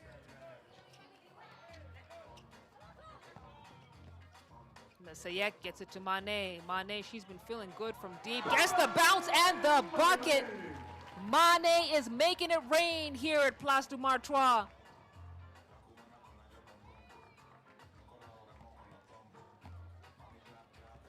"13 seconds to go. It's a 5-point lead for France. Sayek denied.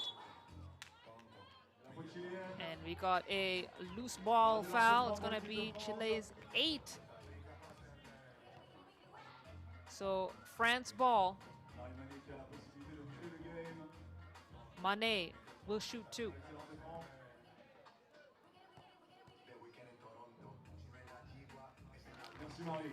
Gets that one. Mane has scored 5 of the last points for Team France.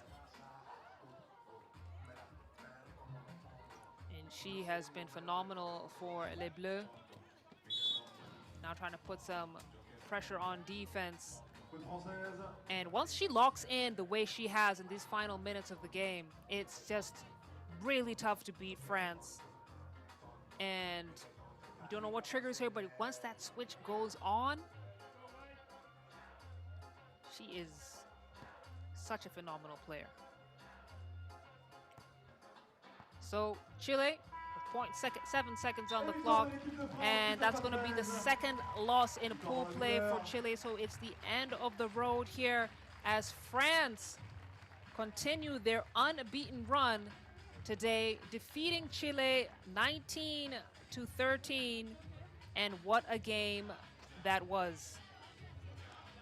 Mane locked in. She knew her team needed her. She knew Chile were a bit too close for comfort, and they went right for it.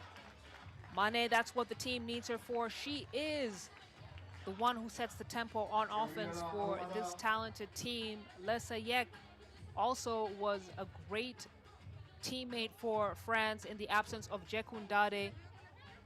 The Rook had to step up, and that's exactly what she did, and France walk away with the victory, 19-13. Enjoy some of these highlights. Chile put up a great fight, but it's going to be France who will move on to the bracket stage. We got more action coming your way.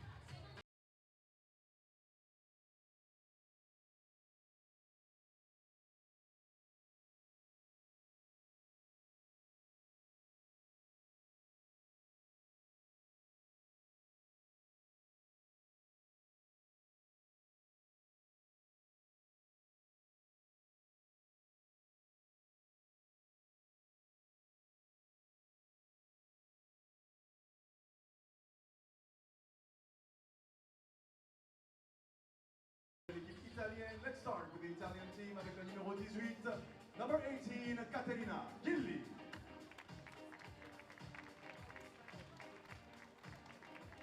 La numéro 15, number 15, Maria Nicoli.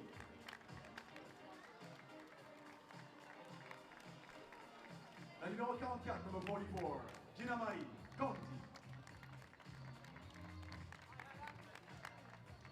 Et enfin la numéro 2, number 2, Giorgia Palmieri.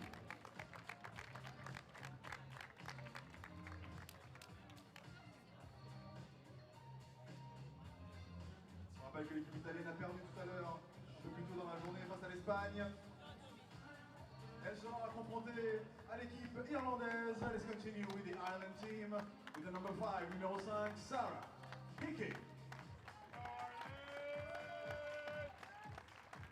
La numéro 1, number 1, Hazel Finn.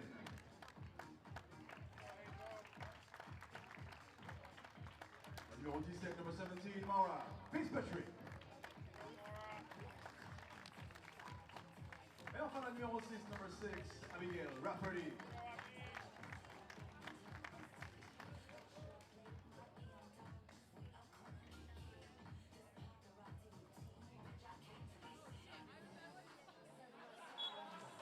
Les Irlandaises qui ont également perdu leur premier match face à l'Espagne. Deux équipes qui sont encore en recherche de leur première victoire. All right, as the teams start getting a bit more warmed up and figure out who starts off with the possession. That's Finn and Conti, I think it was. Giving high fives at your referee list. who will be handling this game. The officials have been great today. They've not let anything slide, and they've let the girls play. They've not been careful not to call every single thing. At the end of the day, this is street ball, folks. But Ireland, they lost to Spain earlier on today. 12-16 in pool play. And they got a second chance to go at it. Italy also lost to Spain 13-19. So the winner of this game right here will advance from Pool C into the quarterfinals. That's a great find for Julien, the finish. The backdoor pass, you love to see it. Now Hazel Finn should be fouled. That's going to be Italy's first. Hazel Finn, she's able to impact Ireland's game exponentially once she gets fired up from beyond the arc. The attack from Rafferty, and gonna be a foul called on number 15, Micoli.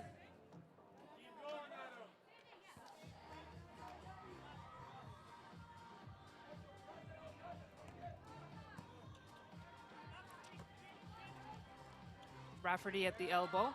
Gets it into Finn. Finn fumbles it. Goes out of bounds. Was the right idea. Now they just got to complete the execution. Reward yourselves. Conti on the attack. Handoff to Palmieri. Back to Conti. Conti feeds Micoli, and that's going to be great defense from Hazel Finn.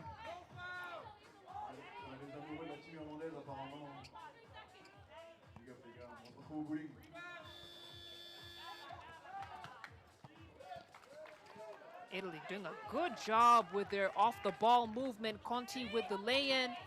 Italy up 2-0.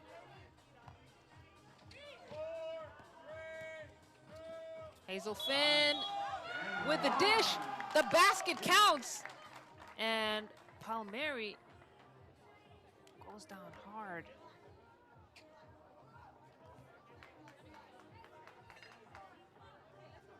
She's in pain.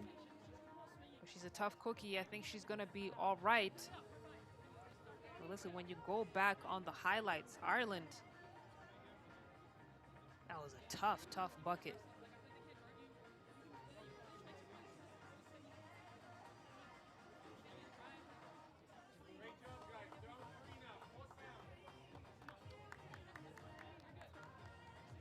Le 3-3, c'est assez dangereux comme score. On espère que tout va bien pour la joueuse italienne. Italy to have a quick powwow as Palmieri gets some treatment. It's looking like she might have dislocated her shoulder. Really hoping that's not the case. She's getting the treatment that she needs.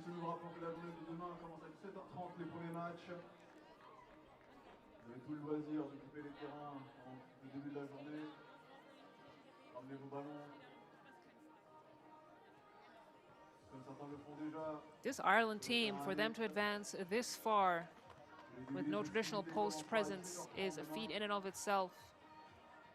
And just when this game was starting to get juicy, it's always tough to see a player go down with an injury.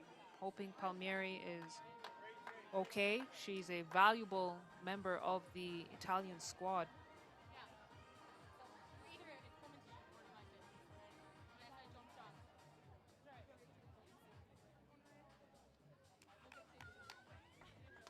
Applaudissements pour la bleue italienne.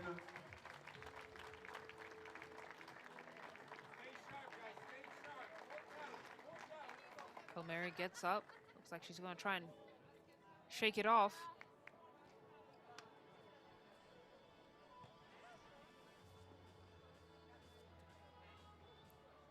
Has a word with the referee, and I think she's going to be good to sub back in. We'll find out. As Hickey gets the free throw. It's 2-2. Conti. This misses the attempt. It's chased down by Gili. Italy have done such a great job with their rebounds.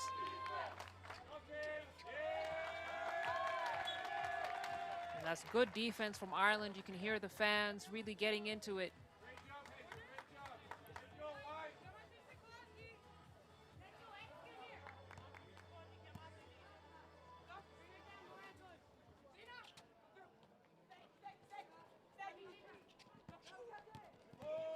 Five on the shot clock. That's a great take from Sarah Hickey. Two big plays from her. And Ireland now with the lead. Gili with the Wilson, gets it to Conti. Ireland focusing on defense first, and it's Fitzpatrick who secures the rebound.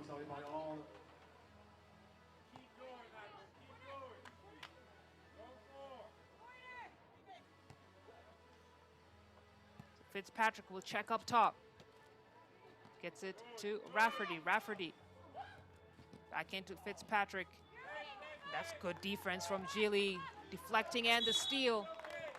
Then a foul called on Abby. Trying to protect the paint.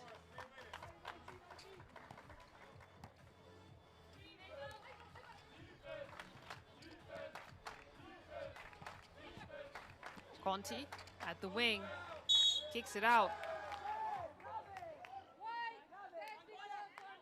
And that's going to be another foul called on Ireland. That's going to be their second.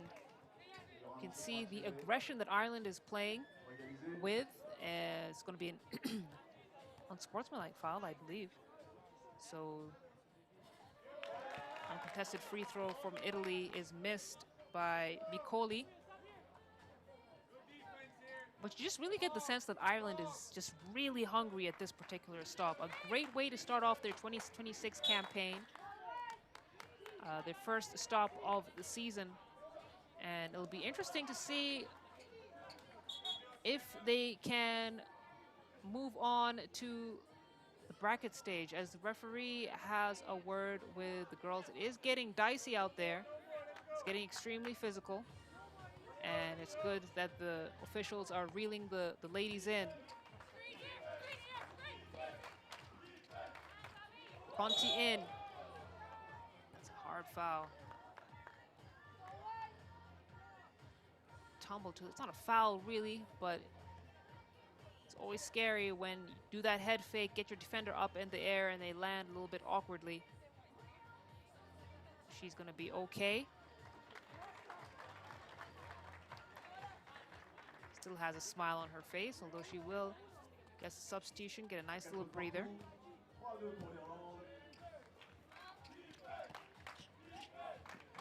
Beautiful spin move from Micoli. Manages to draw the foul, so she'll head to the free throw line. She'll shoot one, look to try and tie up this game.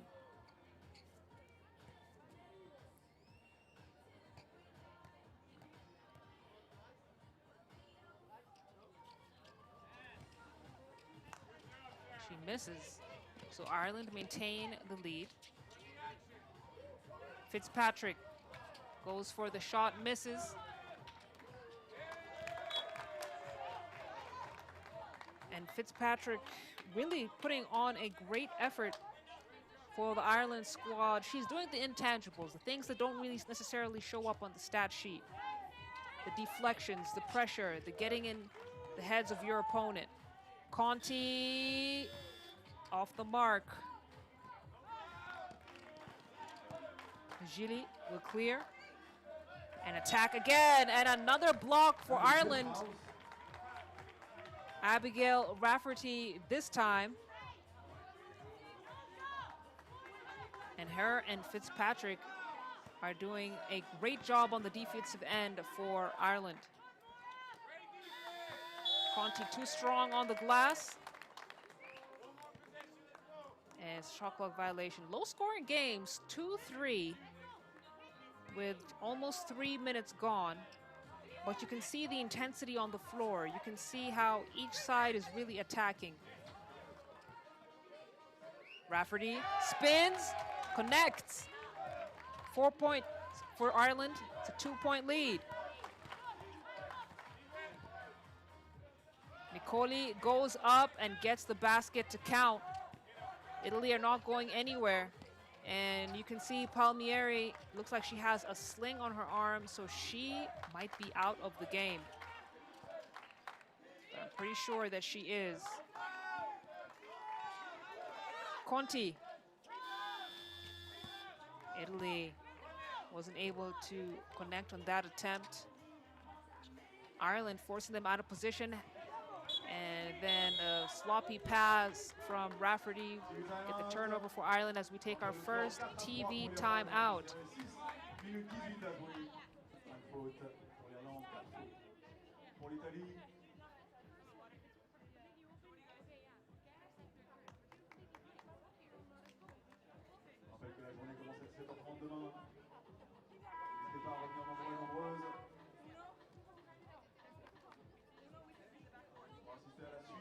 Women's Series 2026 passe au Marc Orléans.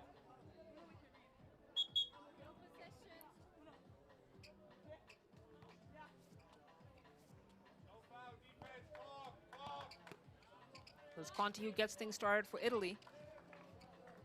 Gilly at the elbow. To Tumicoli. Gilly, the fake, the spin. Draws the defense. It's going to be Italy to shoot one free throw. Ireland now, no more fouls to give. They're maxed out.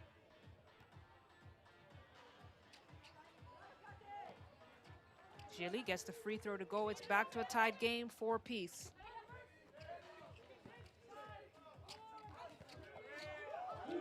Hazel Finn cross attacks, gets the bucket, and one for her. Conti did the best defense she could, and Hazel Finn stuck with it and will earn a trip to the free throw line. Hazel Finn, she really has blasts of brilliance for Ireland, whether it's getting a hot hand from beyond the arc or being able to play through contact and tough defense like what Italy is giving Ireland right here. It's a 2-point lead for the Irish. Gilly from downtown finds the bottom of the net. And Italy are back in it. Hazel Finn, this time, ball is swatted straight into the stands. And Conti is locked in. She got fire in her eyes. Remember, the winner of this game will move on to the quarterfinals as Fitzpatrick, desperation heave. The shot clock winds down. Italy. Gonna be a turnover. It looks like last touch Italy, so it will be Ireland possession.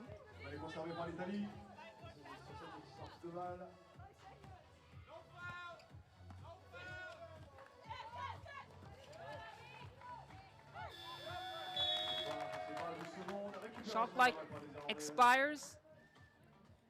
And another turnover for Italy. It's going to be Ireland ball.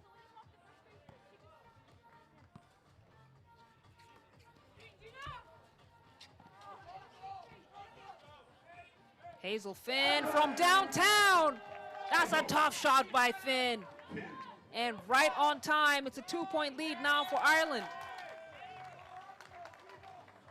The Irish fans, you can hear them in the background. They are doing a great job of encouraging and getting Ireland into this game. They are so close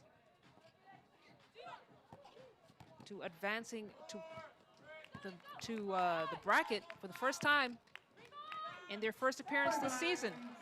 But Italy, they got something to say. They're not going down that easily. It's back to a tied game, 8 points apiece.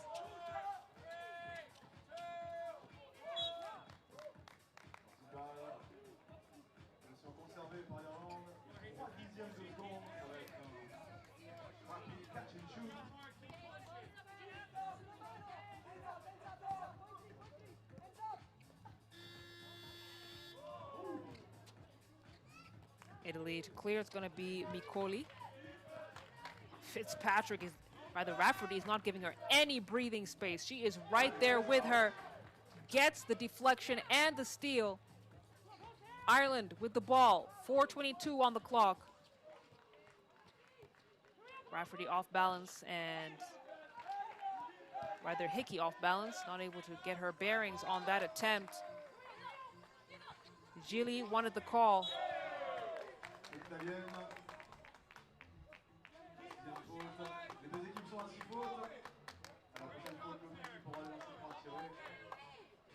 Conti trying to rally her teammates, get them back in it.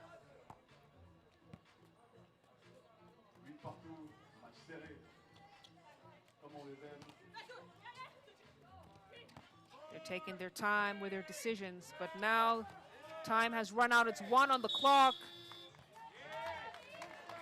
And managed to draw the foul. Ireland will head back to the free throw line as we take our second TV timeout. So Ireland to shoot 1 free throw when we come back out of this, as Italy having to play with just 3 players. Palmieri, looks like she tweaked her shoulder earlier on in the game. And it looks like she will not be going back in. So Italy, what a fight. What a fight they're putting up against this Irish team that is also looking to try to make program history and advance to the quarterfinals.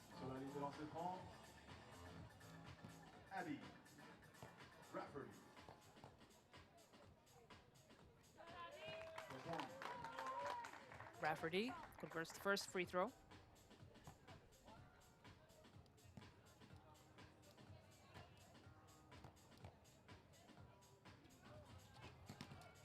Misses the second.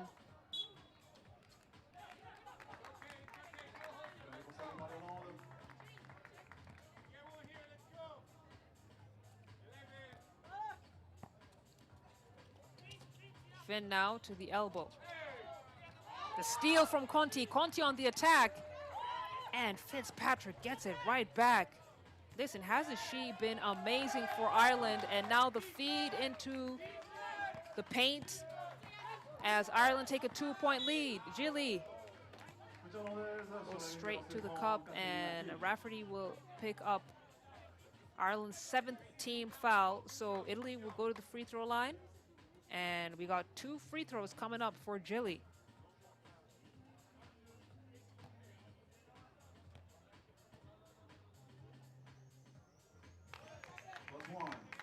Gilly hits the first.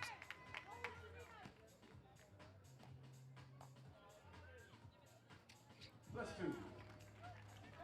the second as well. A quarterfinals berth on the line. It is back to a tied game with 3:25 on the clock. Hazel Finn, way off.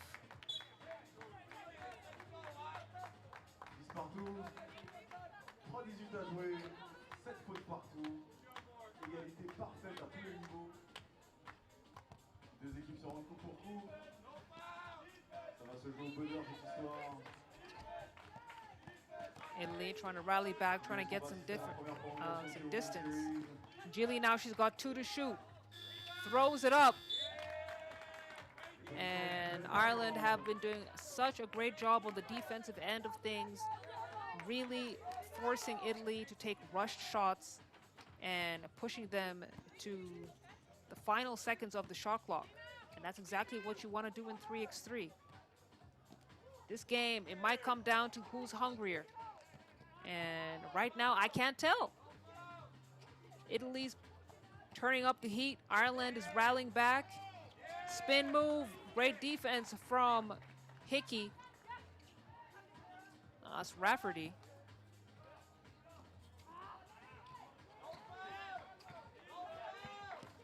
And again, this might just be one of those games where it comes down to who will execute better and who will value the ball more. Seeing quite a number of turnovers on the floor. Hazel Finn now. Drives, dishes, foul on Italy. It's going to be their 8th.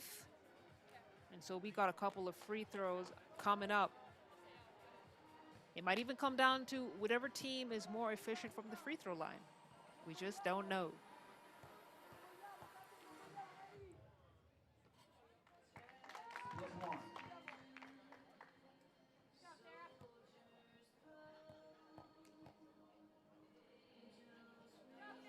Hickey converts both free throws, and Ireland are back on top. Spin move. Gilly, too strong. Rims out. It's the clear from Ireland.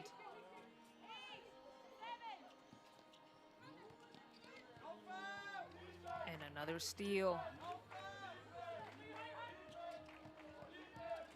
Now got under 2 minutes to go in this game. Mikoli off the glass. 11 points for Italy now. Fitzpatrick decides to take her defender mano a mano. Unsuccessful on that attempt. And Italy cleaning up the glass so well. Conti is rejected. Great defense from Ireland. Nothing is happening inside the paint without their permission as Fitzpatrick knocks down a huge two to give Ireland a 3-point lead.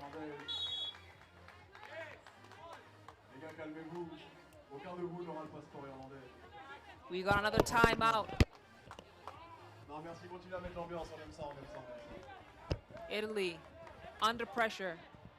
It's the biggest lead that Ireland has had in this bottom half of the game at 3 points. We saw them extend it to 4 points earlier on. And Ireland, there is light at the end of the tunnel. But Italy are not backing down. I expect them to fight to the final second of this game. Despite not having the addition of Palmieri. Fitzpatrick now at the top of the key. Finn fouled on her way to the cup. So looked like he was on the floor. Nope. Finn to the line. And if she makes both these free throws, Ireland are very well placed going into the final minute of this game. Finn connects on the first.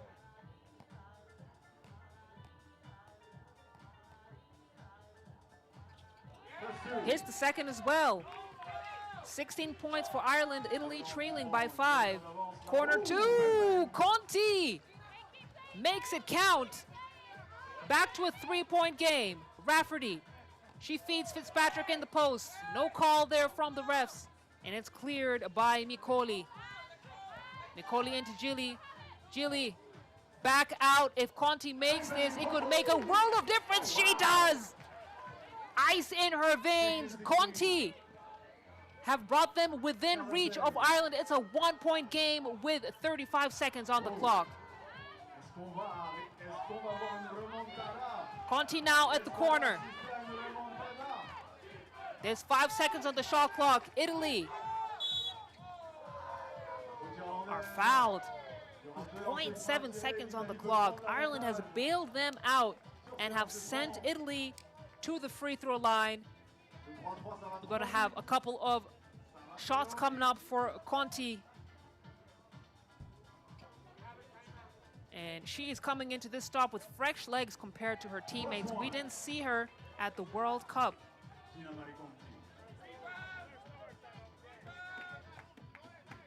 Manages to make it a tie game. Hits the second free throw as well. Italy are in the lead. 20 seconds on the clock. Ireland, it was looking like things were working so well for them. And now Italy are back in control. Italy now in the lead. Gilly passes to Mikoli. Mikoli loses her footing. Hicks could go all the way. She misses and Italy win by a whisker in the final seconds of this game. What a match. What a fight from Italy. Conti came through in the clutch, and it's devastation and heartbreak for Ireland, who have fought their way all the way from the qualifying draw winning against Slovakia and Prague, but were unable to squeeze a victory over Italy. And wow, what a game, what a game. Italy will move on to the quarterfinals, and it's the end of the road for Ireland. But what a performance that has been. Italy stuck to it. They used what was working for them, and then on the back of some huge clutch plays from everyone, really. And what makes this team so great is they don't really rely on one particular player. It's a balanced, rebound-heavy squad. They got things done on the defensive end and then hit the big shots. Listen, we got more hoops on the way. Paris versus France. U25 is coming up next. We'll be right back.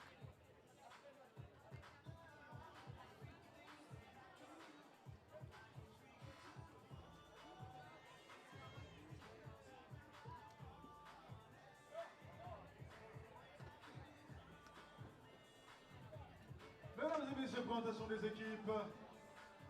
Et nous allons commencer tout de suite avec l'équipe parisienne, Paris Région Île-de-France.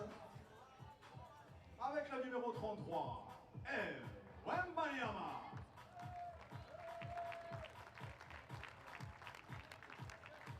La numéro 17, Zoé Wadou.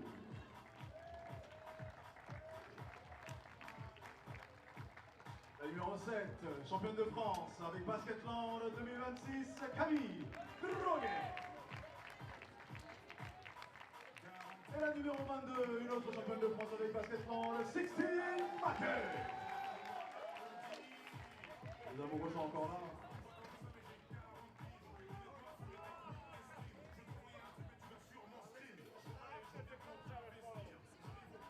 On continue avec l'équipe de France U25 avec la numéro 77, Samantha Pétour.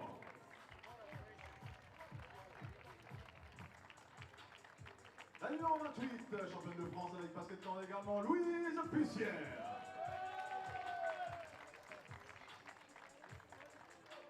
La numéro 8, une autre championne de France avec Basketland, Johanna Ewolo. Et enfin la numéro 75, Bastiana Gomis.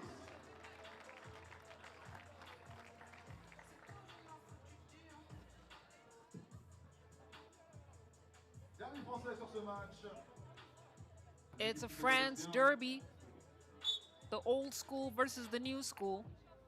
Well, maybe the new school versus the middle-aged school. But it's going to be a fun game here as both French teams go head-to-head. Paris Région IDF, led by Camille Droguet, against a France U25 team that lost to Amsterdam earlier today, 10-16. They'll be looking to get a win here against Paris, who also lost to Amsterdam 12-19. Of course, Paris with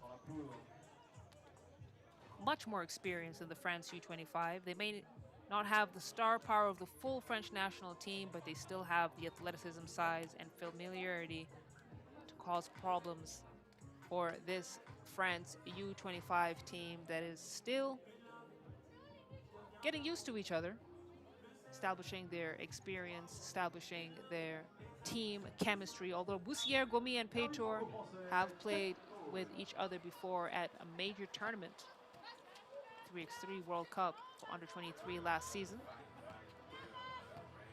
Let's see who pulls it off. 16 Mackey to draw first blood.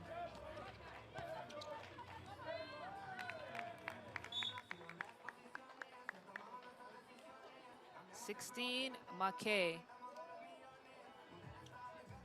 is one of the tallest players at this stop. I do believe that there's only one other player who might be taller than her, and that might be Le Seyek, also for the French team.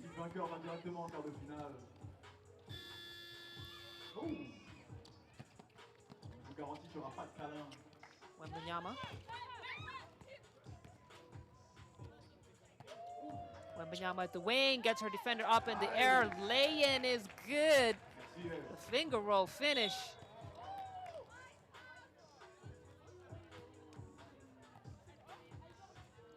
So it's a 2-point lead here. France U25 not able to get up on the board yet.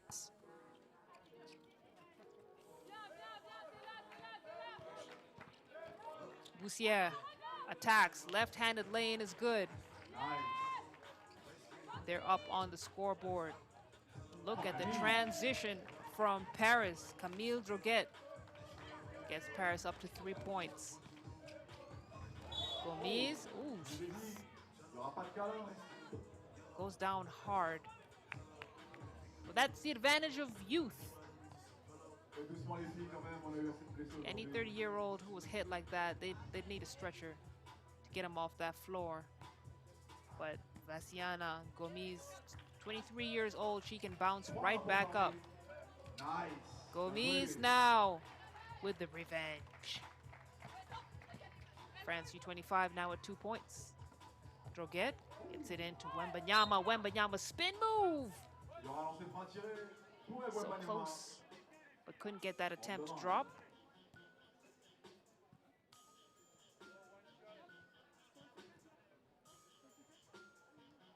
So she'll shoot a free throw. +1.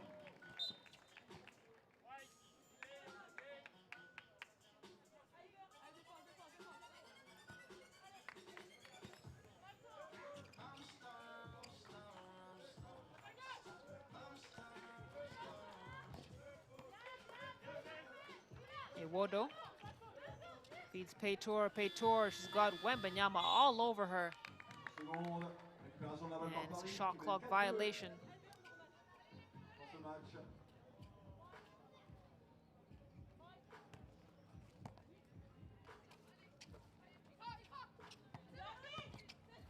The birthday girl got the Wilson in her hands, goes right at Bussière, showing her how it's done. Manages to draw the foul. So Camille will head to the free throw line. She'll shoot one. You can see her directing her teammates.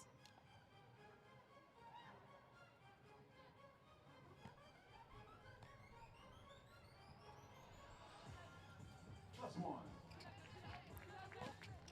3-point lead now here for Paris. Gomis, the pick, the roll, the finish. Oh, just too strong on that attempt from Paytor. And then foul as Maquette goes up. So she'll head to the free throw line. She'll shoot one, try and make it a 4-point lead here for Paris.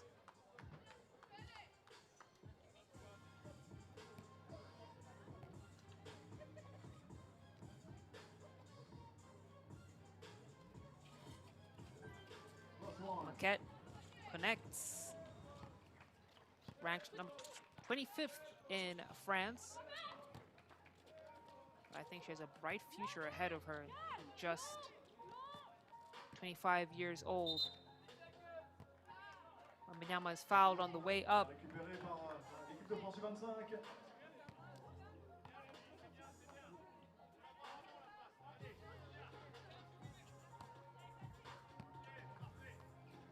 Gomis check ball up top. Bussière taking her time with it. Looking at the right moment to strike. Manages to draw the foul. A lot of stoppage time in this game. Both teams with 3 fouls apiece. It's Paris with the 4-point lead as Bussière has a chance to bring it down to 3. She hits. It's a 3-point game.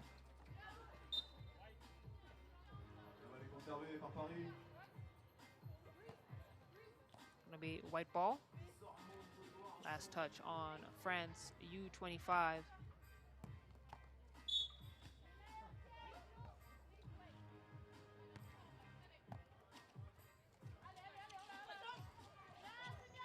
Wembanyama looking at her options. Gets it to Camille. Back to Wembanyama.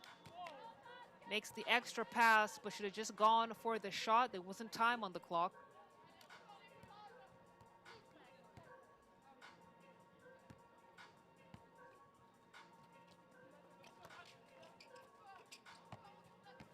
Peitor gives the screen. Iwodo didn't have the right angle to complete that play. And the steal, Boussière tries to keep it alive.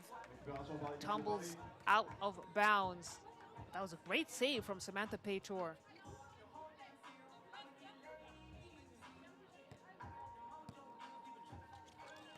And Peitor has been quiet on the offensive end, but she has really been doing a great job on defense, preventing Paris's bigs from getting going. See, she's matched up there against 16 Maquette, and then shot is buried by Wadou. Boussière unlucky. Wadou now from the wing. Bang, bang. That 2-ball is good. She's locked, she's loaded, and she's on fire. Back-to-back buckets for Wadou gets Paris up to 10 points. It's a 7-point lead as we take our first TV timeout. France U25 looking a little bit out of their depth. And frustrating for them, normal for the rest of us looking from third-person point of view. But still, France U25, not a team to look down upon. They're the they got next team of France. These are going to be your future stars playing at top competitions in 3x3 basketball. But they got to do the work. They got to do the time. Got to respect the hierarchy. And it is Paris that have been dominating in this game. 7 points for them as Gomis misses the first and only free throw. 6:45 to go in this game.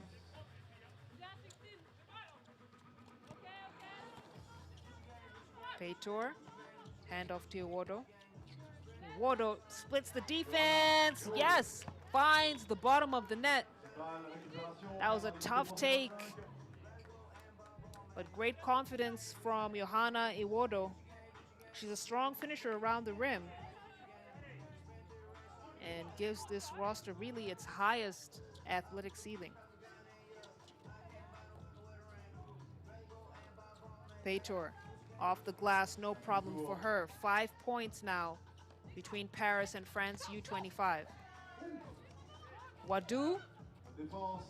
This time I think Boussière got a deflection on it, got a little piece of the ball. Iwodo looking for the wraparound pass, gets it out to Boussière.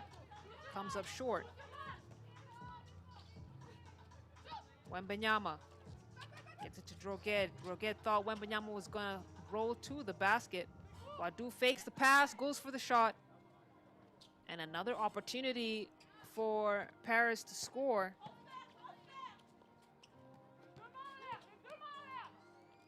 Scoring well has gone a bit dry in the previous possessions. Finally breaking that curse. France U25 now down 4. Wembanyama steps into the 2-ball, no. Boussière feeds Peitor back to Boussière. That's a great action from France U25. The give and go working to perfection. Now Camille Droguet called for a foul. It's going to be Paris's 5th team foul.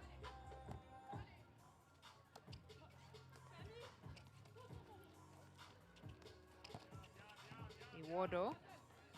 She does such a great job taking time and goes and attacks and is absolutely rejected by the 6'4", 16 Maquette.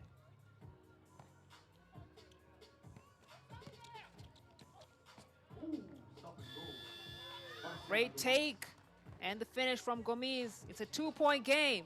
France U25 have fought their way back into this. And as Paris have been a bit stagnant with their shooting, France U25 have taken full advantage and are fighting their way back into this game.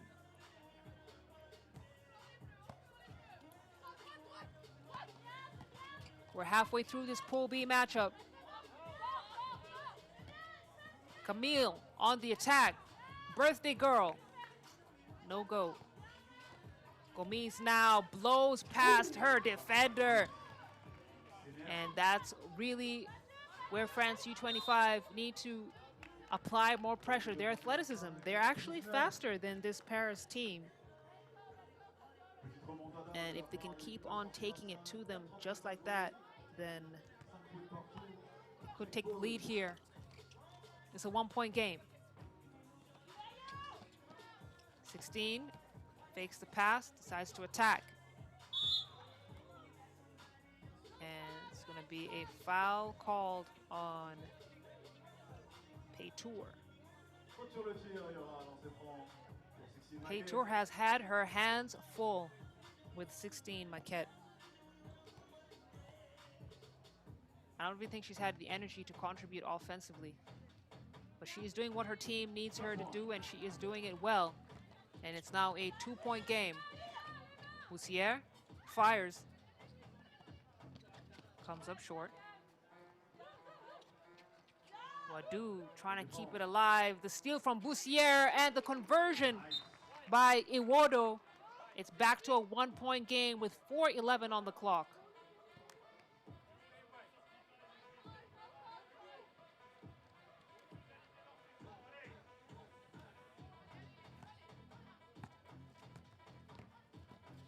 Wembanyama puts her shoulder down. Acrobatic finish from her.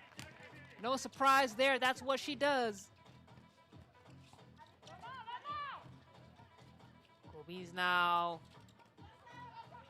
attacks. That's a big rebound and finish from Samantha Paytour, who gives her offensive contribution when it matters the most. It's a 1-point game. Paris missed the 2-ball attempt. Paytour to Gomis. Gomis, she's got 2 to shoot. Floats 1 in to Paytour. And Samantha Paytour been quiet on the offensive end throughout this game. And then now really getting the baskets when it really matters. Great defensive play from her. Keeps things alive for France U25. Bullet pass in, spin. Paytour unable to finish up. She didn't have the legs.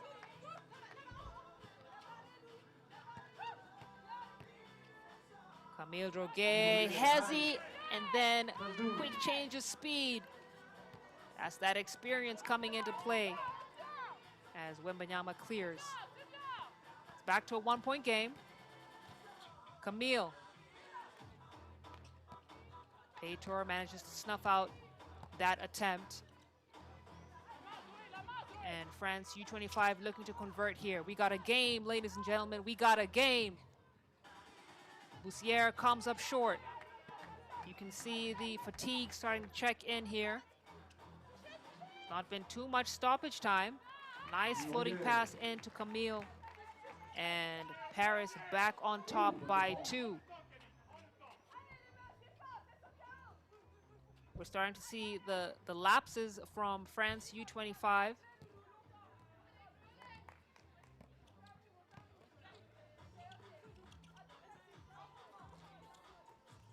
Gomis at the left wing, gets it into Boussière. Boussière feeds the post, Paytour.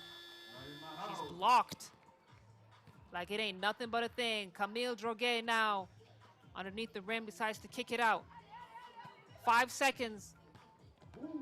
Camille gets Gomis up off her feet and then attacks to give Paris the 3-point lead. Easy.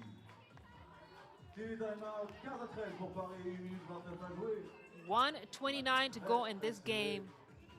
And we got our second TV timeout. It's the first dead ball in at least 2-3 minutes. Just for you to understand the pace of this game. We knew it was going to be a grinder though.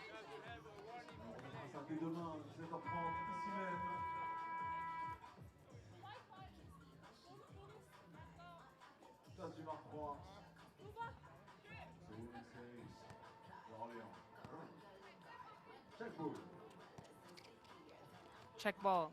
Camille floats it into 16. 16 reverse lay-in is good. She does that in her sleep. It's back to a 3-point game. Iwodo picks up her dribble, gets it to Bussière. Bussière. Don't know why she felt the need to fade on that attempt. 1 minute and 10 seconds to go. Wadu drives, kicks, buckets.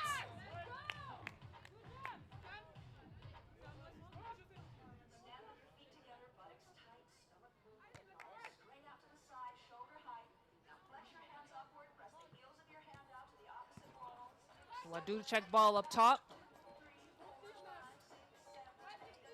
4-point lead for Paris. Iwodo trying to Euro step her way to the cup. It's going to be a foul call, I think 16. Maquette picks it up, calling her the rim protector. She'll get a seat on the chair.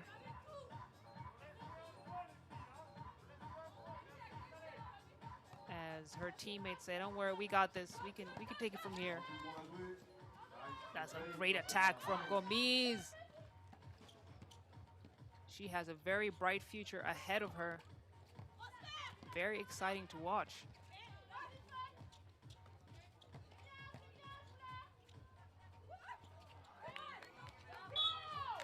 And the spacing issue, it seems everyone collapsed into the paint for France U25. As it's got 28 seconds on the clock. It's a timeout for Paris. 3-point lead. Question is, how do you hold off this France U25 squad that is barely breathing hard? Where they lack for inexperience, they excel in endurance. They have so much depth, so much athleticism, and can switch comfortably defensively. So giving this Paris team a run for their money. Camille Droguet on the attack, finds her way to the basket. It's a 4-point game. Bussière from downtown. Big 2-ball for her. It's back to 2 points. Now Bussière called for the foul. Will send Yves Wembanyama to the free throw line to shoot. She will shoot 2. And it is crucial for Wembanyama to hit these free throws for them to have a certain level of comfort in these final 9 seconds of the game. First attempt is good.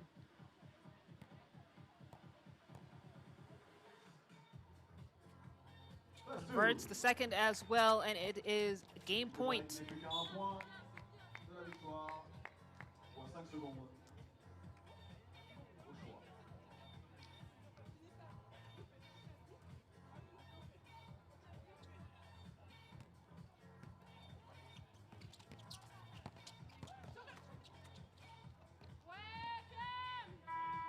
Birthday goal with the final attempt, and it's the icing on the cake as Paris walk away with the victory, 22-16, on the back of that clutch 2-ball from Camille Droguet. Great way to wrap up your birthday, great way to wrap up pool play for Paris, and it will be Paris that will move on to the quarterfinals and join the remaining 7 teams. But we got one more game on the way, so we're gonna find out which will be the final team to join, whoever has already qualified. But what an excellent game, showing off again, like I said, the new school versus not quite the old school, more like the middle school. But listen, the moral of this story is, when it comes to France and 3x3 basketball, the future is bright. Enjoy these highlights, and then we've got our final Pool A action coming up.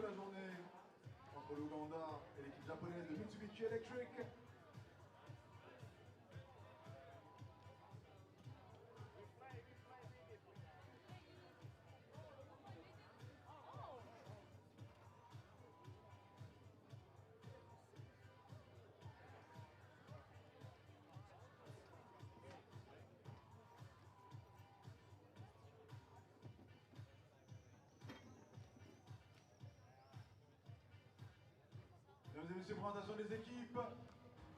Et nous allons commencer avec l'équipe ougandaise. Let's start with the Ugandan team.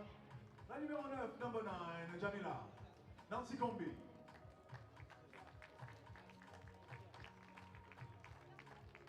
La numéro 18, number 18, Melissa Koulou.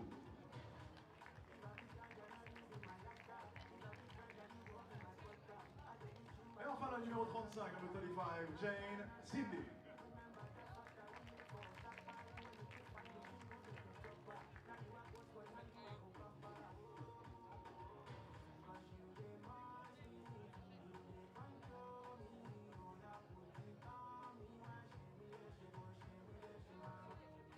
Et on continue avec l'équipe japonaise de Mitsubishi Electric. Avec le numéro 11, number 11, Yurin Yamamoto. La numéro 25, number 25, Nathalie Bukowski. La numéro 5, number 5, Fuyuko Takahashi. Et enfin la numéro 10, number 10, Haruka Yamamoto.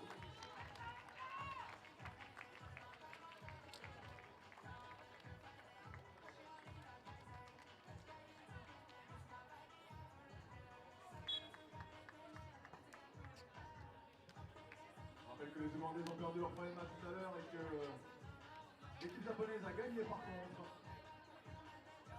It's the final game of pool play this lovely summer evening here in Orléans, France. And if you've been with us the entire day, thanks for rocking with us. We got one more dynamic game on deck for you. It's Uganda, the number 8 seed, playing against Mitsubishi Electric, the number 9. Mitsubishi, the talk of the town in 3x3 circles. They're calling them giant killers, taking down top-seeded teams. And that's exactly what they did earlier today when they defeated Neftchi SOCAR 11-16. And they'll be looking to deliver that similar fate to Uganda here. But it'll be interesting to see how Mitsubishi Electric adjusts to the aggressive style of play of Uganda. Basket isn't going to count. It's going to call 3 seconds on Jaina Sinde.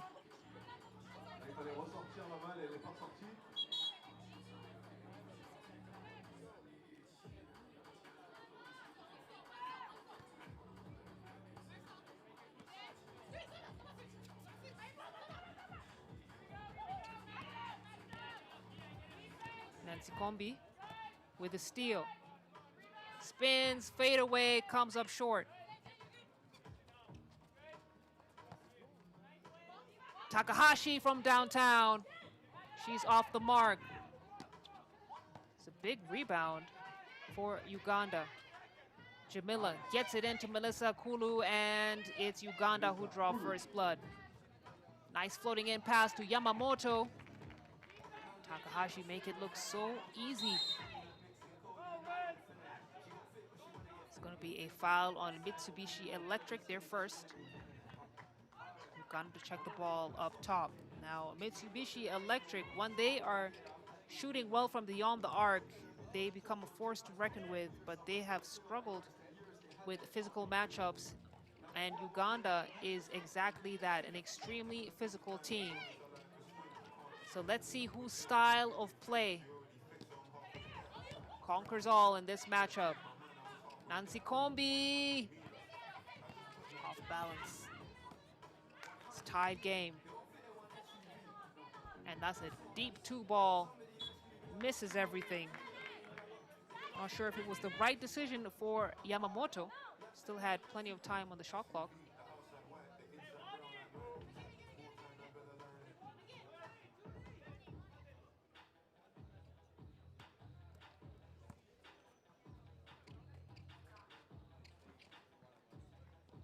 Nancy Kombi swings the ball around. Asinde on the attack. It's a great defensive play from Haruka Yamamoto.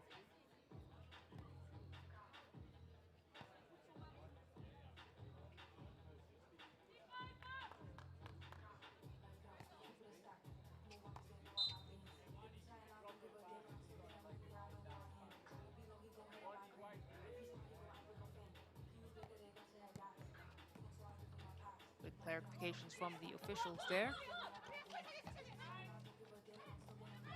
Yurin Yamamoto floats it in to her Yamamoto counterpart, and a foul is going to be called on Uganda.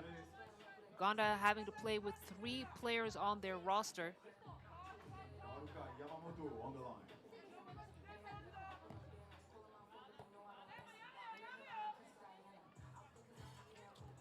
Haruka misses. Sinde clears. Gets it into Akulu. Akulu! She's so lethal when she's under the rim. Now Takahashi almost loses it. Yamamoto to Takahashi. Shot clock winding down. They have to shoot. It's a miss.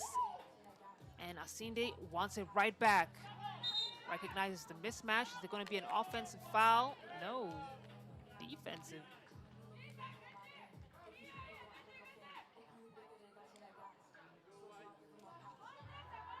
Takahashi, the oldest player on the floor at 31 years old, but she is a certified bucket getter. Has a seat on the bench. Let's see how her teammates handle this game without her presence. Nancy Kombi. That's great defense from Kukowski. And Nancy Kombi, you're going to have to do a better job of not picking up her dribble.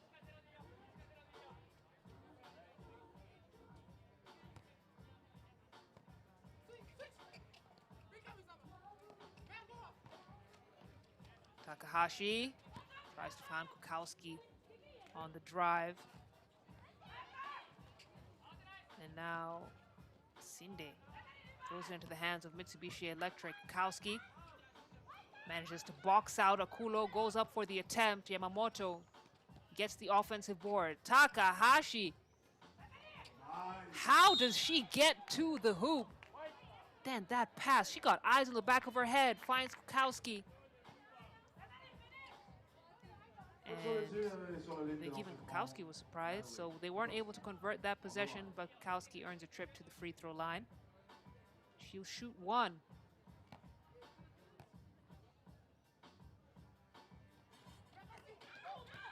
Kukowski misses, gets her own rebound. Kick out to Yurin. Yurin, nice give and go action. Easy lay-in for Kukowski. Light work. Now foul called on Haruka. It's going to be Mitsubishi's 3rd. It's a tied game. Almost 3 minutes gone in this final Pool A matchup. Akulu into Asinde. Asinde makes no mistake. Whew, threads the needle. The extra pass. Kukowski can't finish it. Gets her own rebound and puts it back. But wow, look at the ball movement from Mitsubishi Electric. If you blinked, you missed it. But a great job giving those extra passes as we take our first TV timeout. Still a tied game here, 3-3.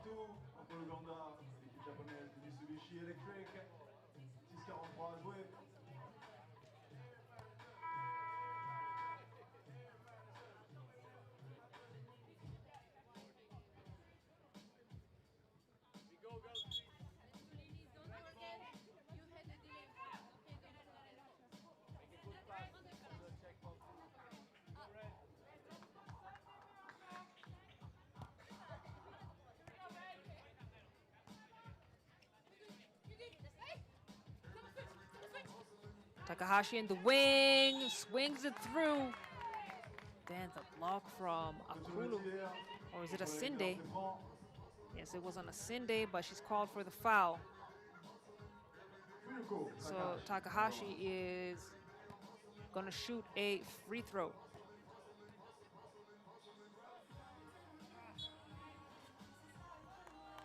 Takahashi to miss the free throw.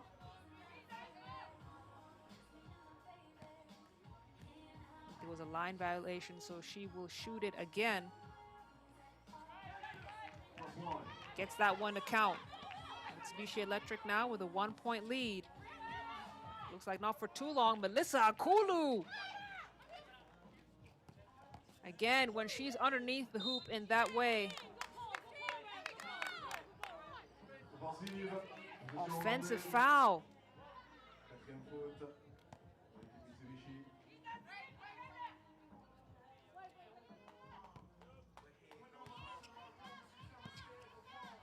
Melissa Akulu. Hands off to Jane Asinde. Asinde has been contained somehow by Kukowski. And now Takahashi almost snatched that ball out of the hands of Nancy Kobe. Listen, Takahashi is as lethal on the defensive end as she is on the offensive.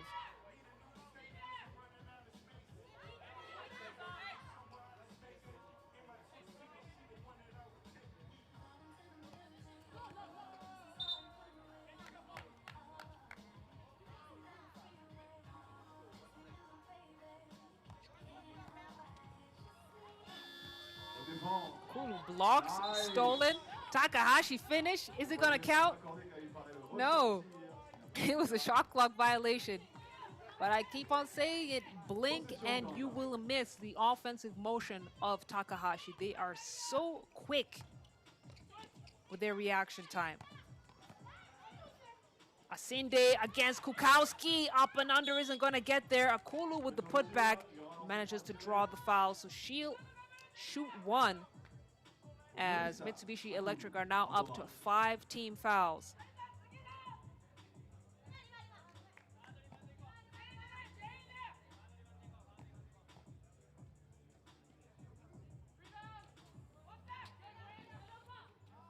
Kulu unable to connect.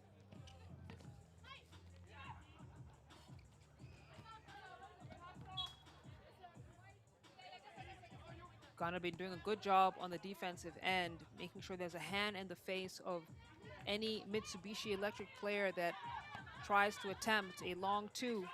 Because that's really where their meat and drink is, as Takahashi gets the steal. Floats the pass in. Jane Asinde knew it was coming. Feeds. Nancy Kombi with the finish. Uganda now up by 1. Look at the defense. Suffocating defense from Uganda. No problem for Mitsubishi. They'll just take that shot. And Aruka Yamamoto, 2 points on the board for Mitsubishi Electric. It's a 1-point lead. 5 minutes and 17 seconds to go. As Melissa Akulu, the rebounding queen from Uganda, is going to shoot a free throw. Try and make this a tie game. She hits. It's 6 apiece. Takahashi, she's got the space for the shot. She goes for it. My goodness. For Yuka Takahashi, we are sorry. Such an incredible shooter from distance. Then the basket doesn't want it, as Nancy Kombi steps on the line. And that sideline has given several players some trouble.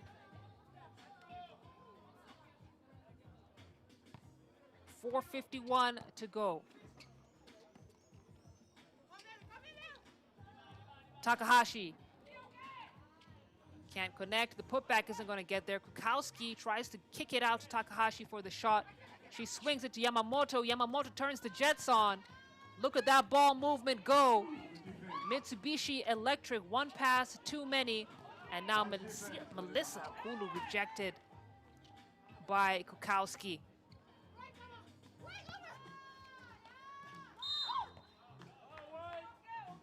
Foul called on Uganda, as Akulu gets tangled up a little bit. Akulu taking the opportunity to tie her shoes, but trust me, that is not the main agenda. The main agenda is to catch her breath. It is tough playing a full game of 3x3 with just 3 players on your roster. That's a great take from Yurin Yamamoto. And Mitsubishi Electric now leading by 2. Jane Asinde draws the foul. She'll head to the free throw line. And with Mitsubishi in the bonus, it's going to be 2 free throws for Jane Asinde.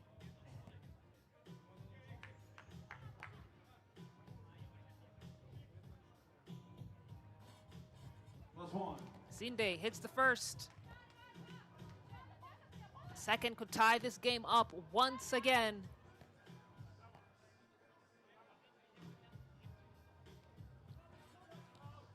Misses.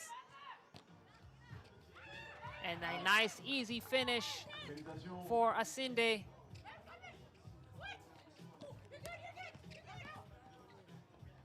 Takahashi off the glass. Nancy Kombi goes right at Kukowski. Kukowski does enough to deflect that shot. And it was a big defensive stop for Mitsubishi Electric.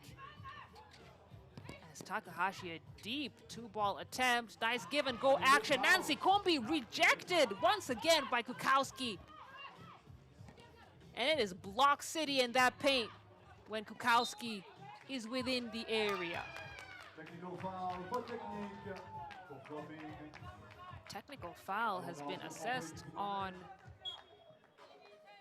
Fuyuku Takahashi as we take our second TV timeout. So we got some free throws coming up after this timeout as Uganda won't go away. They are taking this Japan side down to the wire.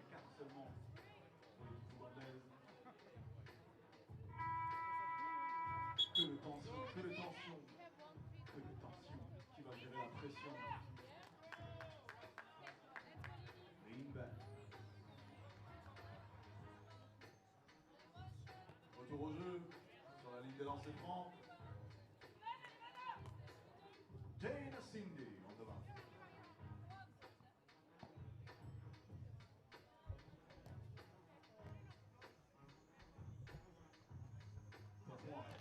Asinde brings it back to a tie game. And aren't these just the games that we love? Up-tempo, blistering pace, strong desire on both sides. Asinde almost loses it. Draws the foul.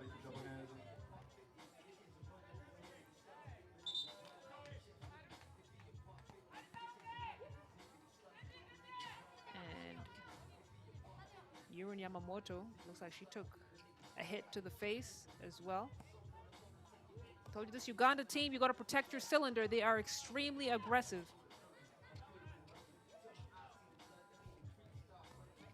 Takahashi on the drive, kicks it out for a wide open 2-ball. That's off the mark. Akulu to clear. She's bumped by Kukowski. It's a double dribble. Akulu wanted the foul call.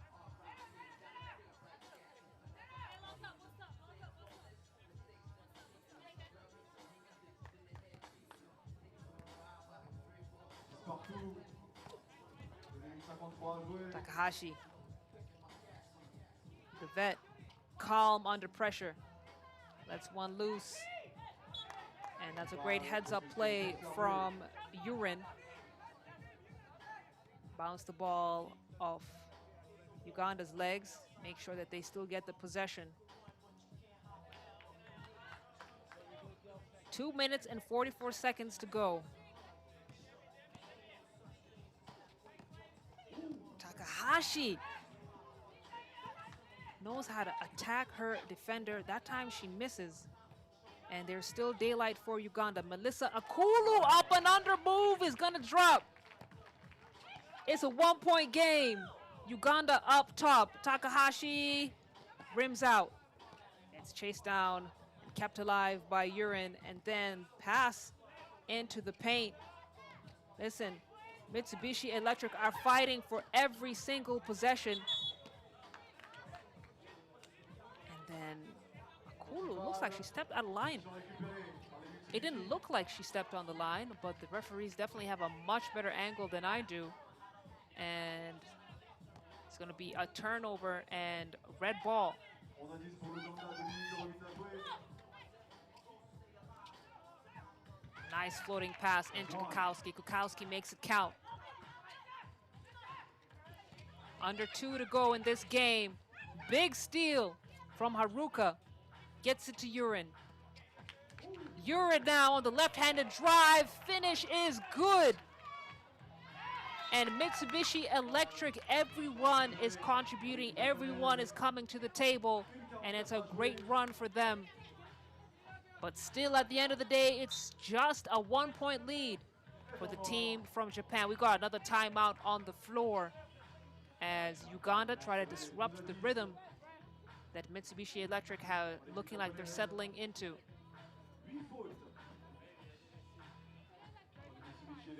What a game, what a game to wrap up a full day of 3x3 action here at Orléans, Place de Martois.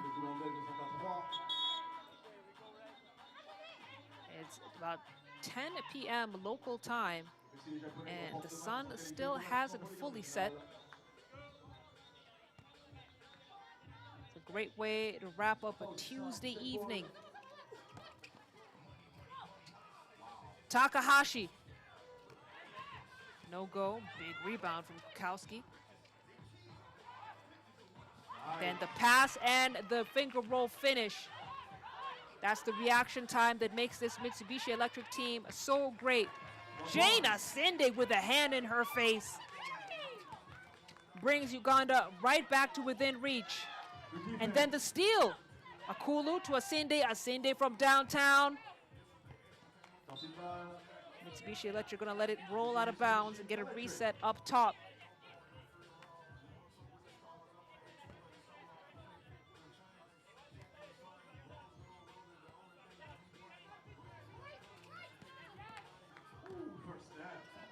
Look at that first step. The attack from Yurin Yamamoto.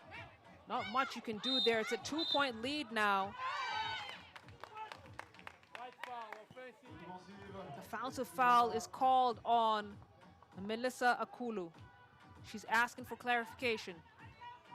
14-12 pour les Mitsubishi Electric. 57 secondes à jouer. Toujours aussi serré. 8 points à 6. Quel match. Yamamoto launches a prayer, and it is answered. Oh my goodness. It doesn't get much better than this. Mitsubishi Electric have caught fire in the final minute of this game and have finally been able to create some distance against Uganda. It's a 3-point lead for the team from Japan. Look at the dish, the find, the execution from Mitsubishi. Late bucket from Akulu. Is it enough? 25 seconds on the clock, still a 3-point game. Foul called on Akulu. And wow, this late run from Mitsubishi Electric is making all the difference on who is going to win this game. It's 21 seconds on the clock. Yamamoto connects on the first free throw. It's a 4-point game. If she hits this one, this game could well be out of reach for the Ugandan side. She gets it. She gets it, and now with 20 seconds on the clock, Uganda almost out of options. Nancy Kombi gets the 1 point, but it's still a 4-point game. 7 seconds on the clock. Kick out. Haruka, is she gonna run the clock down? No! Mitsubishi Electric are gonna fight to the very end. They're gonna look for the buckets until the very end, and they will end up this day unscathed in pool play. A big win against Uganda. And that's gonna be the final score, 15-19.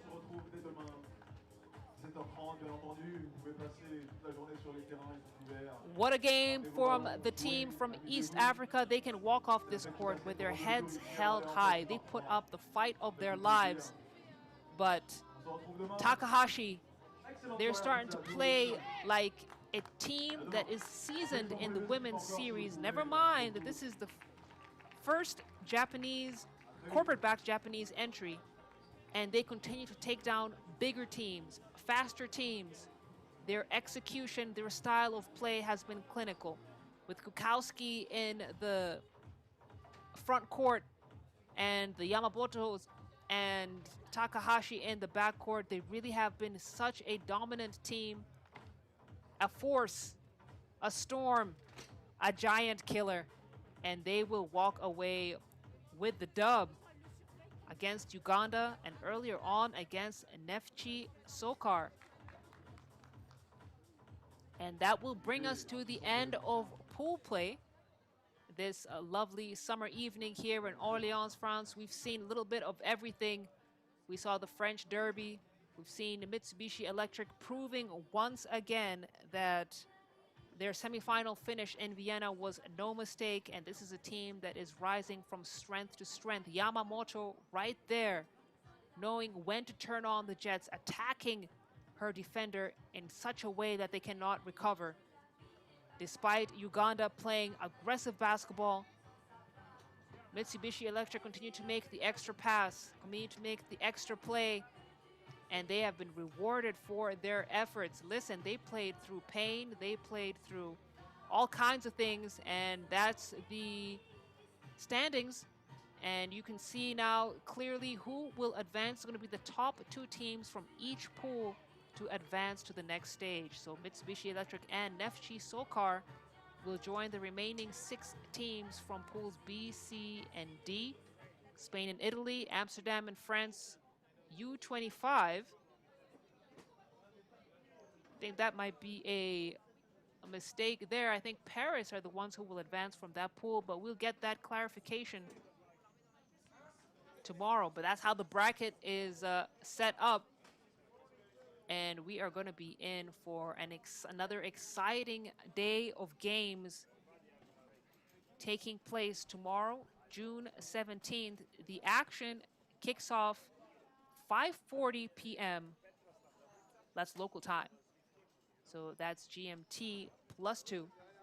And it's going to be the first quarterfinal game to start off at that time. It has been a treat and an honor for me here with you at Orléans, France. It's a wrap for day 1 of the 5th stop of action here at the FIBA 3x3 Women's Series. We'll see you tomorrow, late afternoon, for quarterfinals. I'm Saleh Shani, aka The Golden Voice. You all have a good night.